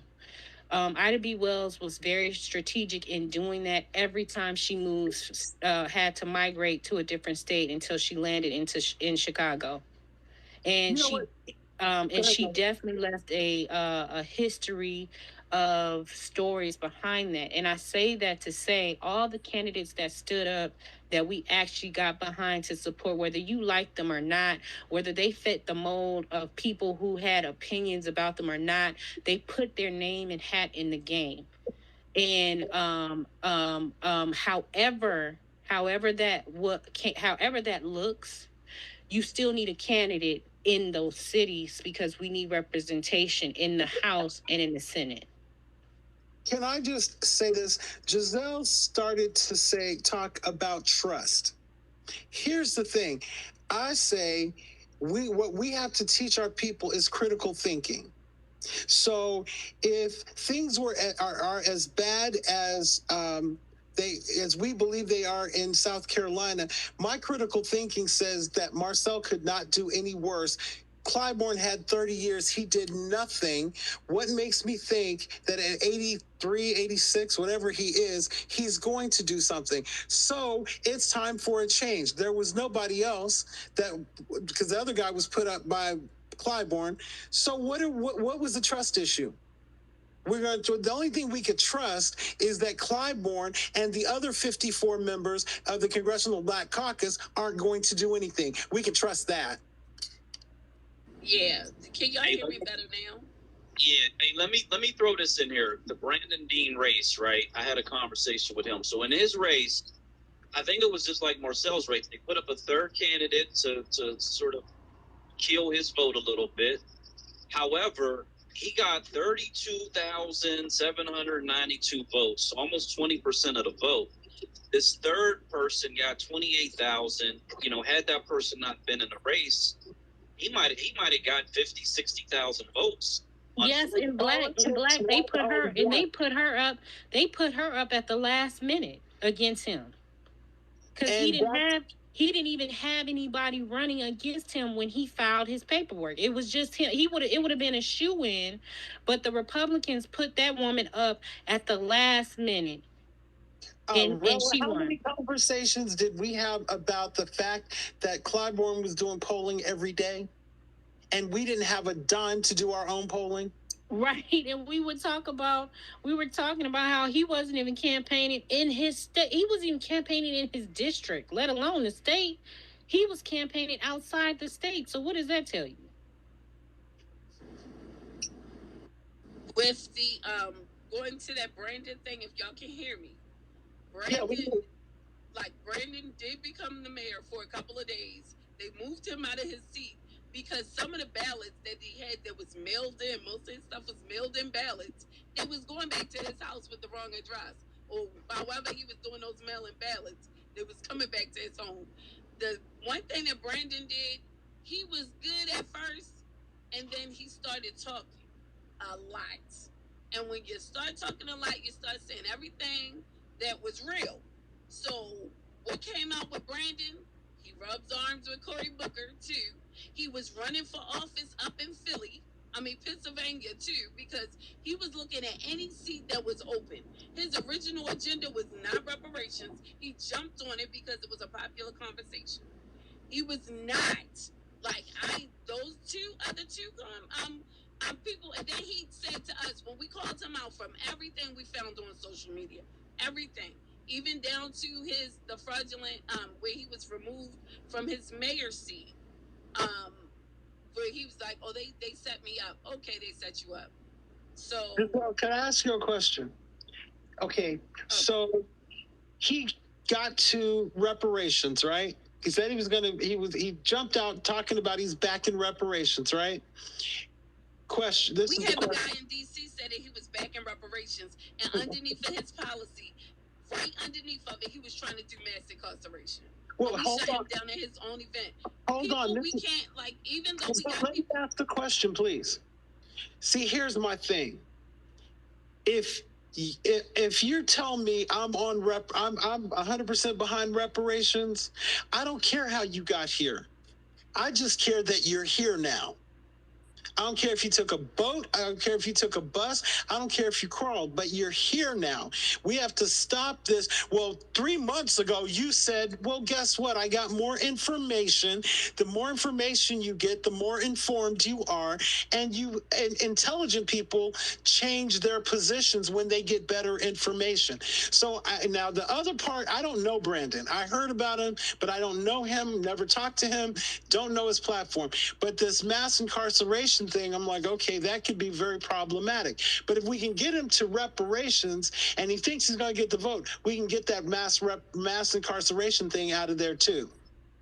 So, Lloyd, when we started out with all the candidates, including Brandon Dean, when we actually sat down and had the meeting with them, the constructural conversation prior to, the flood of, people dissecting folks from their backgrounds to, maybe jumping on a bandwagon of, oh, well, this person is pointing this out and this person is pointing this out.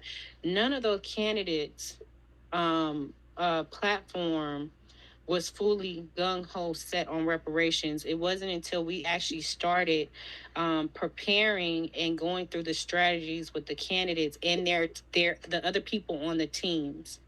And I think that because of the collective, I think Brandon being all over the place at him as an individual, which remember, when you go and register as a candidate, nobody is looking at your background because no one asked Marcel's background outside of him being a school teacher. And see, I'm going to say this, and I'm going to keep it cute. Mm-hmm. I'm going to keep it cute. No one asked Tamara what her full background outside of her running for her Senate seat. People just held on the fact that she was doing things in Clubhouse. That's not true. Hold on, because this is my perception of what we ran into, and I'm not the only one who was on the team. We had countless conversations about this for the candidates. The conversations that came about, even from some of the members out of BTP, that Tamara's position on immigration was not someone that people should back because she's not for immigration reform. And so when we were talking with all the candidates in all the campaigns that we were on, we understood that none of the candidates, even in their personal lives, were perfect. We understood that. And so the thing that we wanted to see was, how do we actually collectively make sure that their policy and their agendas fit them running as a candidate? So if we can get them elected, they're in office and they can push the reparations conversation further. The legislation can be written by representatives that we actually help put in office. No one talked about that. The only thing people kept doing was dissecting these individual candidates outside of Marcel because they didn't like one little thing, or they didn't like this one thing, or they didn't. It wasn't just one little thing, Sofella. It wasn't. It whatever honestly was bad. Let me tell you, when Tamara came on, Tamara was grilled. This was January of last year. I'm telling you, we've been going at it with just getting to know her and everything. I had to sit down, and I wanted people to get to understand her background. That's why I did the interview with her last year. I was like, let people know who you are, where you come from, what your background is. That's how we found out she started her fight with the beauty industry. And she dove in, she spoke where she came from. You can look at her track record. You can see it. She got a book. I purchased her book. I read her book. It's only like 40 pages. And everybody should go in. That's another way you can help out these candidates. Buy the book. But I bought her book, supported her platform. We did fundraisers to get her van and everything. What I'm saying is, everybody, like Marcel came, we checked him out too. Drilled him in a whole room. Brandon Dean was not. It's one thing to have some stuff that's wrong, okay? And nobody's perfect. You're absolutely right. Like, if I know somebody's a thief, I'm not gonna let that thief in my house. I don't care if you're a recovering thief or anything, because in my back of my mind, you can always go back to be a thief.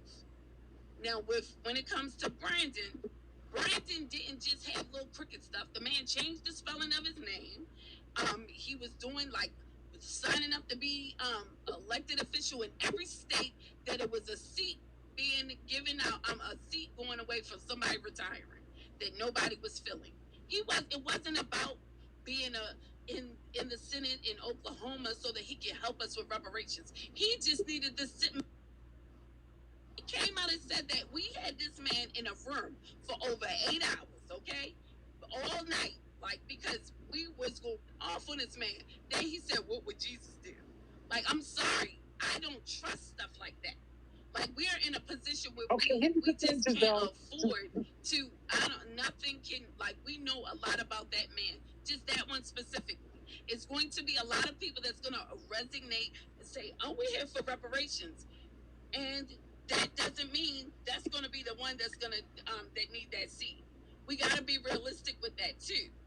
We got to, and everybody is not going to go and do it like Marcel. But we cannot be stupid and put people in that do fraudulent shit. The man's a fraud. So I agree with, I don't know him and I'm not taking a position on that, but I will say this. Every single candidate has to be like Marcel.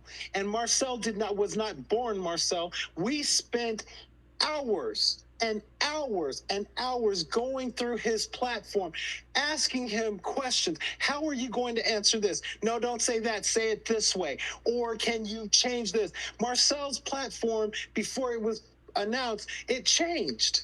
It really did.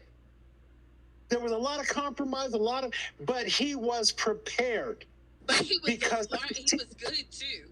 He didn't have the team same. No, he wasn't. And no, he wasn't. I'm talking about the same problem as this guy, Brandon. No. Marcel was nothing. Marcel, Tamara, and William was nothing like Brandon. Yeah, no. Marcel presented very well because I was on the phone with him many a night until 4:00 in the morning. Marcel, you cannot say that way. Marcel, you can say what you're saying, but you got to say it in a way that doesn't do this. And that's what you have to, that's what what Rella was talking about earlier about folks that know. You have to, when you're a candidate, you have to understand that it is not about you. It is about the team you put around you. Because, and all you do is do whatever they tell you to, when they tell you to, and how they tell you to do it. Because if you've got a good team, they know what they're doing. It's not about, well, I want to say this. Okay, and you obviously want to lose. You want to piss off 3,000 people. And so that's what we're trying to say when I say people are ignorant about how the game is played, they don't know the work that goes into just getting a candidate into one little venue to speak to people. Every word has been vetted. We even talked about what he's going to wear. That hat, the hat and the suspenders, that was a thing. That was a choice that was made. Marcel, we said, Marcel, we are not going in there trying to look congressional because we want the people's vote. We want you to think they're one of them. And that's the way people dress in the 6th District of South Carolina. Because why? Marcel had to resonate with the people who were going to vote for him in his district.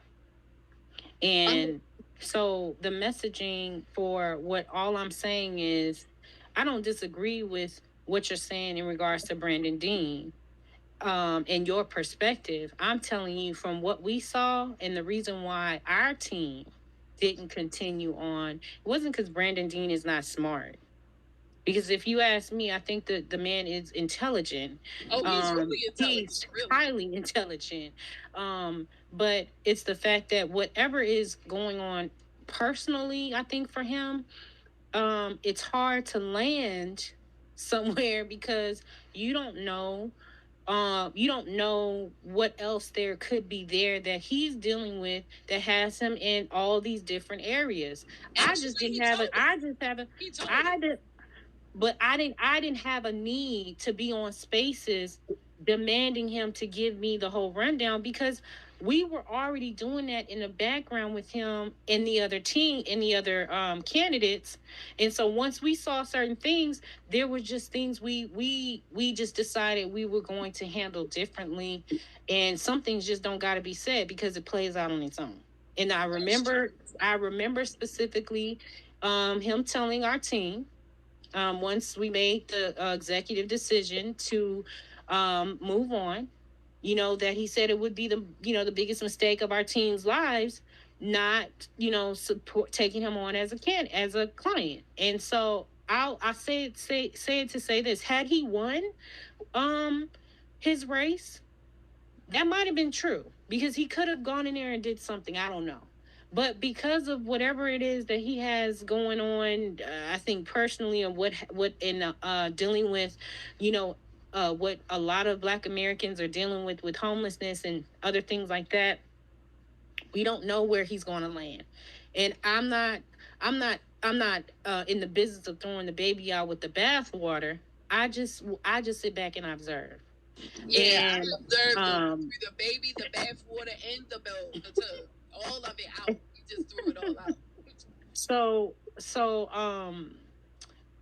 moving forward, the candidates I know that we felt that were most groomed, that we really want to highlight as, we continue down the journey, is just getting them the groundswell that they need, and continuously trying to build money, because the Democratic Party, for the candidates that are running as Democrats, are not backing them because they have reparations in their agenda. And because of that, this is why I have what I'm doing now. And I think, and this is where our entertainment sector can come in. This is when our, this is when you get the youth resignated. You do not understand the power of your child. I'm telling you, my son just had a whole room of people screaming reparations tonight. What I'm saying is, and then when we talk reparations, like once they start talking is, the conversation sparks after that. We need to be fighting, and I'm not saying be singers. I'm not saying make a song. What I'm saying is we need people fighting on all levels right now in a way to support those candidates, to support the conversation. And we need to start utilizing all levels of our people. We need to utilize the youth. We need to utilize our elders to start writing in. We need to do write-ins for these elders that's sitting in these nursing homes or like that's, they still can write or whatever. They do that. Or at these churches, utilize the churches that are not locked in under the system and get them to start taking on some of these mass write-ins. They can be on the mass write-ins. We can get our youth in the streets, giving them out papers, giving them community service hours. See, not only are we giving them the information to leave at these doors doing canvassing and things, but they're also feeling like they're part of the movement. We're not using all parts of our people yet.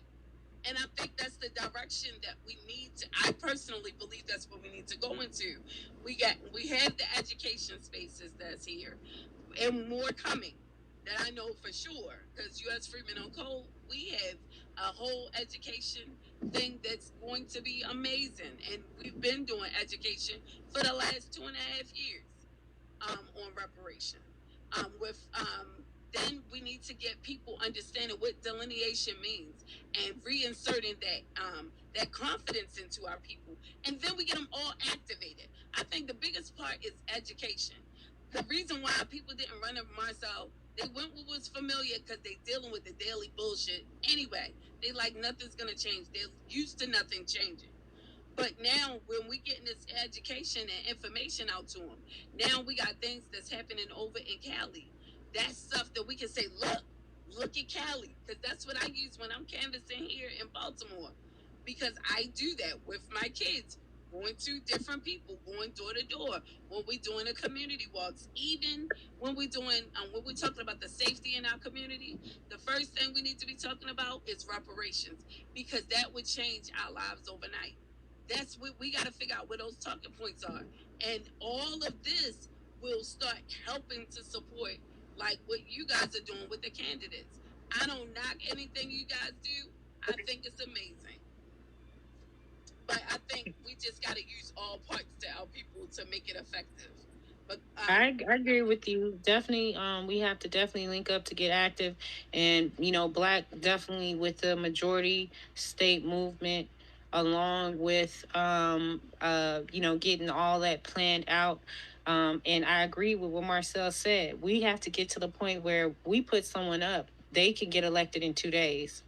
That was Like that's how deep that's how deep Lloyd.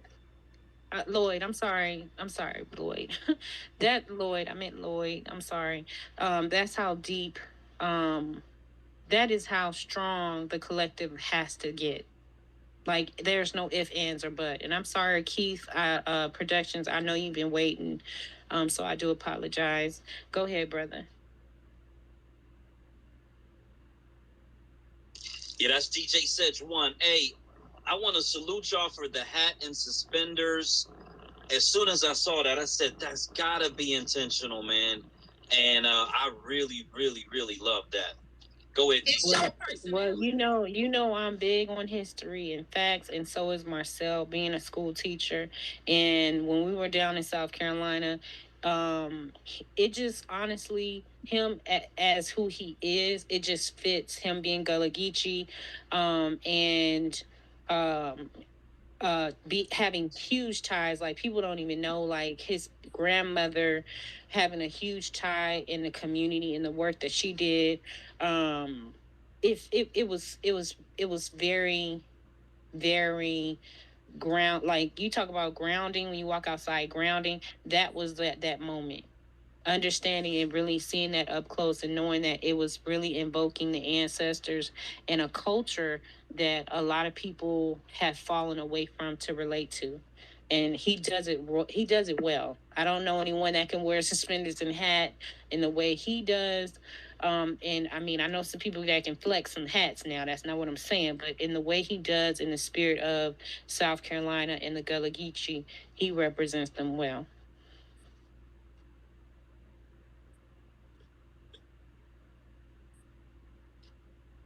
Go ahead, DJ Sedge 1. What's up, family? Black people love reparations. Now, I'm just in here in the studio vibing to y'all, Rella. I got y'all spitting y'all bars over the beat, so I'm gonna just go on over here, so it's all good. So with that being said, I think the strongest person on the planet is a person that has power but won't use it for the right thing. And that could be anybody in any position at any given time, not just a president. It could be your manager, not even doing right by you as a good employee. You know what I mean? That is spot on. So the most powerful person in the world is a person that you can see. And when I say the most powerful person in the world, a lot of times we don't even realize the person that you can see is the one that actually has the gun on you. We look for the people who we can't see, and we assume that we're trying to prepare ourselves for things that we can't see, but we're not actually activating off of what we can't see. So you were right there, yes. For sure, sister. That's all I wanted to say. Yo.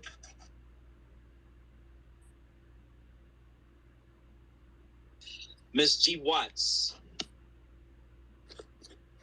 I'd like to say I appreciate the change. I was following all of these people from a long time ago. I followed Tamara from, I think she ran 6 times or 5 times, but the time before this time, I followed her from then. I did not go with her the last time she ran.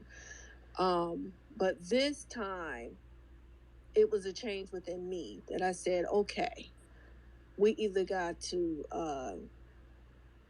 back these people or not, because we have to go with the policy, not necessarily with the person. So I did donate to Tamara, and then with Marcel, I kind of felt at first he was going off the rails for me. But I said, let me go on ahead. So I donated to him because I said, well, he is speaking reparations. He is kind of speaking the language that I want to hear, our history. So I went on ahead and donated to him.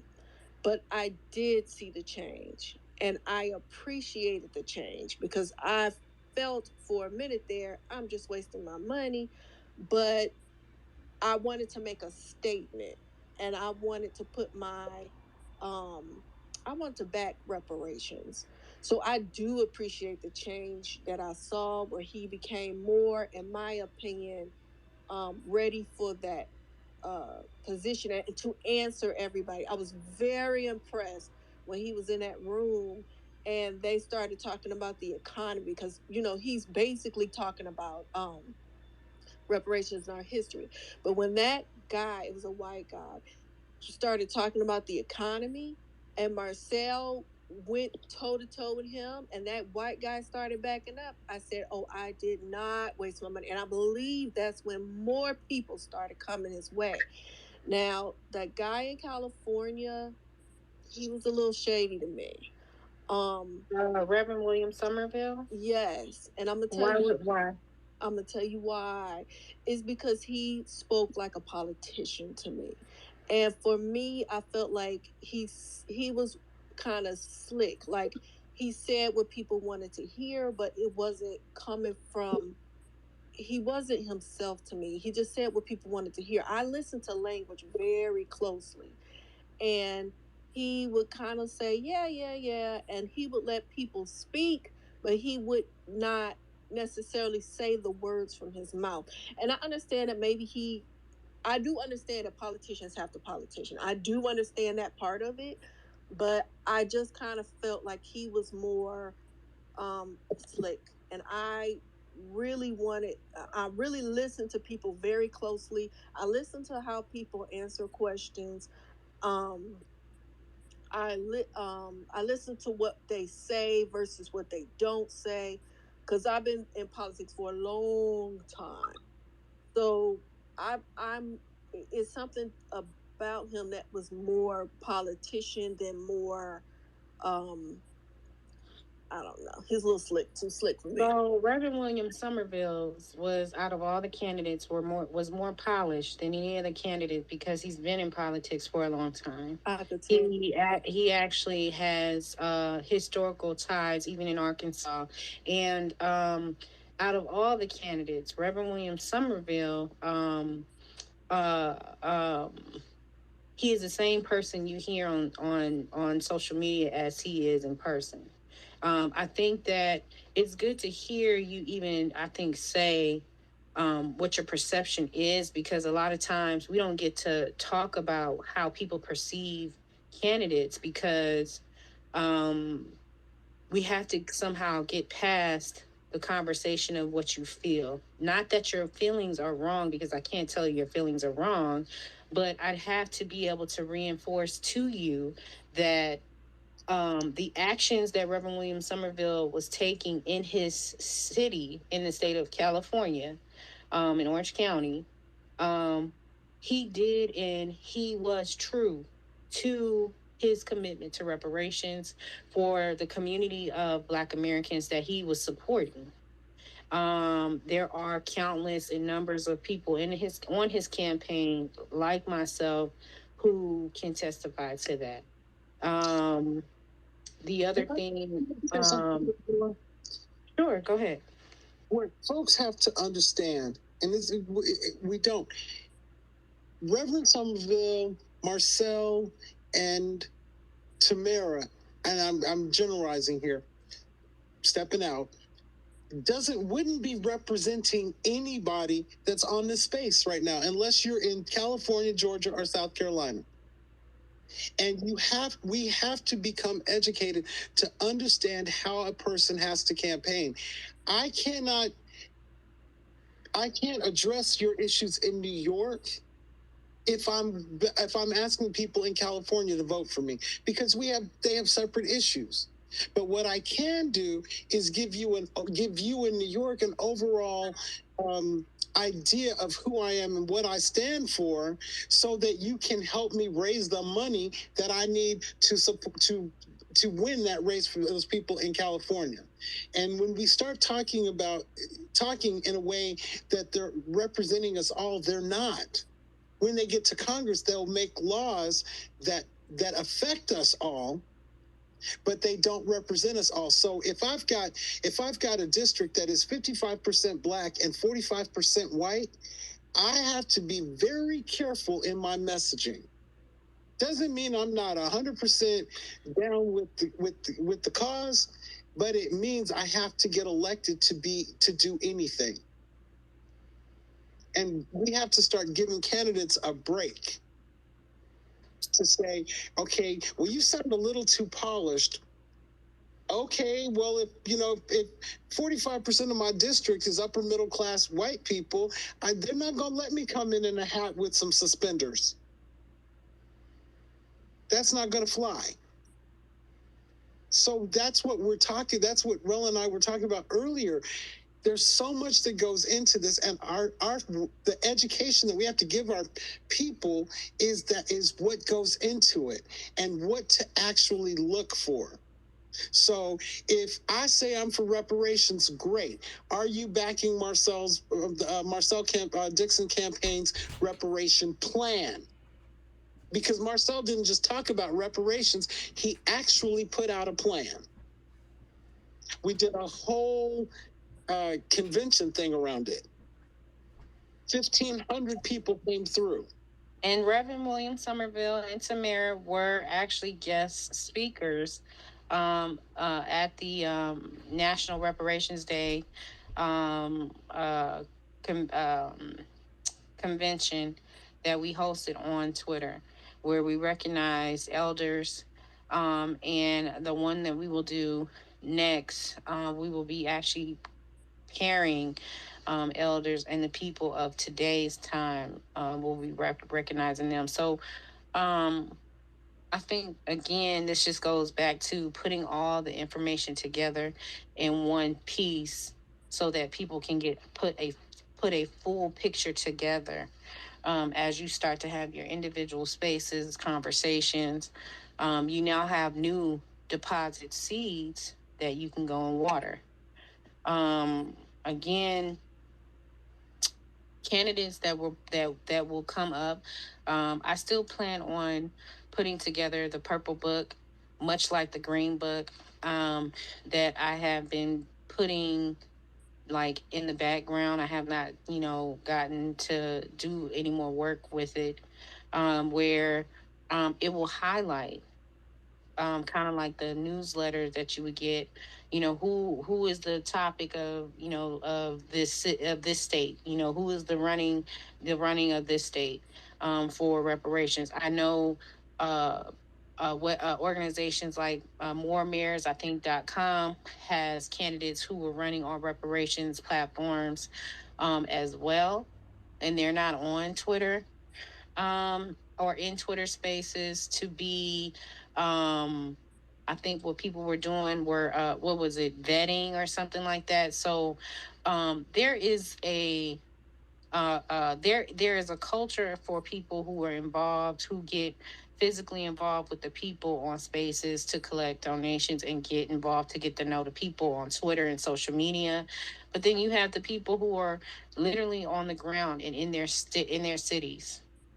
What Reverend William Somerville worked in the chapel. He was a chapel pastor in a hospital for patients who had cancer. We sat in meetings with him almost every week, and sometimes waiting because he had to go and deal with people who were dying. So we got to see who he was, just like Tamara. Can I say something? Because I didn't finish what I was saying, because y'all started to defend him.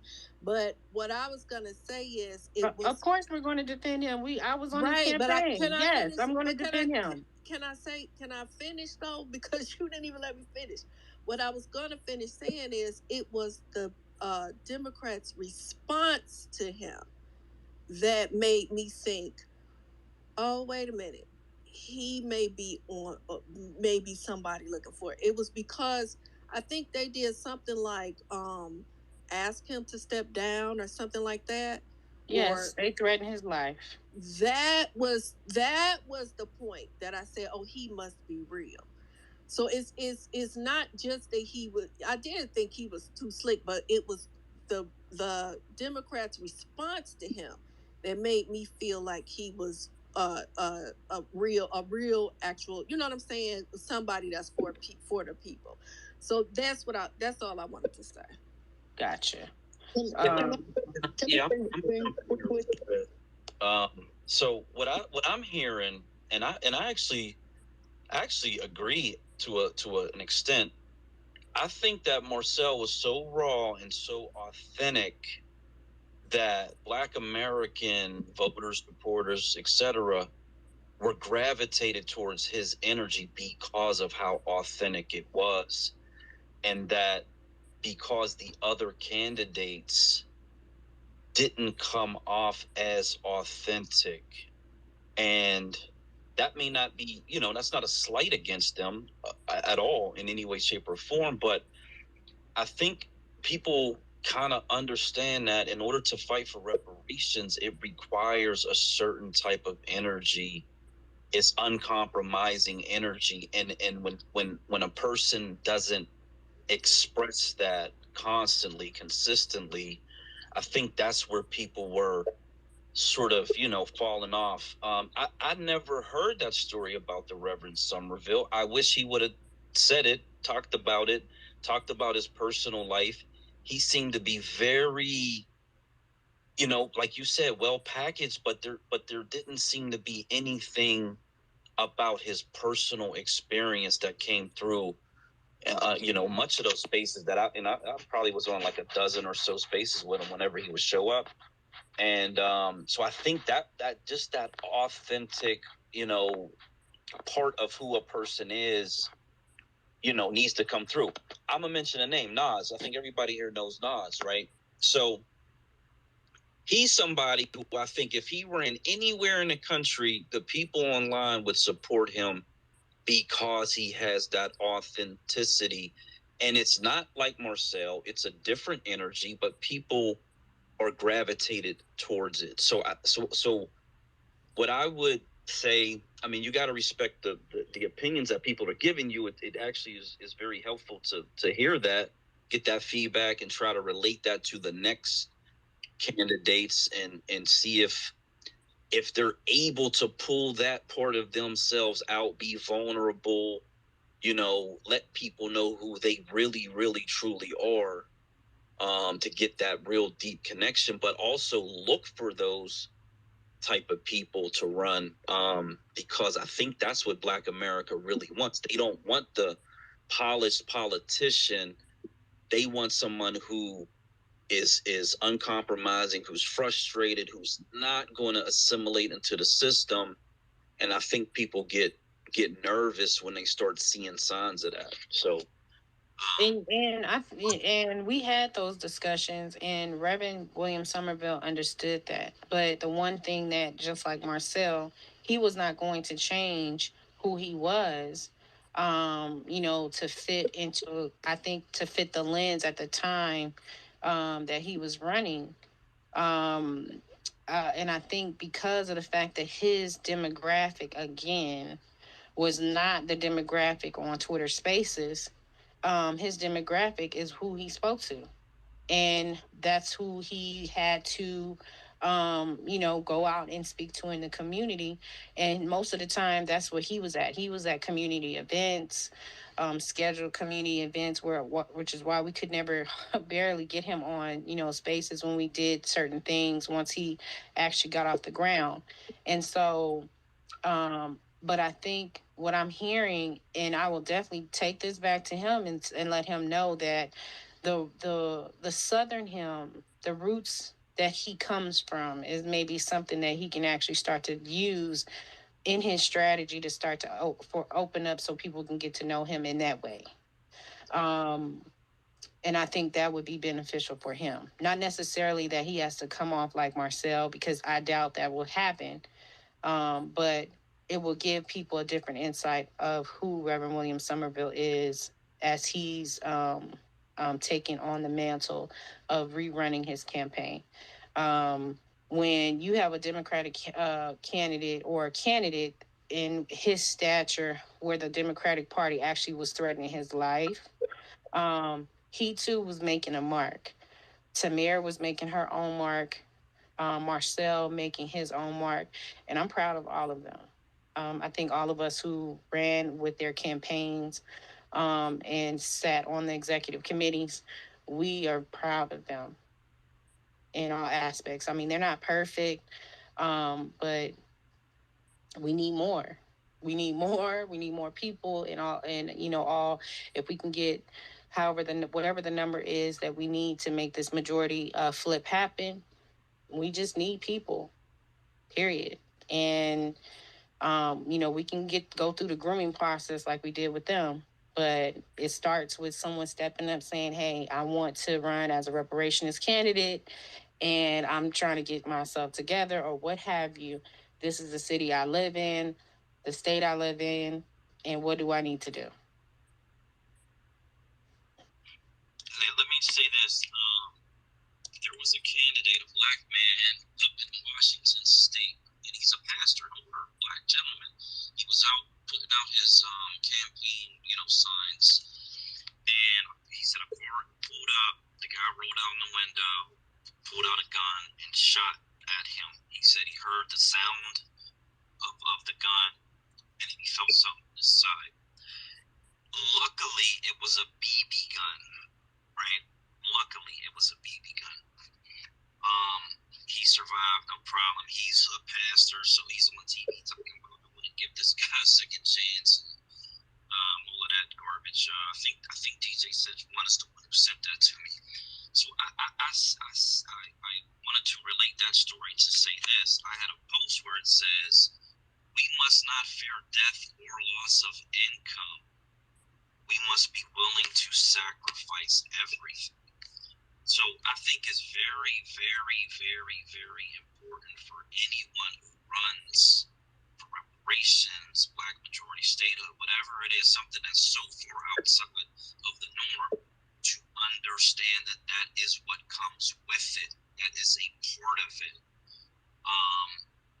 And to just be prepared for, be defensive, be aware of your surroundings, at all times and everything. And so that, if something tragic does occur, and hope, our prayers up to God, the universe, that nothing like that ever happens, that you are at least aware and prepared, and when you make the decision to run, you already are at peace with that situation. Because I know when I wrote the book and when I got death threats on Facebook, I've got a semblance of a threat on Twitter, but Twitter's so quick to... Black, you need to adjust your mic a little bit. Okay. How about now? Nope. No. Okay. All right. I'll let Ms. Giselle go. Yeah, guys, I just said two things I wanted to respond to. One was with Lloyd when he was saying you have to give them grace or give them a chance. I think we've given all of our candidates, like not the new ones, but we're more like real restrictive with them now. But we've always given them chances, all the way down to Obama. I think Obama kind of did the change of that, us giving like candidates chances and like, look, we have to do it this way. Doing like being really polite and not really standing on our square saying, no, this is what we need and we need it this way, is the reason why we're in the situation we're in right now. Because we've given candidates chances and then they'll come back and say, well, look, y'all gotta be patient. This is the only way this can work. So I hear you, and it's like I'm just on the street side saying we've heard enough. Like it's like on our side we're like we've heard enough. But when I get where you're coming from, I get you 100%. But on the street side, it's like we've heard enough. People are starving. People are homeless. People are literally facing zero wealth in less than 10 years. We ain't got time. So when you have somebody that is automatically, and I like when I tell you, Marcel knows I always like 100% anything I can do for between him and Tamara, I rocks with both of them. But when it comes to like just like accepting bull crap and say, well, we can clean the bull crap up. Anybody is refurbishable. No, that is just not. We just don't have time for that now. And and just it's just me. Maybe it's the Baltimore in me. The streets in me say, "F all that." No, we ain't got time for that. And now, all right, on to the next one. Who else in line? Who else can we pick from? And if it ain't nobody else, we'll have to start marketing for some other people because this is a job position we need filled. And you're absolutely right. Marcel and Tamara, they're not in our districts, but one thing for sure, that just our us gravitating towards them is going to make the other people rise in our districts. The more they're uplifted, the more that's like them in our areas are going to rise. And then we have a better selection to pick from. I think we got to think completely opposite. And I'm not a politician. I didn't go to school for any of that. I went to school for business and finance. What the hell, right? But when it comes to what you guys do, I know it's a whole different lane. I know his district, they talk this way, but all right, he ain't talking to those white people today. We need him to talk to us in our language. That's just like going to Asians who only speak whatever language they speak, Japanese or whatever, Mandarin, whatever language they speak, and expecting like speaking English to them and expecting it to resonate to them like Japanese language would. We just want them to come to us correct, like you would come to your people in your household. You know, and they're dancing, shucking jive in front of these white people. Well, give us what we need so that we understand the message in a better way. I think that's the only thing that would probably be a better way for him. Like again, I don't know that much about him. I heard him when y'all first immediately presented them. We looked into every single one. I didn't really go into him. I was stuck with Brandon. And the stuff that I found with him was terrifying. I'm like, if this what the hell we walking with, I'll walk myself into the burning building. Because I'll be damned if a person like that was going to walk me into a burning building. But every single thing with, what's his name, definitely resonated. He was amazing. I think Tamara with me, just listening to her story and why she fight the way that she do, I actually respect that. And I'm looking, she's a whole woman. I'm looking at her age, her space, the area in Atlanta. You know, like Tamara, she didn't talk to us like she was talking to them white people up in the woods in Georgia. She talked to us like she was talking to black people. Like, so that's where I like. I see where what's her name was talking about with just sound the way the message resonates with us. So I'll land there. I think that let me just clarify one more time. The day after the election, the primary, Marcel's primary, the staff, we got on a conference call, and the first words out of my mouth was, we have to organize to get rid of every member of the Congressional Black Caucus. And that's where I stand on that. I make no bones about it.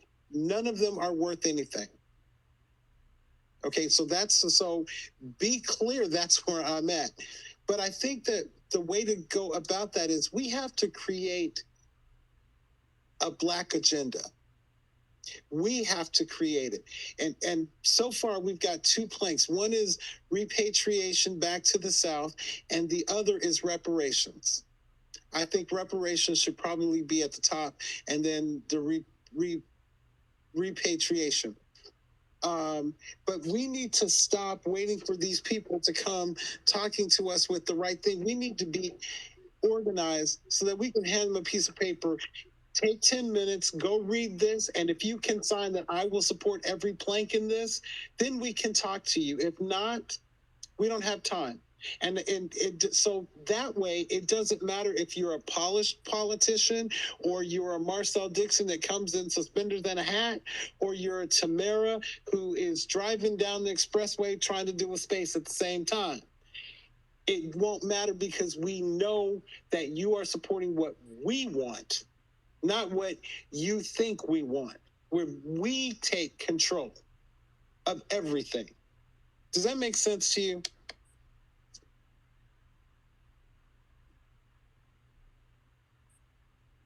Yes, indeed. Yeah, I think he was asking Giselle. Say that part again, Lloyd. I'm sorry, my phone kind of went out when you was talking. Okay, so what we have to create a Black agenda, and it's us that has to create it. And then when candidates come up, we say, stop talking, take 10 minutes, go read this, come back and let us know if you can support every plank in it. If you can't, we don't need to talk anymore. We're done. No, you're absolutely right, Lloyd. Guess what? This is why when reparations came out, and let me tell you, real recognize real too. That's what I meant to say at the end of my last statement.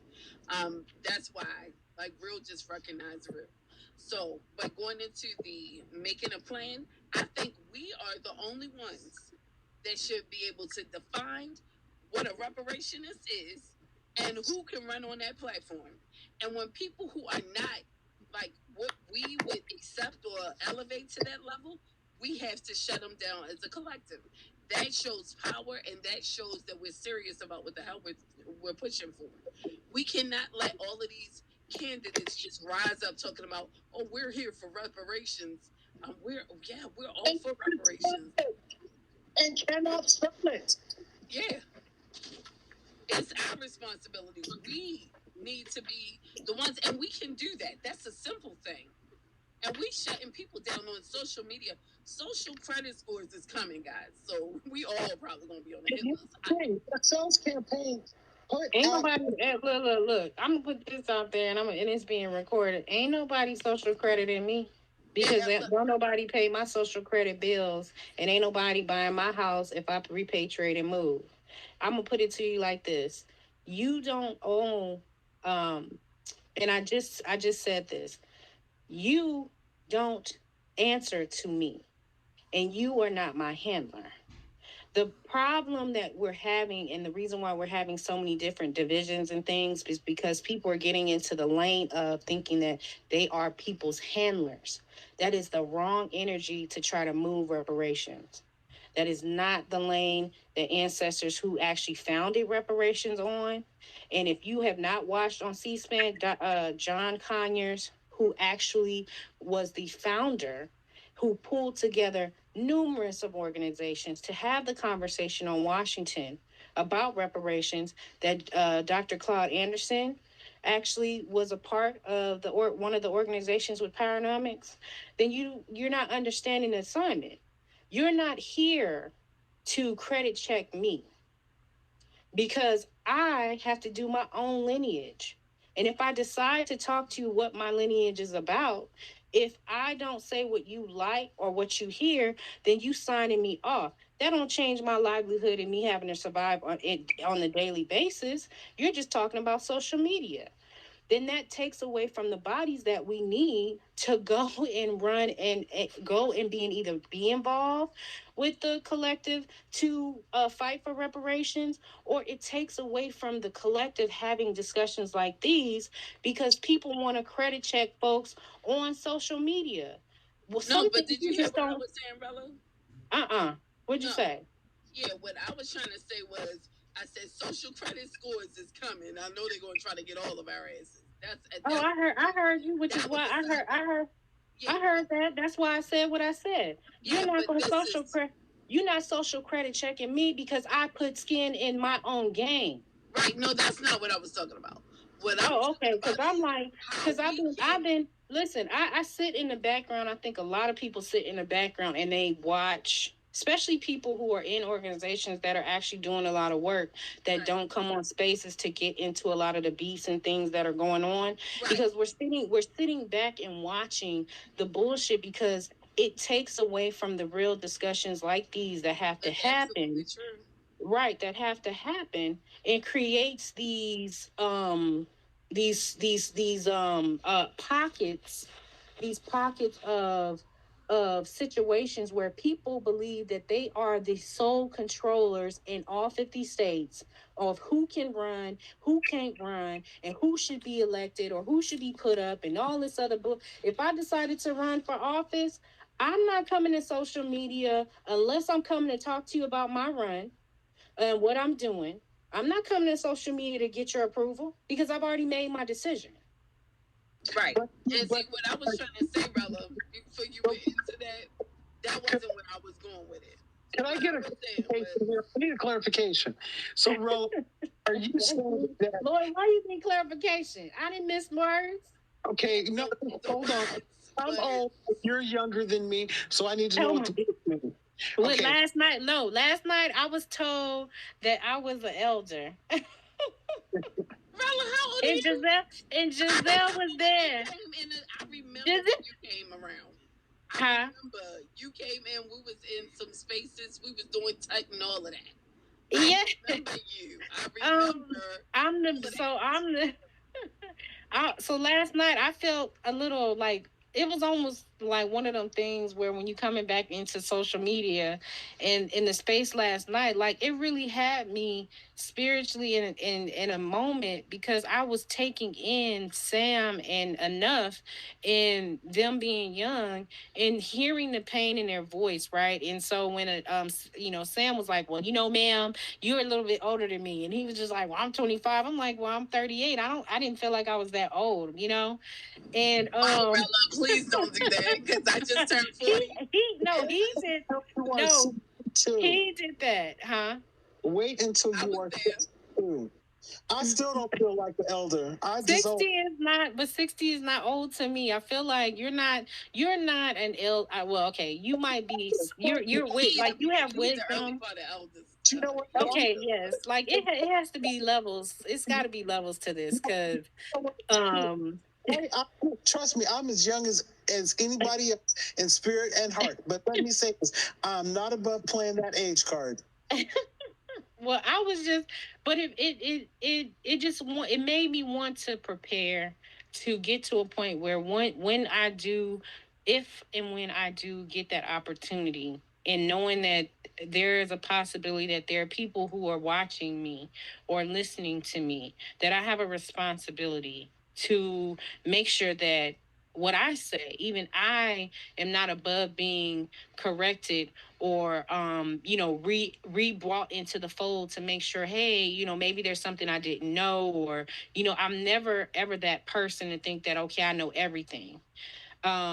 But I am a firm believer of I'm still an individual Black American woman in America who lives her life on a daily basis and faces so many different elements that I don't feel that I should be disrespected in any way because I don't give disrespect. At that point, but here's the thing: when you are asking to represent me, you need to know what my needs are.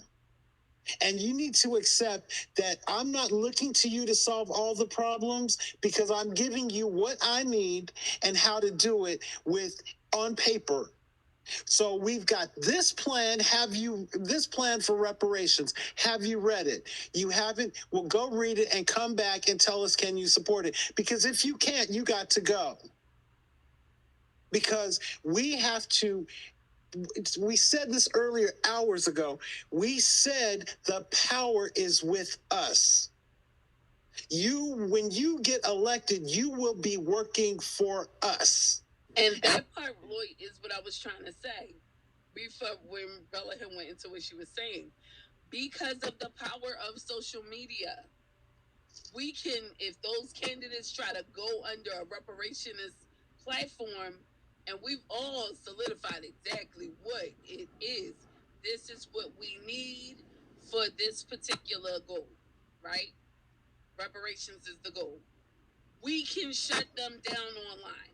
When they try to put that on their platform, we can show up to their rallies. We can shut it down where people will know. Don't say you're a reparationist or running on reparations unless you're really running on reparations. Because we have to make a sound off to make these people know. plan out there that has numbers to it, that has payment and how it's going to be paid, that why it needs to be paid the way that it needs to be paid, that tells why it's not it cuts out all of the rhetoric. It's simply based on loss of wages for 400 years, basically. And I encourage everybody to read it. That's what everybody gets behind. We're all singing the same song, no solos. It's all a choir.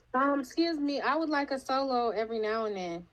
Okay, when you pick a topic on reparations, we all singing the same thing. I'm just saying we could be like Maverick City. I'm just saying. I think everyone gets a solo in Maverick City. After the check is cut. Absolutely.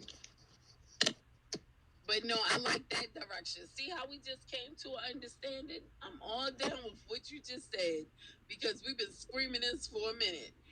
The good thing is, I think the biggest thing going into this new election time right now, though, we first have to, now that we're getting candidates, now we have to shop around for candidates. And we obviously have a team that can train those candidates, which is you guys, right? But we also have education spaces because for the masses, they got to be educated so they'll know who to vote for. This is what I meant by it was late in the game. I know y'all started pushing and really pushing Marcel and everything, especially that October of last year. That was not enough time. Not in the condition of the mental with our people. People are still trying to get from underneath of the Pan-Africanism. People are trying to deal with day in and day outs and just the hopelessness because there's a lot of people that just said, ain't nobody going to do nothing for us. Most people that I walk up to when I'm giving out flyers, they ain't giving us no reparations until you start showing them what's going into place.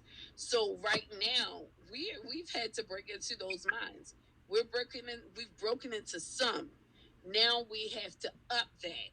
We have to break in on a higher level. We have to break in with education classes and then delineation spaces where we teaching people entertainment. And of course, entertainment. I'm telling y'all, put it in the ABCs. Have the kids singing nursery rhymes. How do you spell reparations? How do you spell liberations? Reparations. Well, I want you guys to be on the lookout. My son is writing one of my seedlings, younger seedlings. He's writing a book of jokes. He likes to tell jokes, and so I encourage him to talk about history in a way that he can relate to. And so we're working on that, and Lloyd knows they're very smart. And so I encourage people to, if you have young seedlings, invest in. Your children are not very smart. Your children are genius. Thank you, Lloyd. I mean, y'all, she needs to bring her kids on Spaces and them for about 10 minutes. I'm afraid. Look, I'm a very protective sunflower of my babies, and a lot of times, if you didn't hear me in Spaces, I tried not to, as much as I could, hold off talking about them until I had to start talking about things that were relatable, because sometimes it's hard to have a conversation with people when you have to give conceptual and factual data based on life experiences, and that's the way that we can relate. We seem to relate best with each other, I think, in the Black community. And that goes back to, I think, what G. Watts was saying earlier. Rella kids speak Tut, y'all. Just Rella's 8-year-old. I'm still trying to learn Tutnese. Rella's 8-year-old. Somebody's gonna say your baby was talking Tut better than the adults. Oh my God, you were in that room? I remember when you resignated. Wait a minute, Rella's kids gonna come into a space and somebody's gonna come after them, and Rella's gonna get all upset and her little 8-year-old's gonna say, "Mommy, hold on, I got this." That's what my sons do. Yeah, they sometimes they too smart for their own good. I'd be like, Lord, please help me survive this. Lord Jesus, right? Go ahead, Miss G Watts. I see you. I also wanted to add to the prior conversation that you guys gave us a call to action. You guys told us what you needed us to do. So I'm not in South Carolina. I'm not in some of those other states. So you all said to us, I need you to get on these phones. I need you to call. So we did phone banking for Tamara. We did phone banking for Marcel. That made us more invested. I also want to say Marcel said you could give me $2 or $3, something like that. So that made me feel like, okay, I didn't give just $2 or $3, but I'm just saying that made me feel like, oh, okay, he's saying I could give $2 or $3. So even if I don't have like a lot, because most people think a campaign donation is a lot. So that to me resonated as well. You don't have to give me if all you have is $2, give me that. But if you got 10,000, you can get that too. Well, no, I think he said 2,500 or something like that. But yeah, I that resonated with me personally, and that's all I'm gonna say. Go ahead, Lord. 2024, we're really gonna be resonating with you. Yep. So I hope y'all ready. And be saving your 50 cents here, your 75 cents here, your coins, or whatever you paying to get across the toll. And just be prepared. I know it's not easy because a lot of people might not even have a shelter to live under. And we recognize that. We recognize those things because those are the things we saw physically. And that was from Virginia, from Maryland to down to South Carolina. Reverend William Somerville campaigning across the city of Orange County in his district.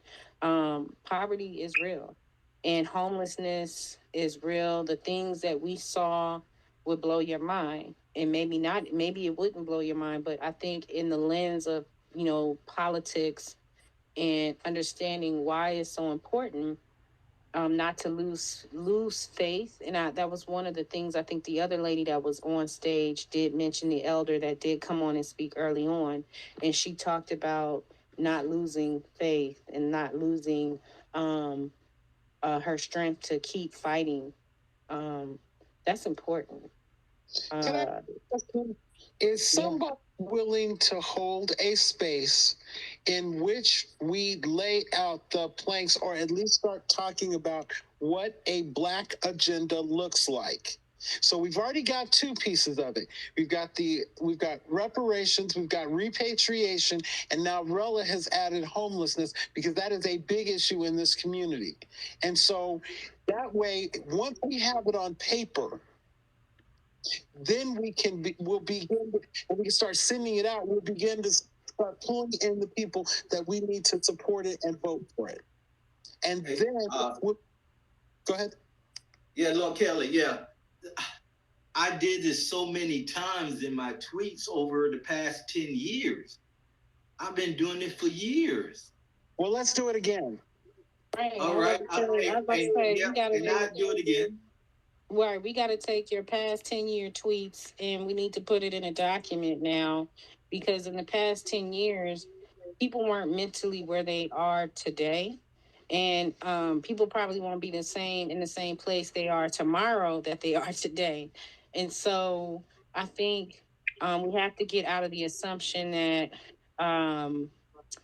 everybody is going to go with your plan, because I think there's other groups who do have plans as well. But I feel like if we're going to actually, talk about the repatriation as well as now, putting together this other, these other categories, we definitely got to do it off of spaces. And maybe, like we said earlier, in more of a private setting as much as we can. But let me say this. Thank you so much for every single one of those tweets that you put out over the last 10 years. because it is you and the other people that were putting out tweets that got us to the point where we're having this discussion tonight. Yes, thank you.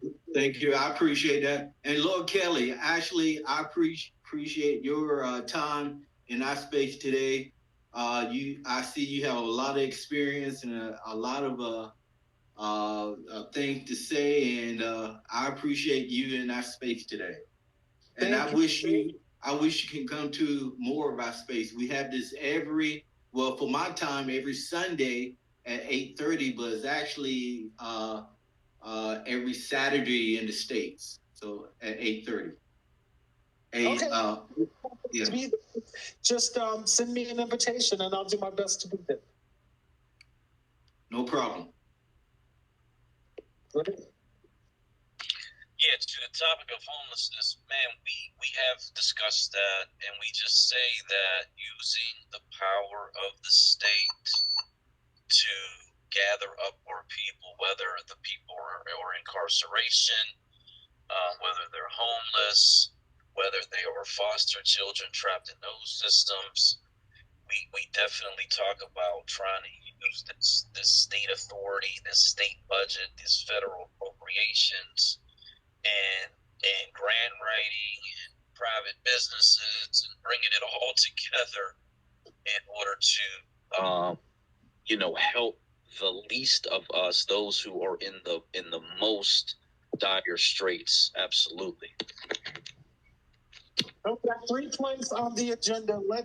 Let's try to limit it to 10. But we got 3. Are you guys able to add Giselle back on stage? Because I'm not able to. For some reason, everyone I could approve, it's not authenticating, or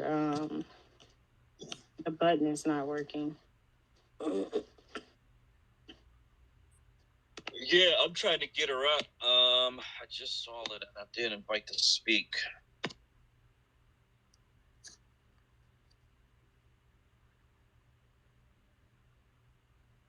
Yeah, because on my phone, Lloyd Kelly, he still has his hand up, and I'm pretty sure he's talked enough times that his hand should be down, so.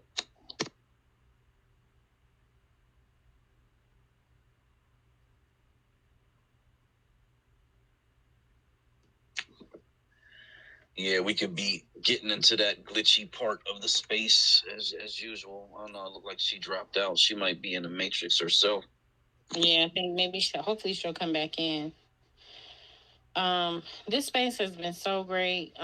Black and Black American Homeland, Lloyd, everyone that came in to speak and the conversations we had were amazing, and definitely edifying and educational. These are the spaces that I like to come into. I can't do protecting your energy is so important. And I think we can't waste time, in spaces where, you can do what you want as an adult. It's just, I think spaces like these are more beneficial to leading to actionable and tangible things that we can do as we're fighting for reparations. Yeah. There she go. Okay. I agree. The reason I titled the space the way it was is because your last comment where you were essentially saying you've seen some things that look a little problematic, and it kind of looks like people are trying to control other people for whatever reason or purpose. So this has been one of the weeks where I was like dreading even going into spaces, to be perfectly honest. I looked at the titles, and I was just like, man, this ain't really for me. So I really fell back this week, in terms of even jumping into spaces. But Ms. Giselle.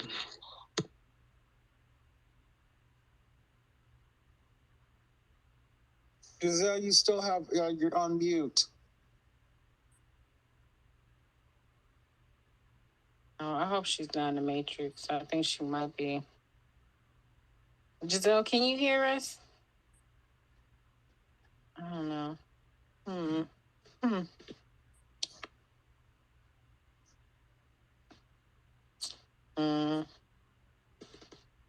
Yeah, I was going to kind of let her be one of the last speakers here. If anyone in the audience would like to come up and add to the discussion, I know Black American Homeland usually is getting off around this time. This is probably around the time we start winding down, 2 a.m. ish. But okay, I see her. So is she coming back up? Okay. So I was gonna say, I'll send you in the back channels. I'll connect with you, so we can start to try to plan to get some things going outside of Twitter. And then huh? Oh, okay. And then yeah, I'm with you on, like, when I was looking at a lot of the Twitter spaces. I think I did end up in one. No, I think I went into Enough's space, which she is definitely a young youth. Hosted her first space. Very interested in learning about repatriation and migrating back to the South. Um, there's another young gentleman that I think often she has a lot of young people in her space. So, they were wanting and asking, what is it and how can they get involved? But, a lot of their concerns are, being not being, part of a system that does nothing for you. And so, they're getting tired of wanting to possibly go out and vote because they're seeing young people at their age dealing with homelessness, not having probably health insurance, or fighting to try to get into, jobs that actually, keep them blocked from even being hired. These are concerns that came up just listening to the younger youth last night. And, um, that's probably something that we're definitely going to have to talk about, because the generation, I think, before us, once civil rights happened, maybe felt like they could, kind of fall back a little. That they didn't really have to do as much, I think. So I think that pretty. I think that we got, because I'm in that generation, and but it's not necessarily speaking about you, right?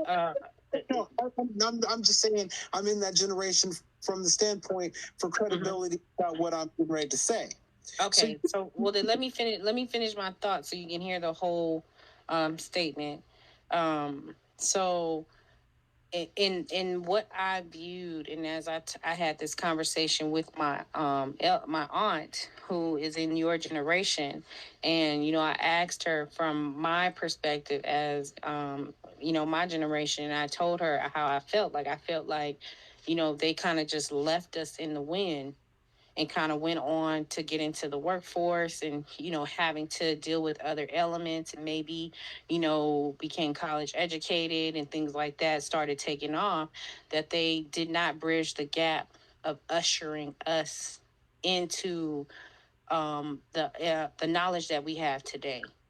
And so she understood it. She was like, yes, I get it. And she said, no, we did not. But they were influential in other ways.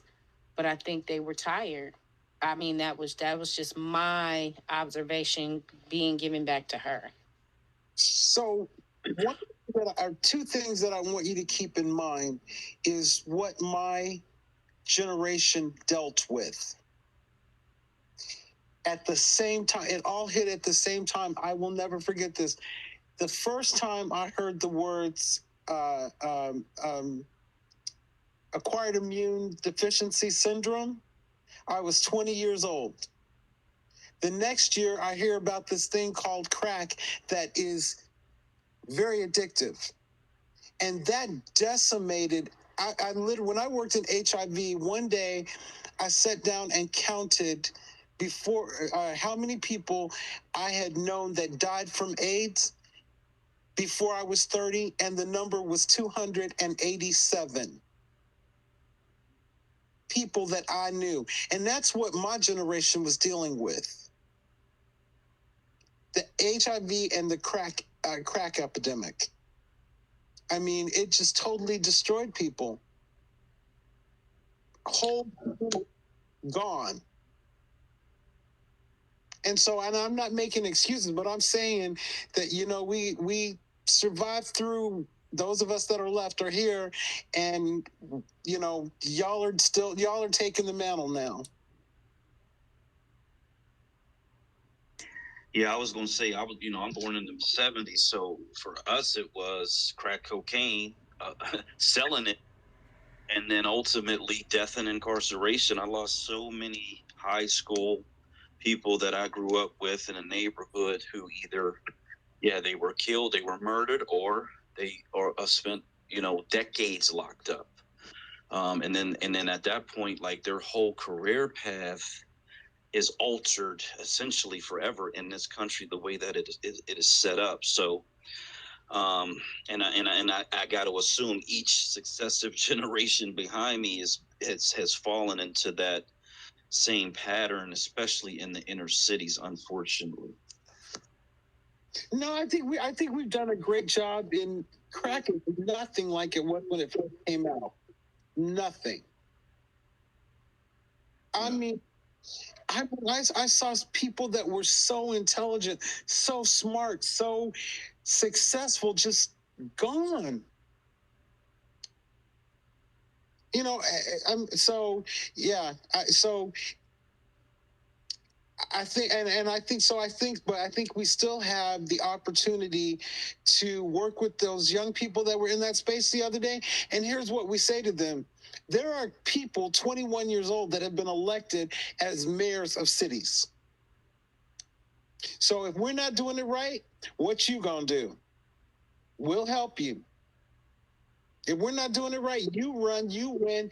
We'll help. We'll support you to get there, and you take the responsibility, because young people have the energy to do it anyway. Yeah. Hey, I was born in '66, and I remember at the turn of the 1980s. To me, it seemed like it was a lot of optimism in the Black community. It seemed like the '80s was going to be so different than the '60s and the '70s. So, so I felt really, the beginning of the decade, I felt really optimistic about the 1980s. But by the time I graduated from high school, '85, and I went to college, '86, '87, '88, to me, that's when I started seeing things about the crack around '87, '88, '89. And but the weird thing is, I miss all of that. I really didn't see any of it. I mean, I heard about it, but I really didn't see it. And by the time I started traveling in 1990, I totally missed the whole crack epidemic in the USA. It was, but I went to Australia, and that's when I learned about heroin. Australia was going through a heroin epidemic back in the early '90s. So yeah, it was really interesting. Yeah, I remember that optimism in the early '80s, and I remember before Ronald Reagan became the president. I remember the day that he swore in. I was like, we are in so much trouble. So much trouble. But Yeah. So I think we have there is so much that we have to I think now not take for granted, and the one thing that we definitely can no longer take for granted is time. And not just time, actionable steps with our time. And so yeah, that's kind of where I think me mentally where I'm at.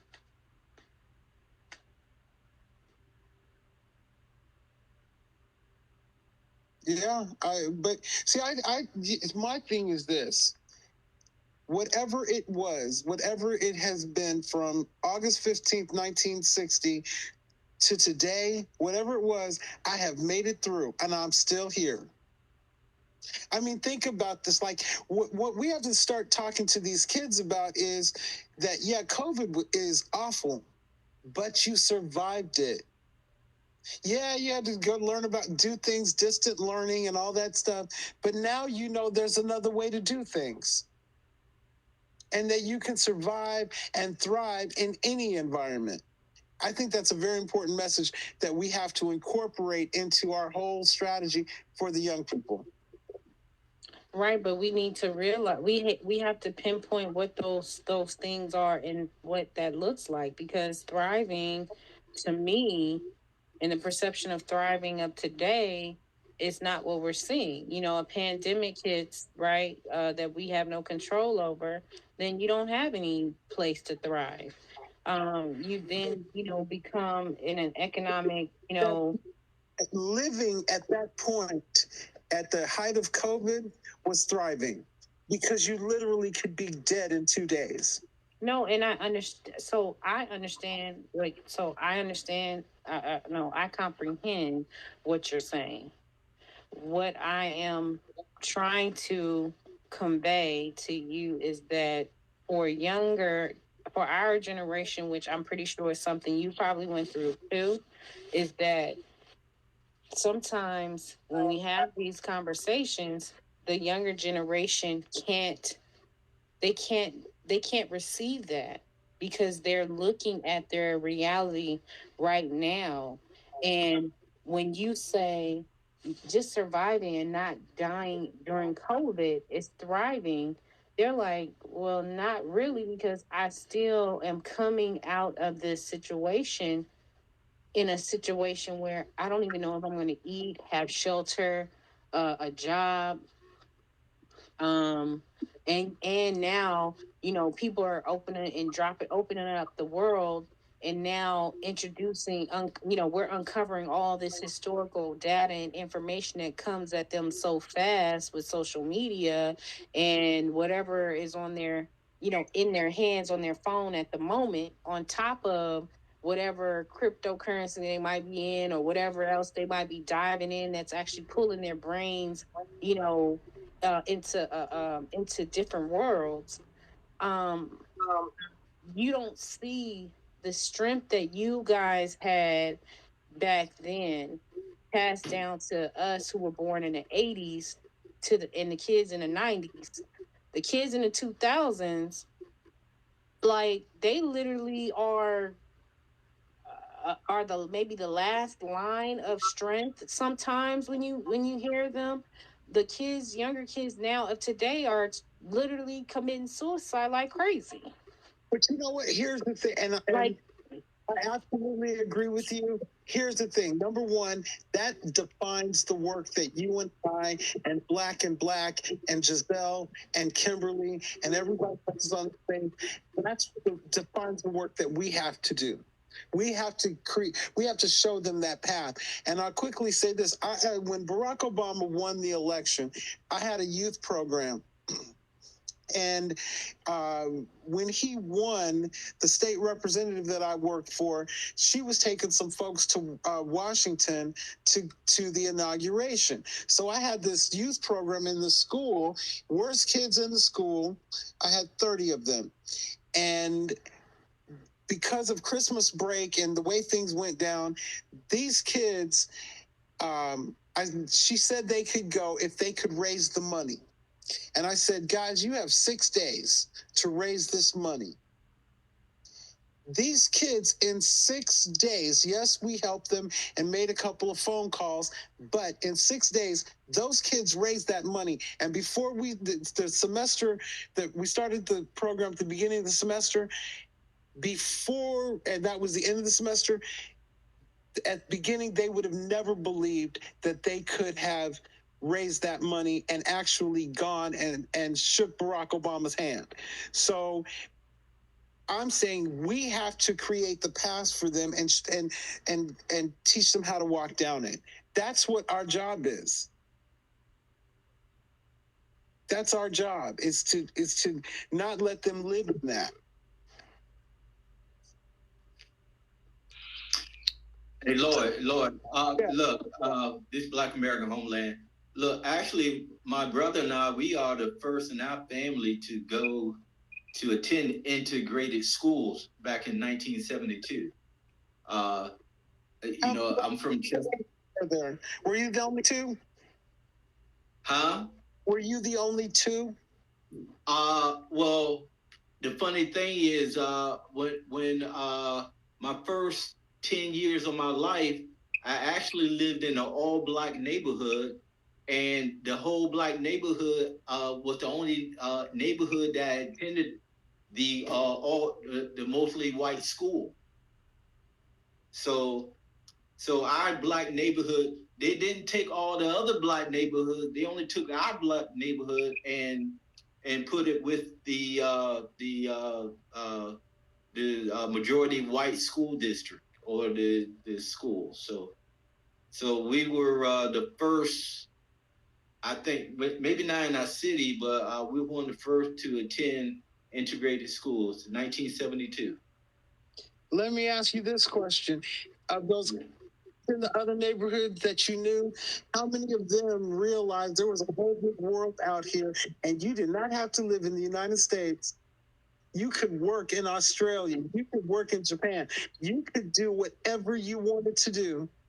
How many of them? So, and that's what you learned. And look at you today. So I'm saying that somebody showed it to you.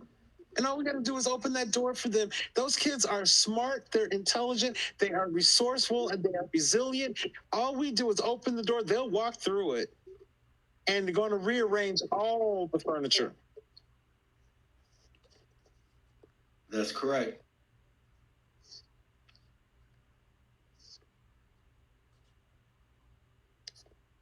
I guess I'm just at a point where now failure is not an option. Failure is not an option. I want to go back to the state of Delaware. We know it's 2 senators, it's 1 U.S. rep, right? And so we say, what can we do with that in Congress when we know we're not running as Democrats or Republicans, we're running under a Black state independent party. So what are we going to do? They're going to keep us out of committees, keep us out of power, right? Are they? They're going to try. But here's the thing. You've got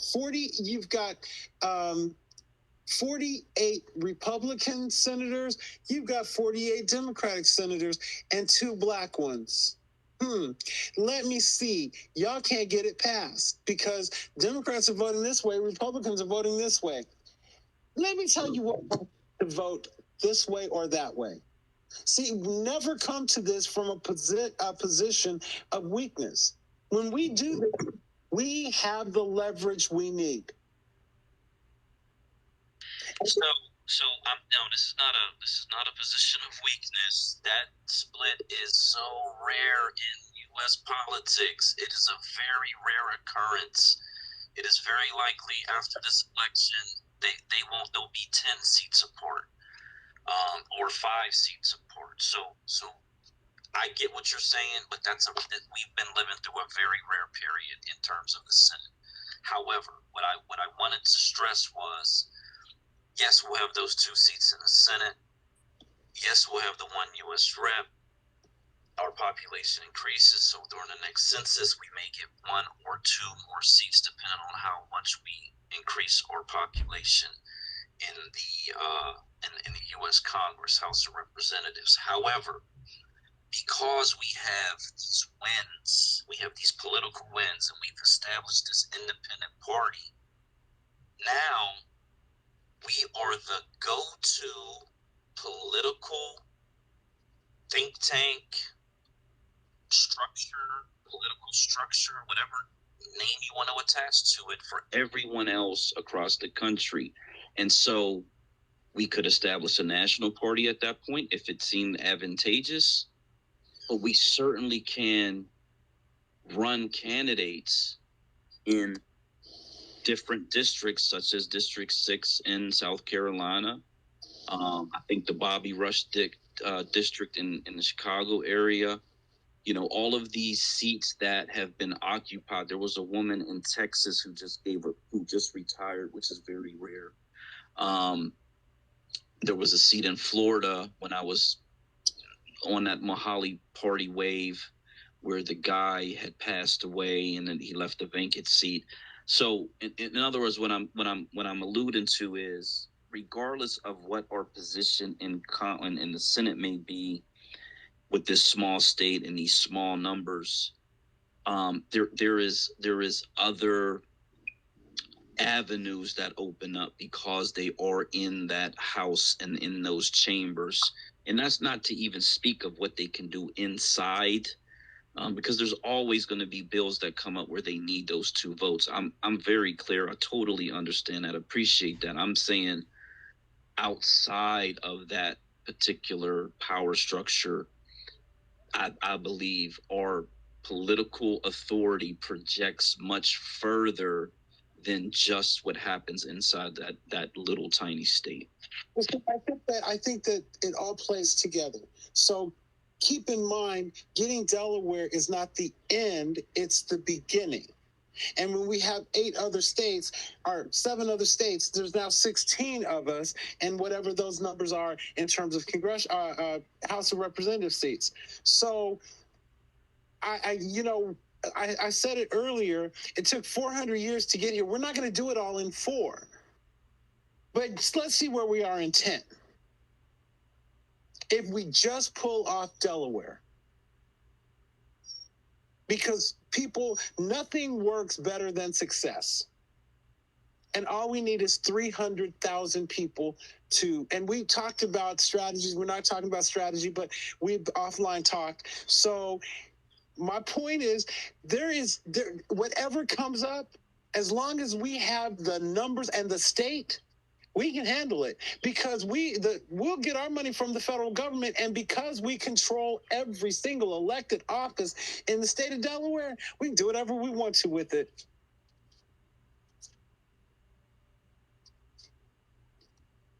And that's how we solve the problems. We don't try and work their model. We create a new model. Absolutely. And we don't ask for their permission to do it. We just do it.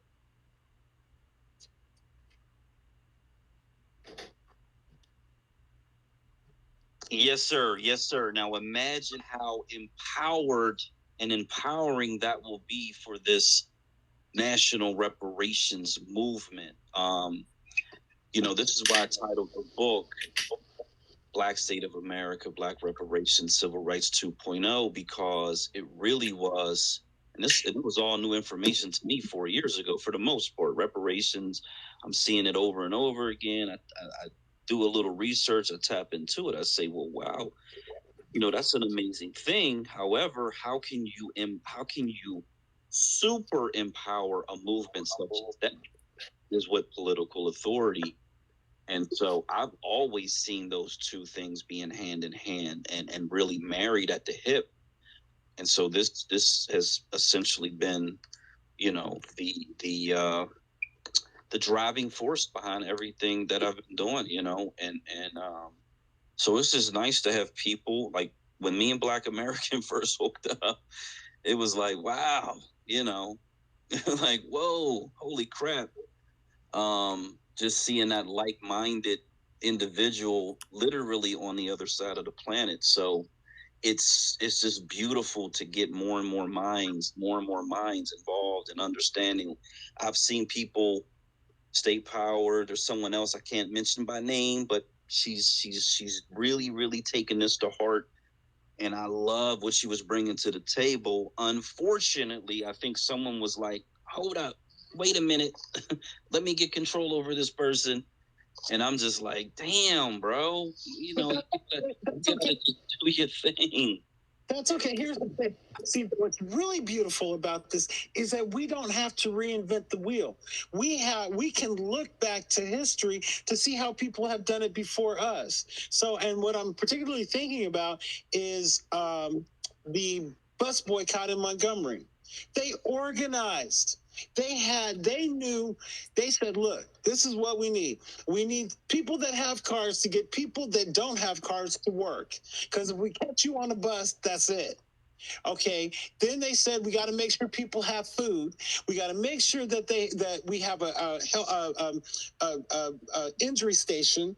We got to have security, and they put it all together. And the thing is, I watched the movie. They did it in a week. Should I talk about what we talked about, Lloyd, or should I wait? Go ahead and talk about it. I don't know.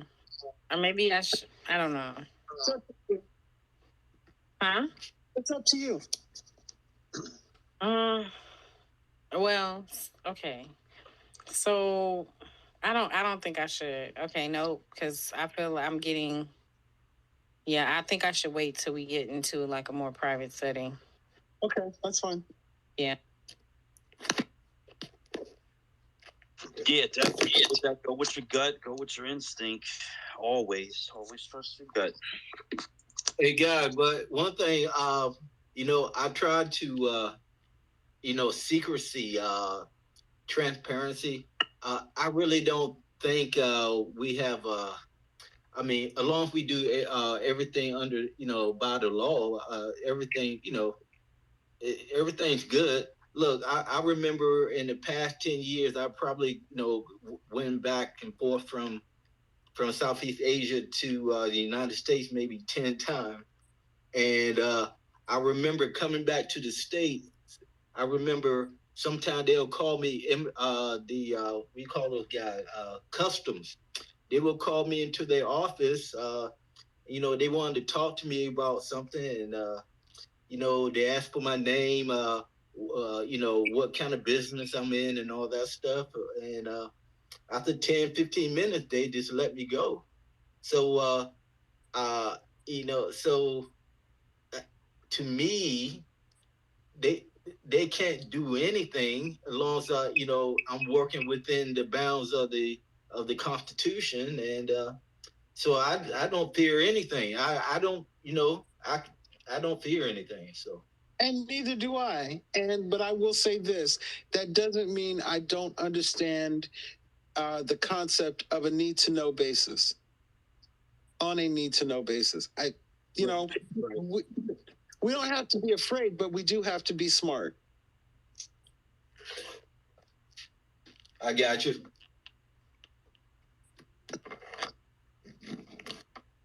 Yeah, I think the one thing that we definitely have that we definitely have learned that everything is not for social consumption in the public spaces, and we definitely have to quick, fast, in a hurry create more private spaces where we can have conversations. Hey, can I give you one suggestion? Is it possible? Can we do a space where we don't record the space? Black majority, or like a short space. Or can we do a space in the group that in the groups that we're in the Black majority state the private group? No, so here's what here's what I mentioned, that Signal earlier, which is like an encrypted app. I think it needs to be something where there is at least that understanding of encryption. If you're going to really try to have some type of private dialogue and do enough research on those apps to understand how encrypted they are. Well, it's the one the military uses. It's the one that the military uses for people that are deployed. So that the messages that people you talk to, like my nephew is in Iraq right now, so we communicate through Signal. And I believe, because I haven't FaceTimed him, but his parents FaceTime him at least once a week, and I think you can do that on Signal. Okay, then that's the one to use, because like I said, someone just married Black Parents is the one who sent it to me, and I know he's in the tech space, so he, that's probably the reason he chose that one. Go ahead, DJ.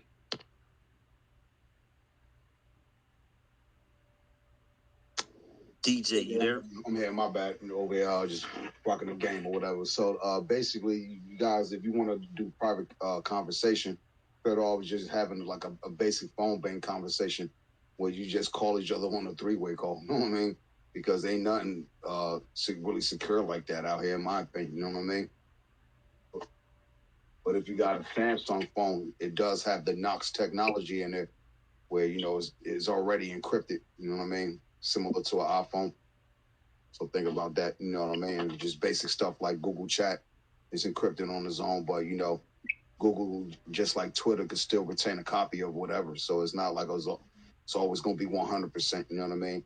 And if the feds want to take that particular app company or whatever to court to try to, get the information or whatever was done or said, then that could happen as well too. So it's not like it's any of this stuff is 100%. If you really want to be secretive, you better off passing notes, man. You know what I'm saying? So let me ask this question, because I don't know relationships on social media, because y'all see I come in and go out, and so I really don't know. But Tariq is putting together this FBA rally in Washington. Is that something that this group would get behind? I would get behind it, absolutely. Yeah, 100%. Yeah. We're currently doing a nationwide reparations rally that we're trying to do as well, other than the DC pull up. So that it's multiple things in the works right now. You can't like, I guess it's like you said, you can't be dipping in and out of the space. You got to stay up here, man. Okay, I hear you. But we do need to create a calendar also. So somewhere we need to post a calendar if we know about the pull-up and the other one that you're talking about. That needs to be on a calendar so people can start planning for it, like yesterday. Okay, so I missed those spaces where Yaya had the conversation surrounded that, and just hearing our own personal, I'm from Jersey or whatever, so we got our own thing going on over here, just as well as every other state, because reparations is a two-check system that so everybody's pulling up to their nation's capital or maybe pulling up wherever we could pull up at. But if you want, you can follow me. I'll hit you in the back channel and tell you what it is, because I had to tell several people from Jersey, like, I'm not going to tell you the idea that I got, how we could get our little pull-up day done for free for the most part. So I think if everybody will follow suit and just communicate a little bit more, I could have told everybody, hey, look, I think this is how we should do it, and it won't cost none of us a dime. Real talk. But, I yield there. I'm all in. DM me what you need from me, and I'll get back to you.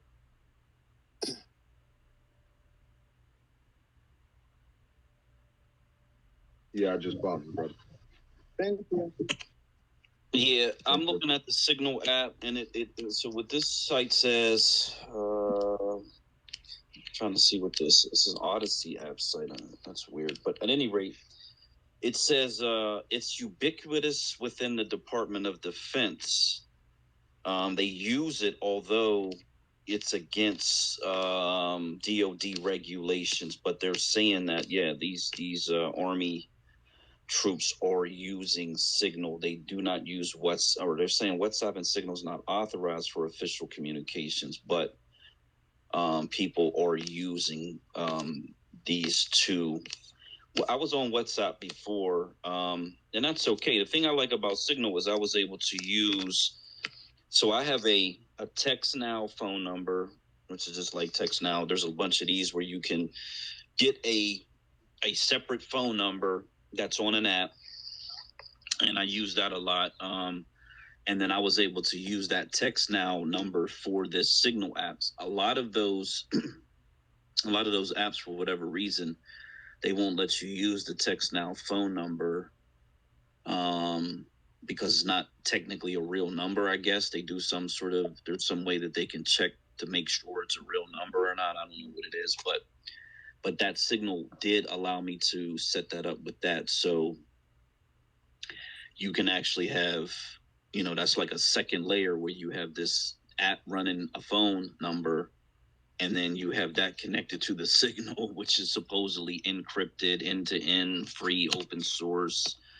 You know, a lot of that stuff right there. But you know, because I haven't got a clue what you're talking about.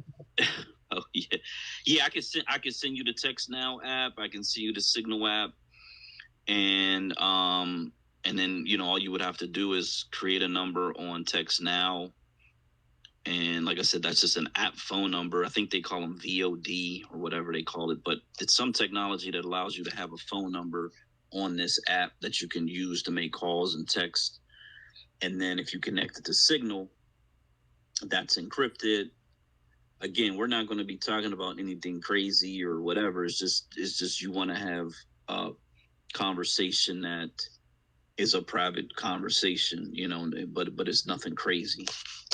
That's why I just mentioned the plain old basic text message, bro. You know what I'm saying? But ain't nothing kooky or crazy. That's private. You know what I'm saying? It's my phone. You know what I mean? My number. You know, same thing. Belongs to me. You know, and you could get also applications that have like, you know, you can encrypt your messages as well. You know what I mean? You don't have to send them out as, you know what I mean, just regular text messages. There's ways to encrypt the message through a basic text. You know, just got to research the stuff, bro.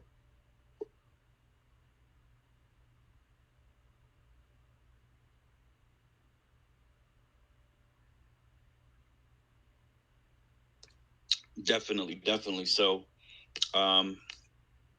yeah, I mean, if anybody wants to be on that particular, you know, call, I guess, or group chat or whatever, I guess, you know, just let me know or whatever, and I definitely want to get State Power on there because I'm pretty sure he's planning to make the move. As or some other people that have told me that they want to move, but you know, he's more on the military side of things, and definitely want to keep him, you know, actively involved in, in what we're talking about.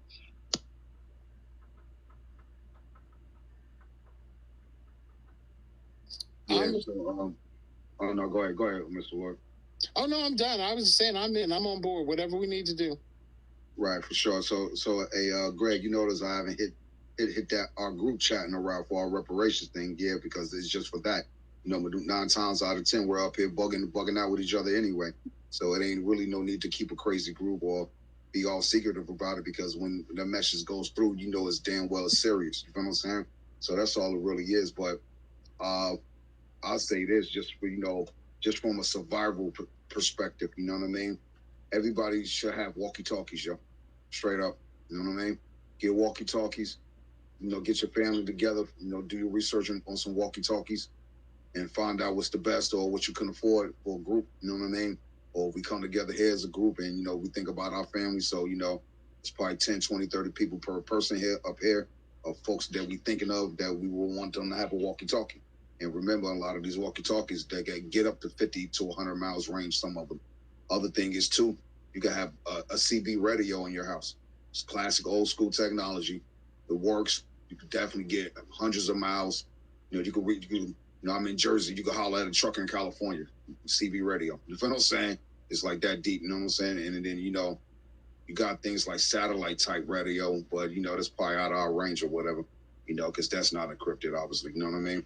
But as far as just staying on the low, yeah, CB radio, it's kind of encrypted because you could go to whatever channel you need to be on.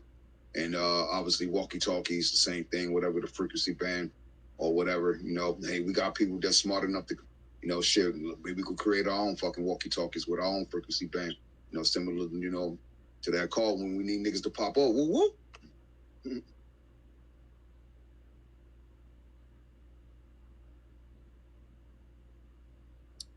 Yeah, I think that's a plan. I mean, you know, all this stuff has to be put into our organizational plan.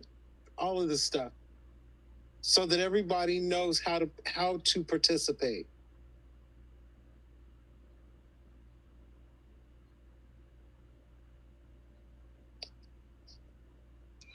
Okay. Go ahead. No, I was just going to say you could do just to keep it, you know, simple too, because your email is private. Keep it real. You know what I mean? You could do email blasts. You know, sign up for one of these email blast type servers or whatever. You know, and just do email blasts like that. And you have like, you know, book club or whatever it is most people do with an email blast, you know, promote my record or whatever, you know what it is. You know, and obviously the only people that would know is us. Other thing is too, you know, you could create like a Google Photos or Google Drive like type account, and whatever information you go upload there, you can send people a passcode to access the information, or share a link and they can just download it. You know what I mean? So, you know, that works too, and it's free. You ain't got to worry about like, you know, formalities or like really high and shit. Cause like you said, we ain't really fucking on no bullshit. We just passing out particular information around. You know what I mean? I think so. I think I understand you. Yeah. And No, Lord I'm just Kelly, saying, are you? there's nothing secretive about it. That's kind of where you probably misunderstood too, Miss Giselle Rella, when she was saying about, you know, a socialist state. You know, if you pay attention to China, that's what I talk about on my little space or whatever. You know, we talk about China and the CCP and how they got their peoples in a socialist construct like the Matrix. You know what I'm saying? Where it's like, you know, if you really jaywalk across the street, your credit score gonna get lowered. It's really like that over there. You know what I mean? You get into a fight, you know, you get caught doing something criminally, they lower your credit score. That's why Hong Kong was separate from China. You feel what I'm saying? And it just seems like that kind of trying to do that to us over here. You know what I mean? But I'll yield on that one. Go ahead, bro.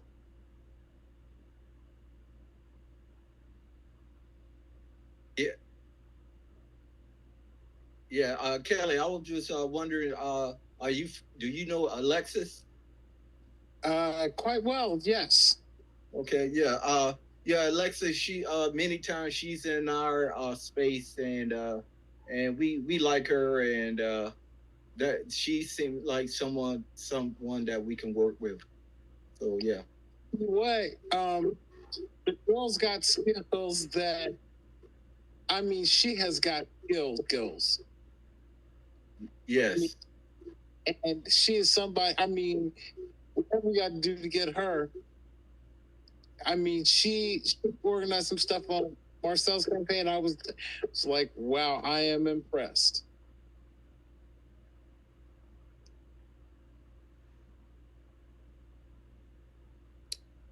I appreciate that endorsement. Well, that that information. We've met so many like super intelligent people. I was thinking back, when did these spaces start? I think it was in December, maybe just after the new year or just before, but we've really had some super amazing people just connecting with and talking to, and you know,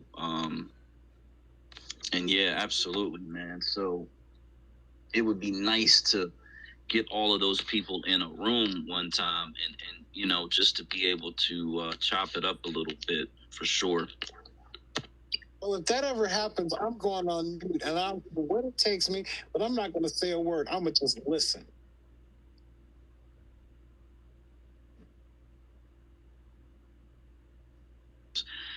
Yeah, because I'm like, man, how many people, me going there,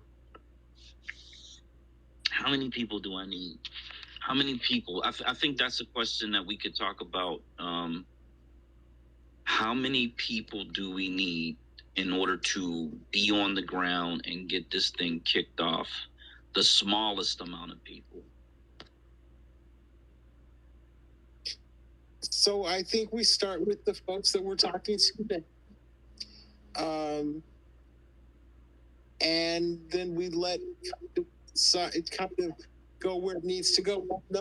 Once we start putting things on paper, like we talked about, let's see what Rella does website, Nas does IP, Kimberly is an attorney. You and Black, that Black are writers, so we got content people, and we just go like that. I mean, once we put it out there, Giselle is entertainment, so she on social media, like, once we sit down and start planning, and you know, we'll know what we need.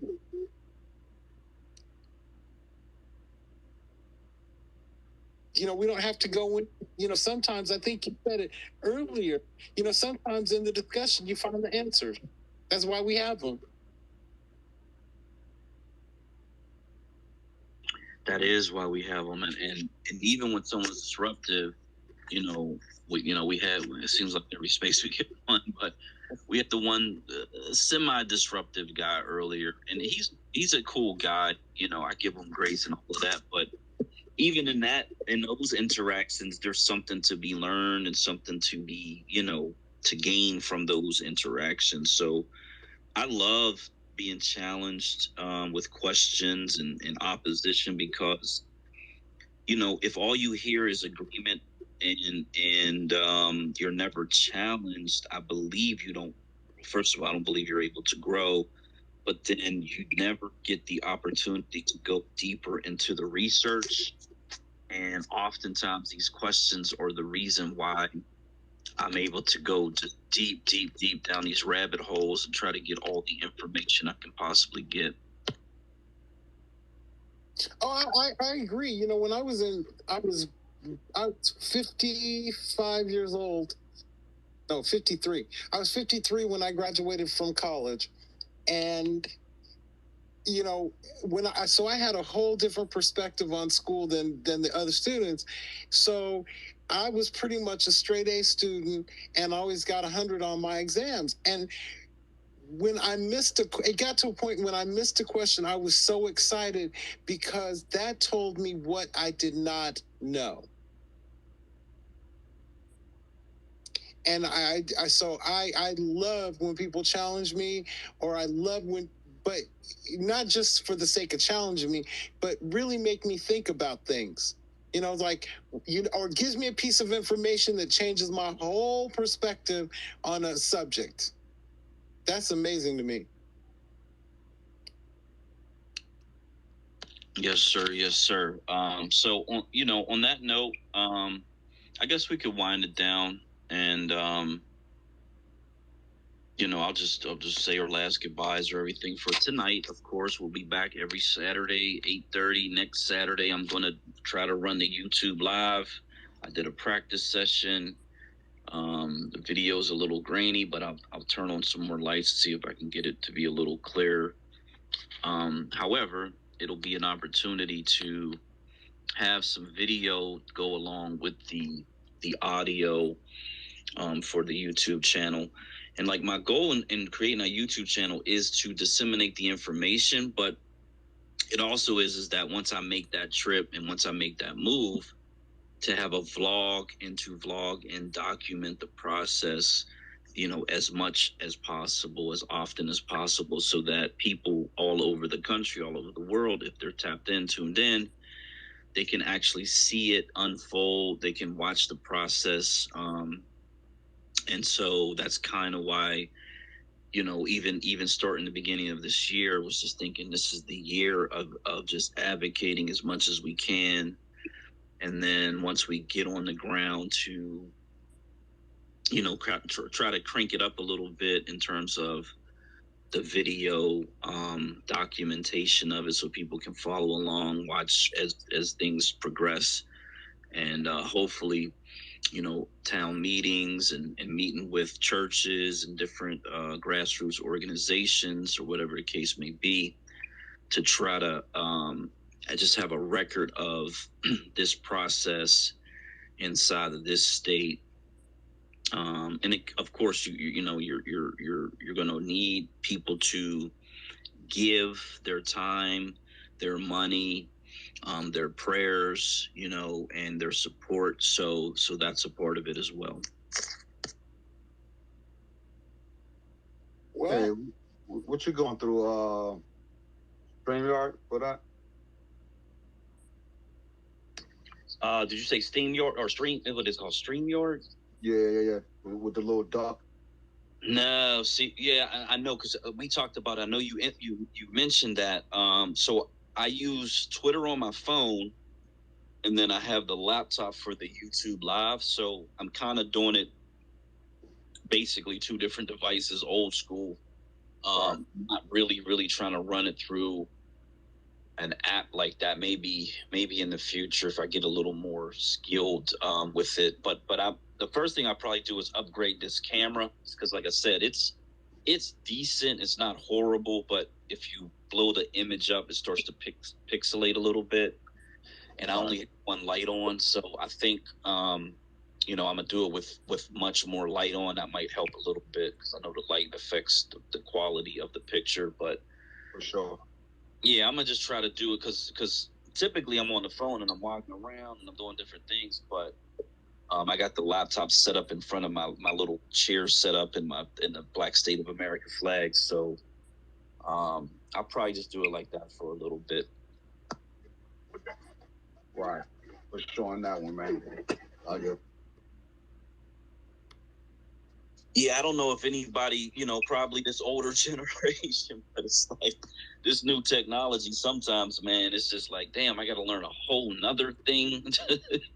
And it's like every time, like the thing about the text now and the signal is really simple. It's super straightforward. You sign up, boom, boom, boom, you're working. And there's really no instructions to it. It's just like 3 things you got to do. So something like that is something I can gravitate towards. But when I got to download this, plug this, check this, you know what I mean? When it's like a whole checklist of stuff, it's just like, man, I ain't really prepared like that to keep learning new technologies like that. So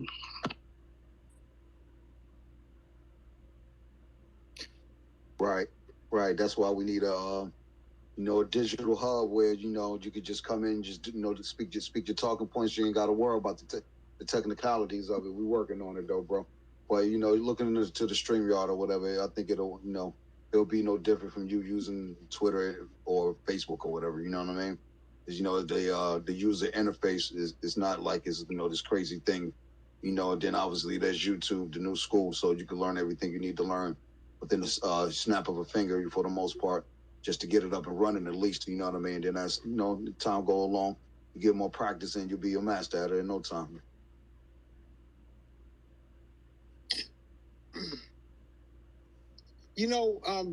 Black Majority, one of the things that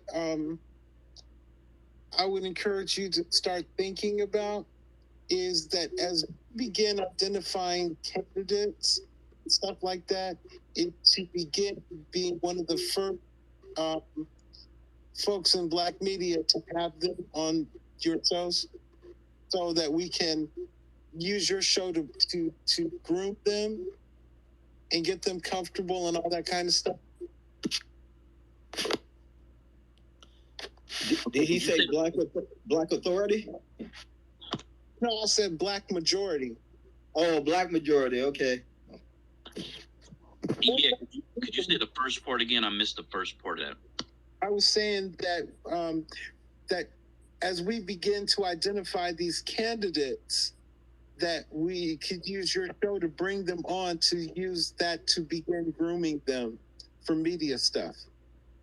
Oh, absolutely. No question at all. Yeah. I mean, if we could set something up online, yeah, I mean, that would be pretty cool. I'm not, the greatest. I've never done an interview. I've done interviews where people are interviewing me, but I certainly could question somebody and vibe with people.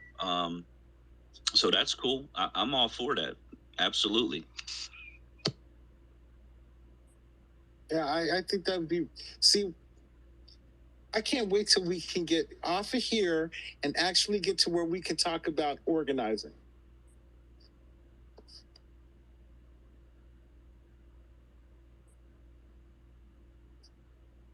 Rella, did you fall asleep? Yeah, I think she's been out for the count for a minute. Hey, Black Majority, I got 4 minutes. I gotta go out at 3 o'clock. I got okay. It's 2 o'clock here, and I gotta go to work in the morning. Yeah, that's good. This is a good time to shut it down. Then, everybody, I got to get up in the morning as well. So, Thank everybody for coming out to the space again. Totally 100% appreciated. And thanks all the speakers and all the listeners as well.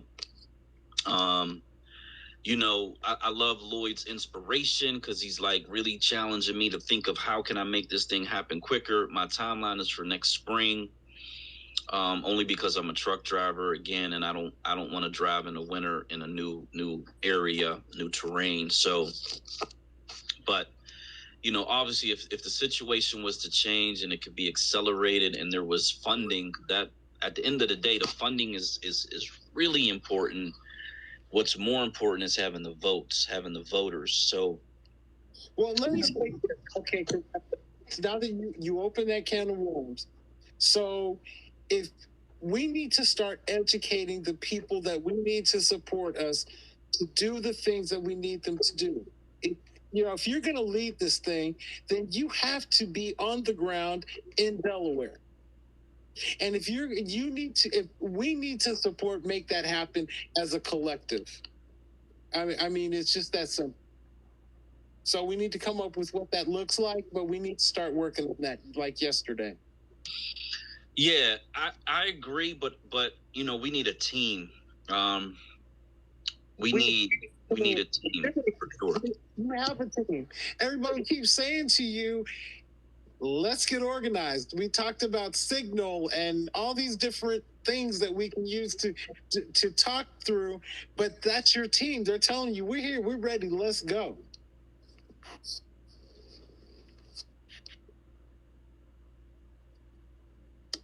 Okay, yeah, let's talk about it. Let's talk about it.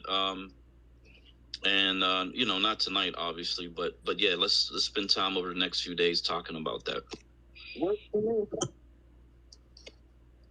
So let's talk tomorrow or whenever, or later today. But Lloyd's got to go. Okay, good evening, everybody.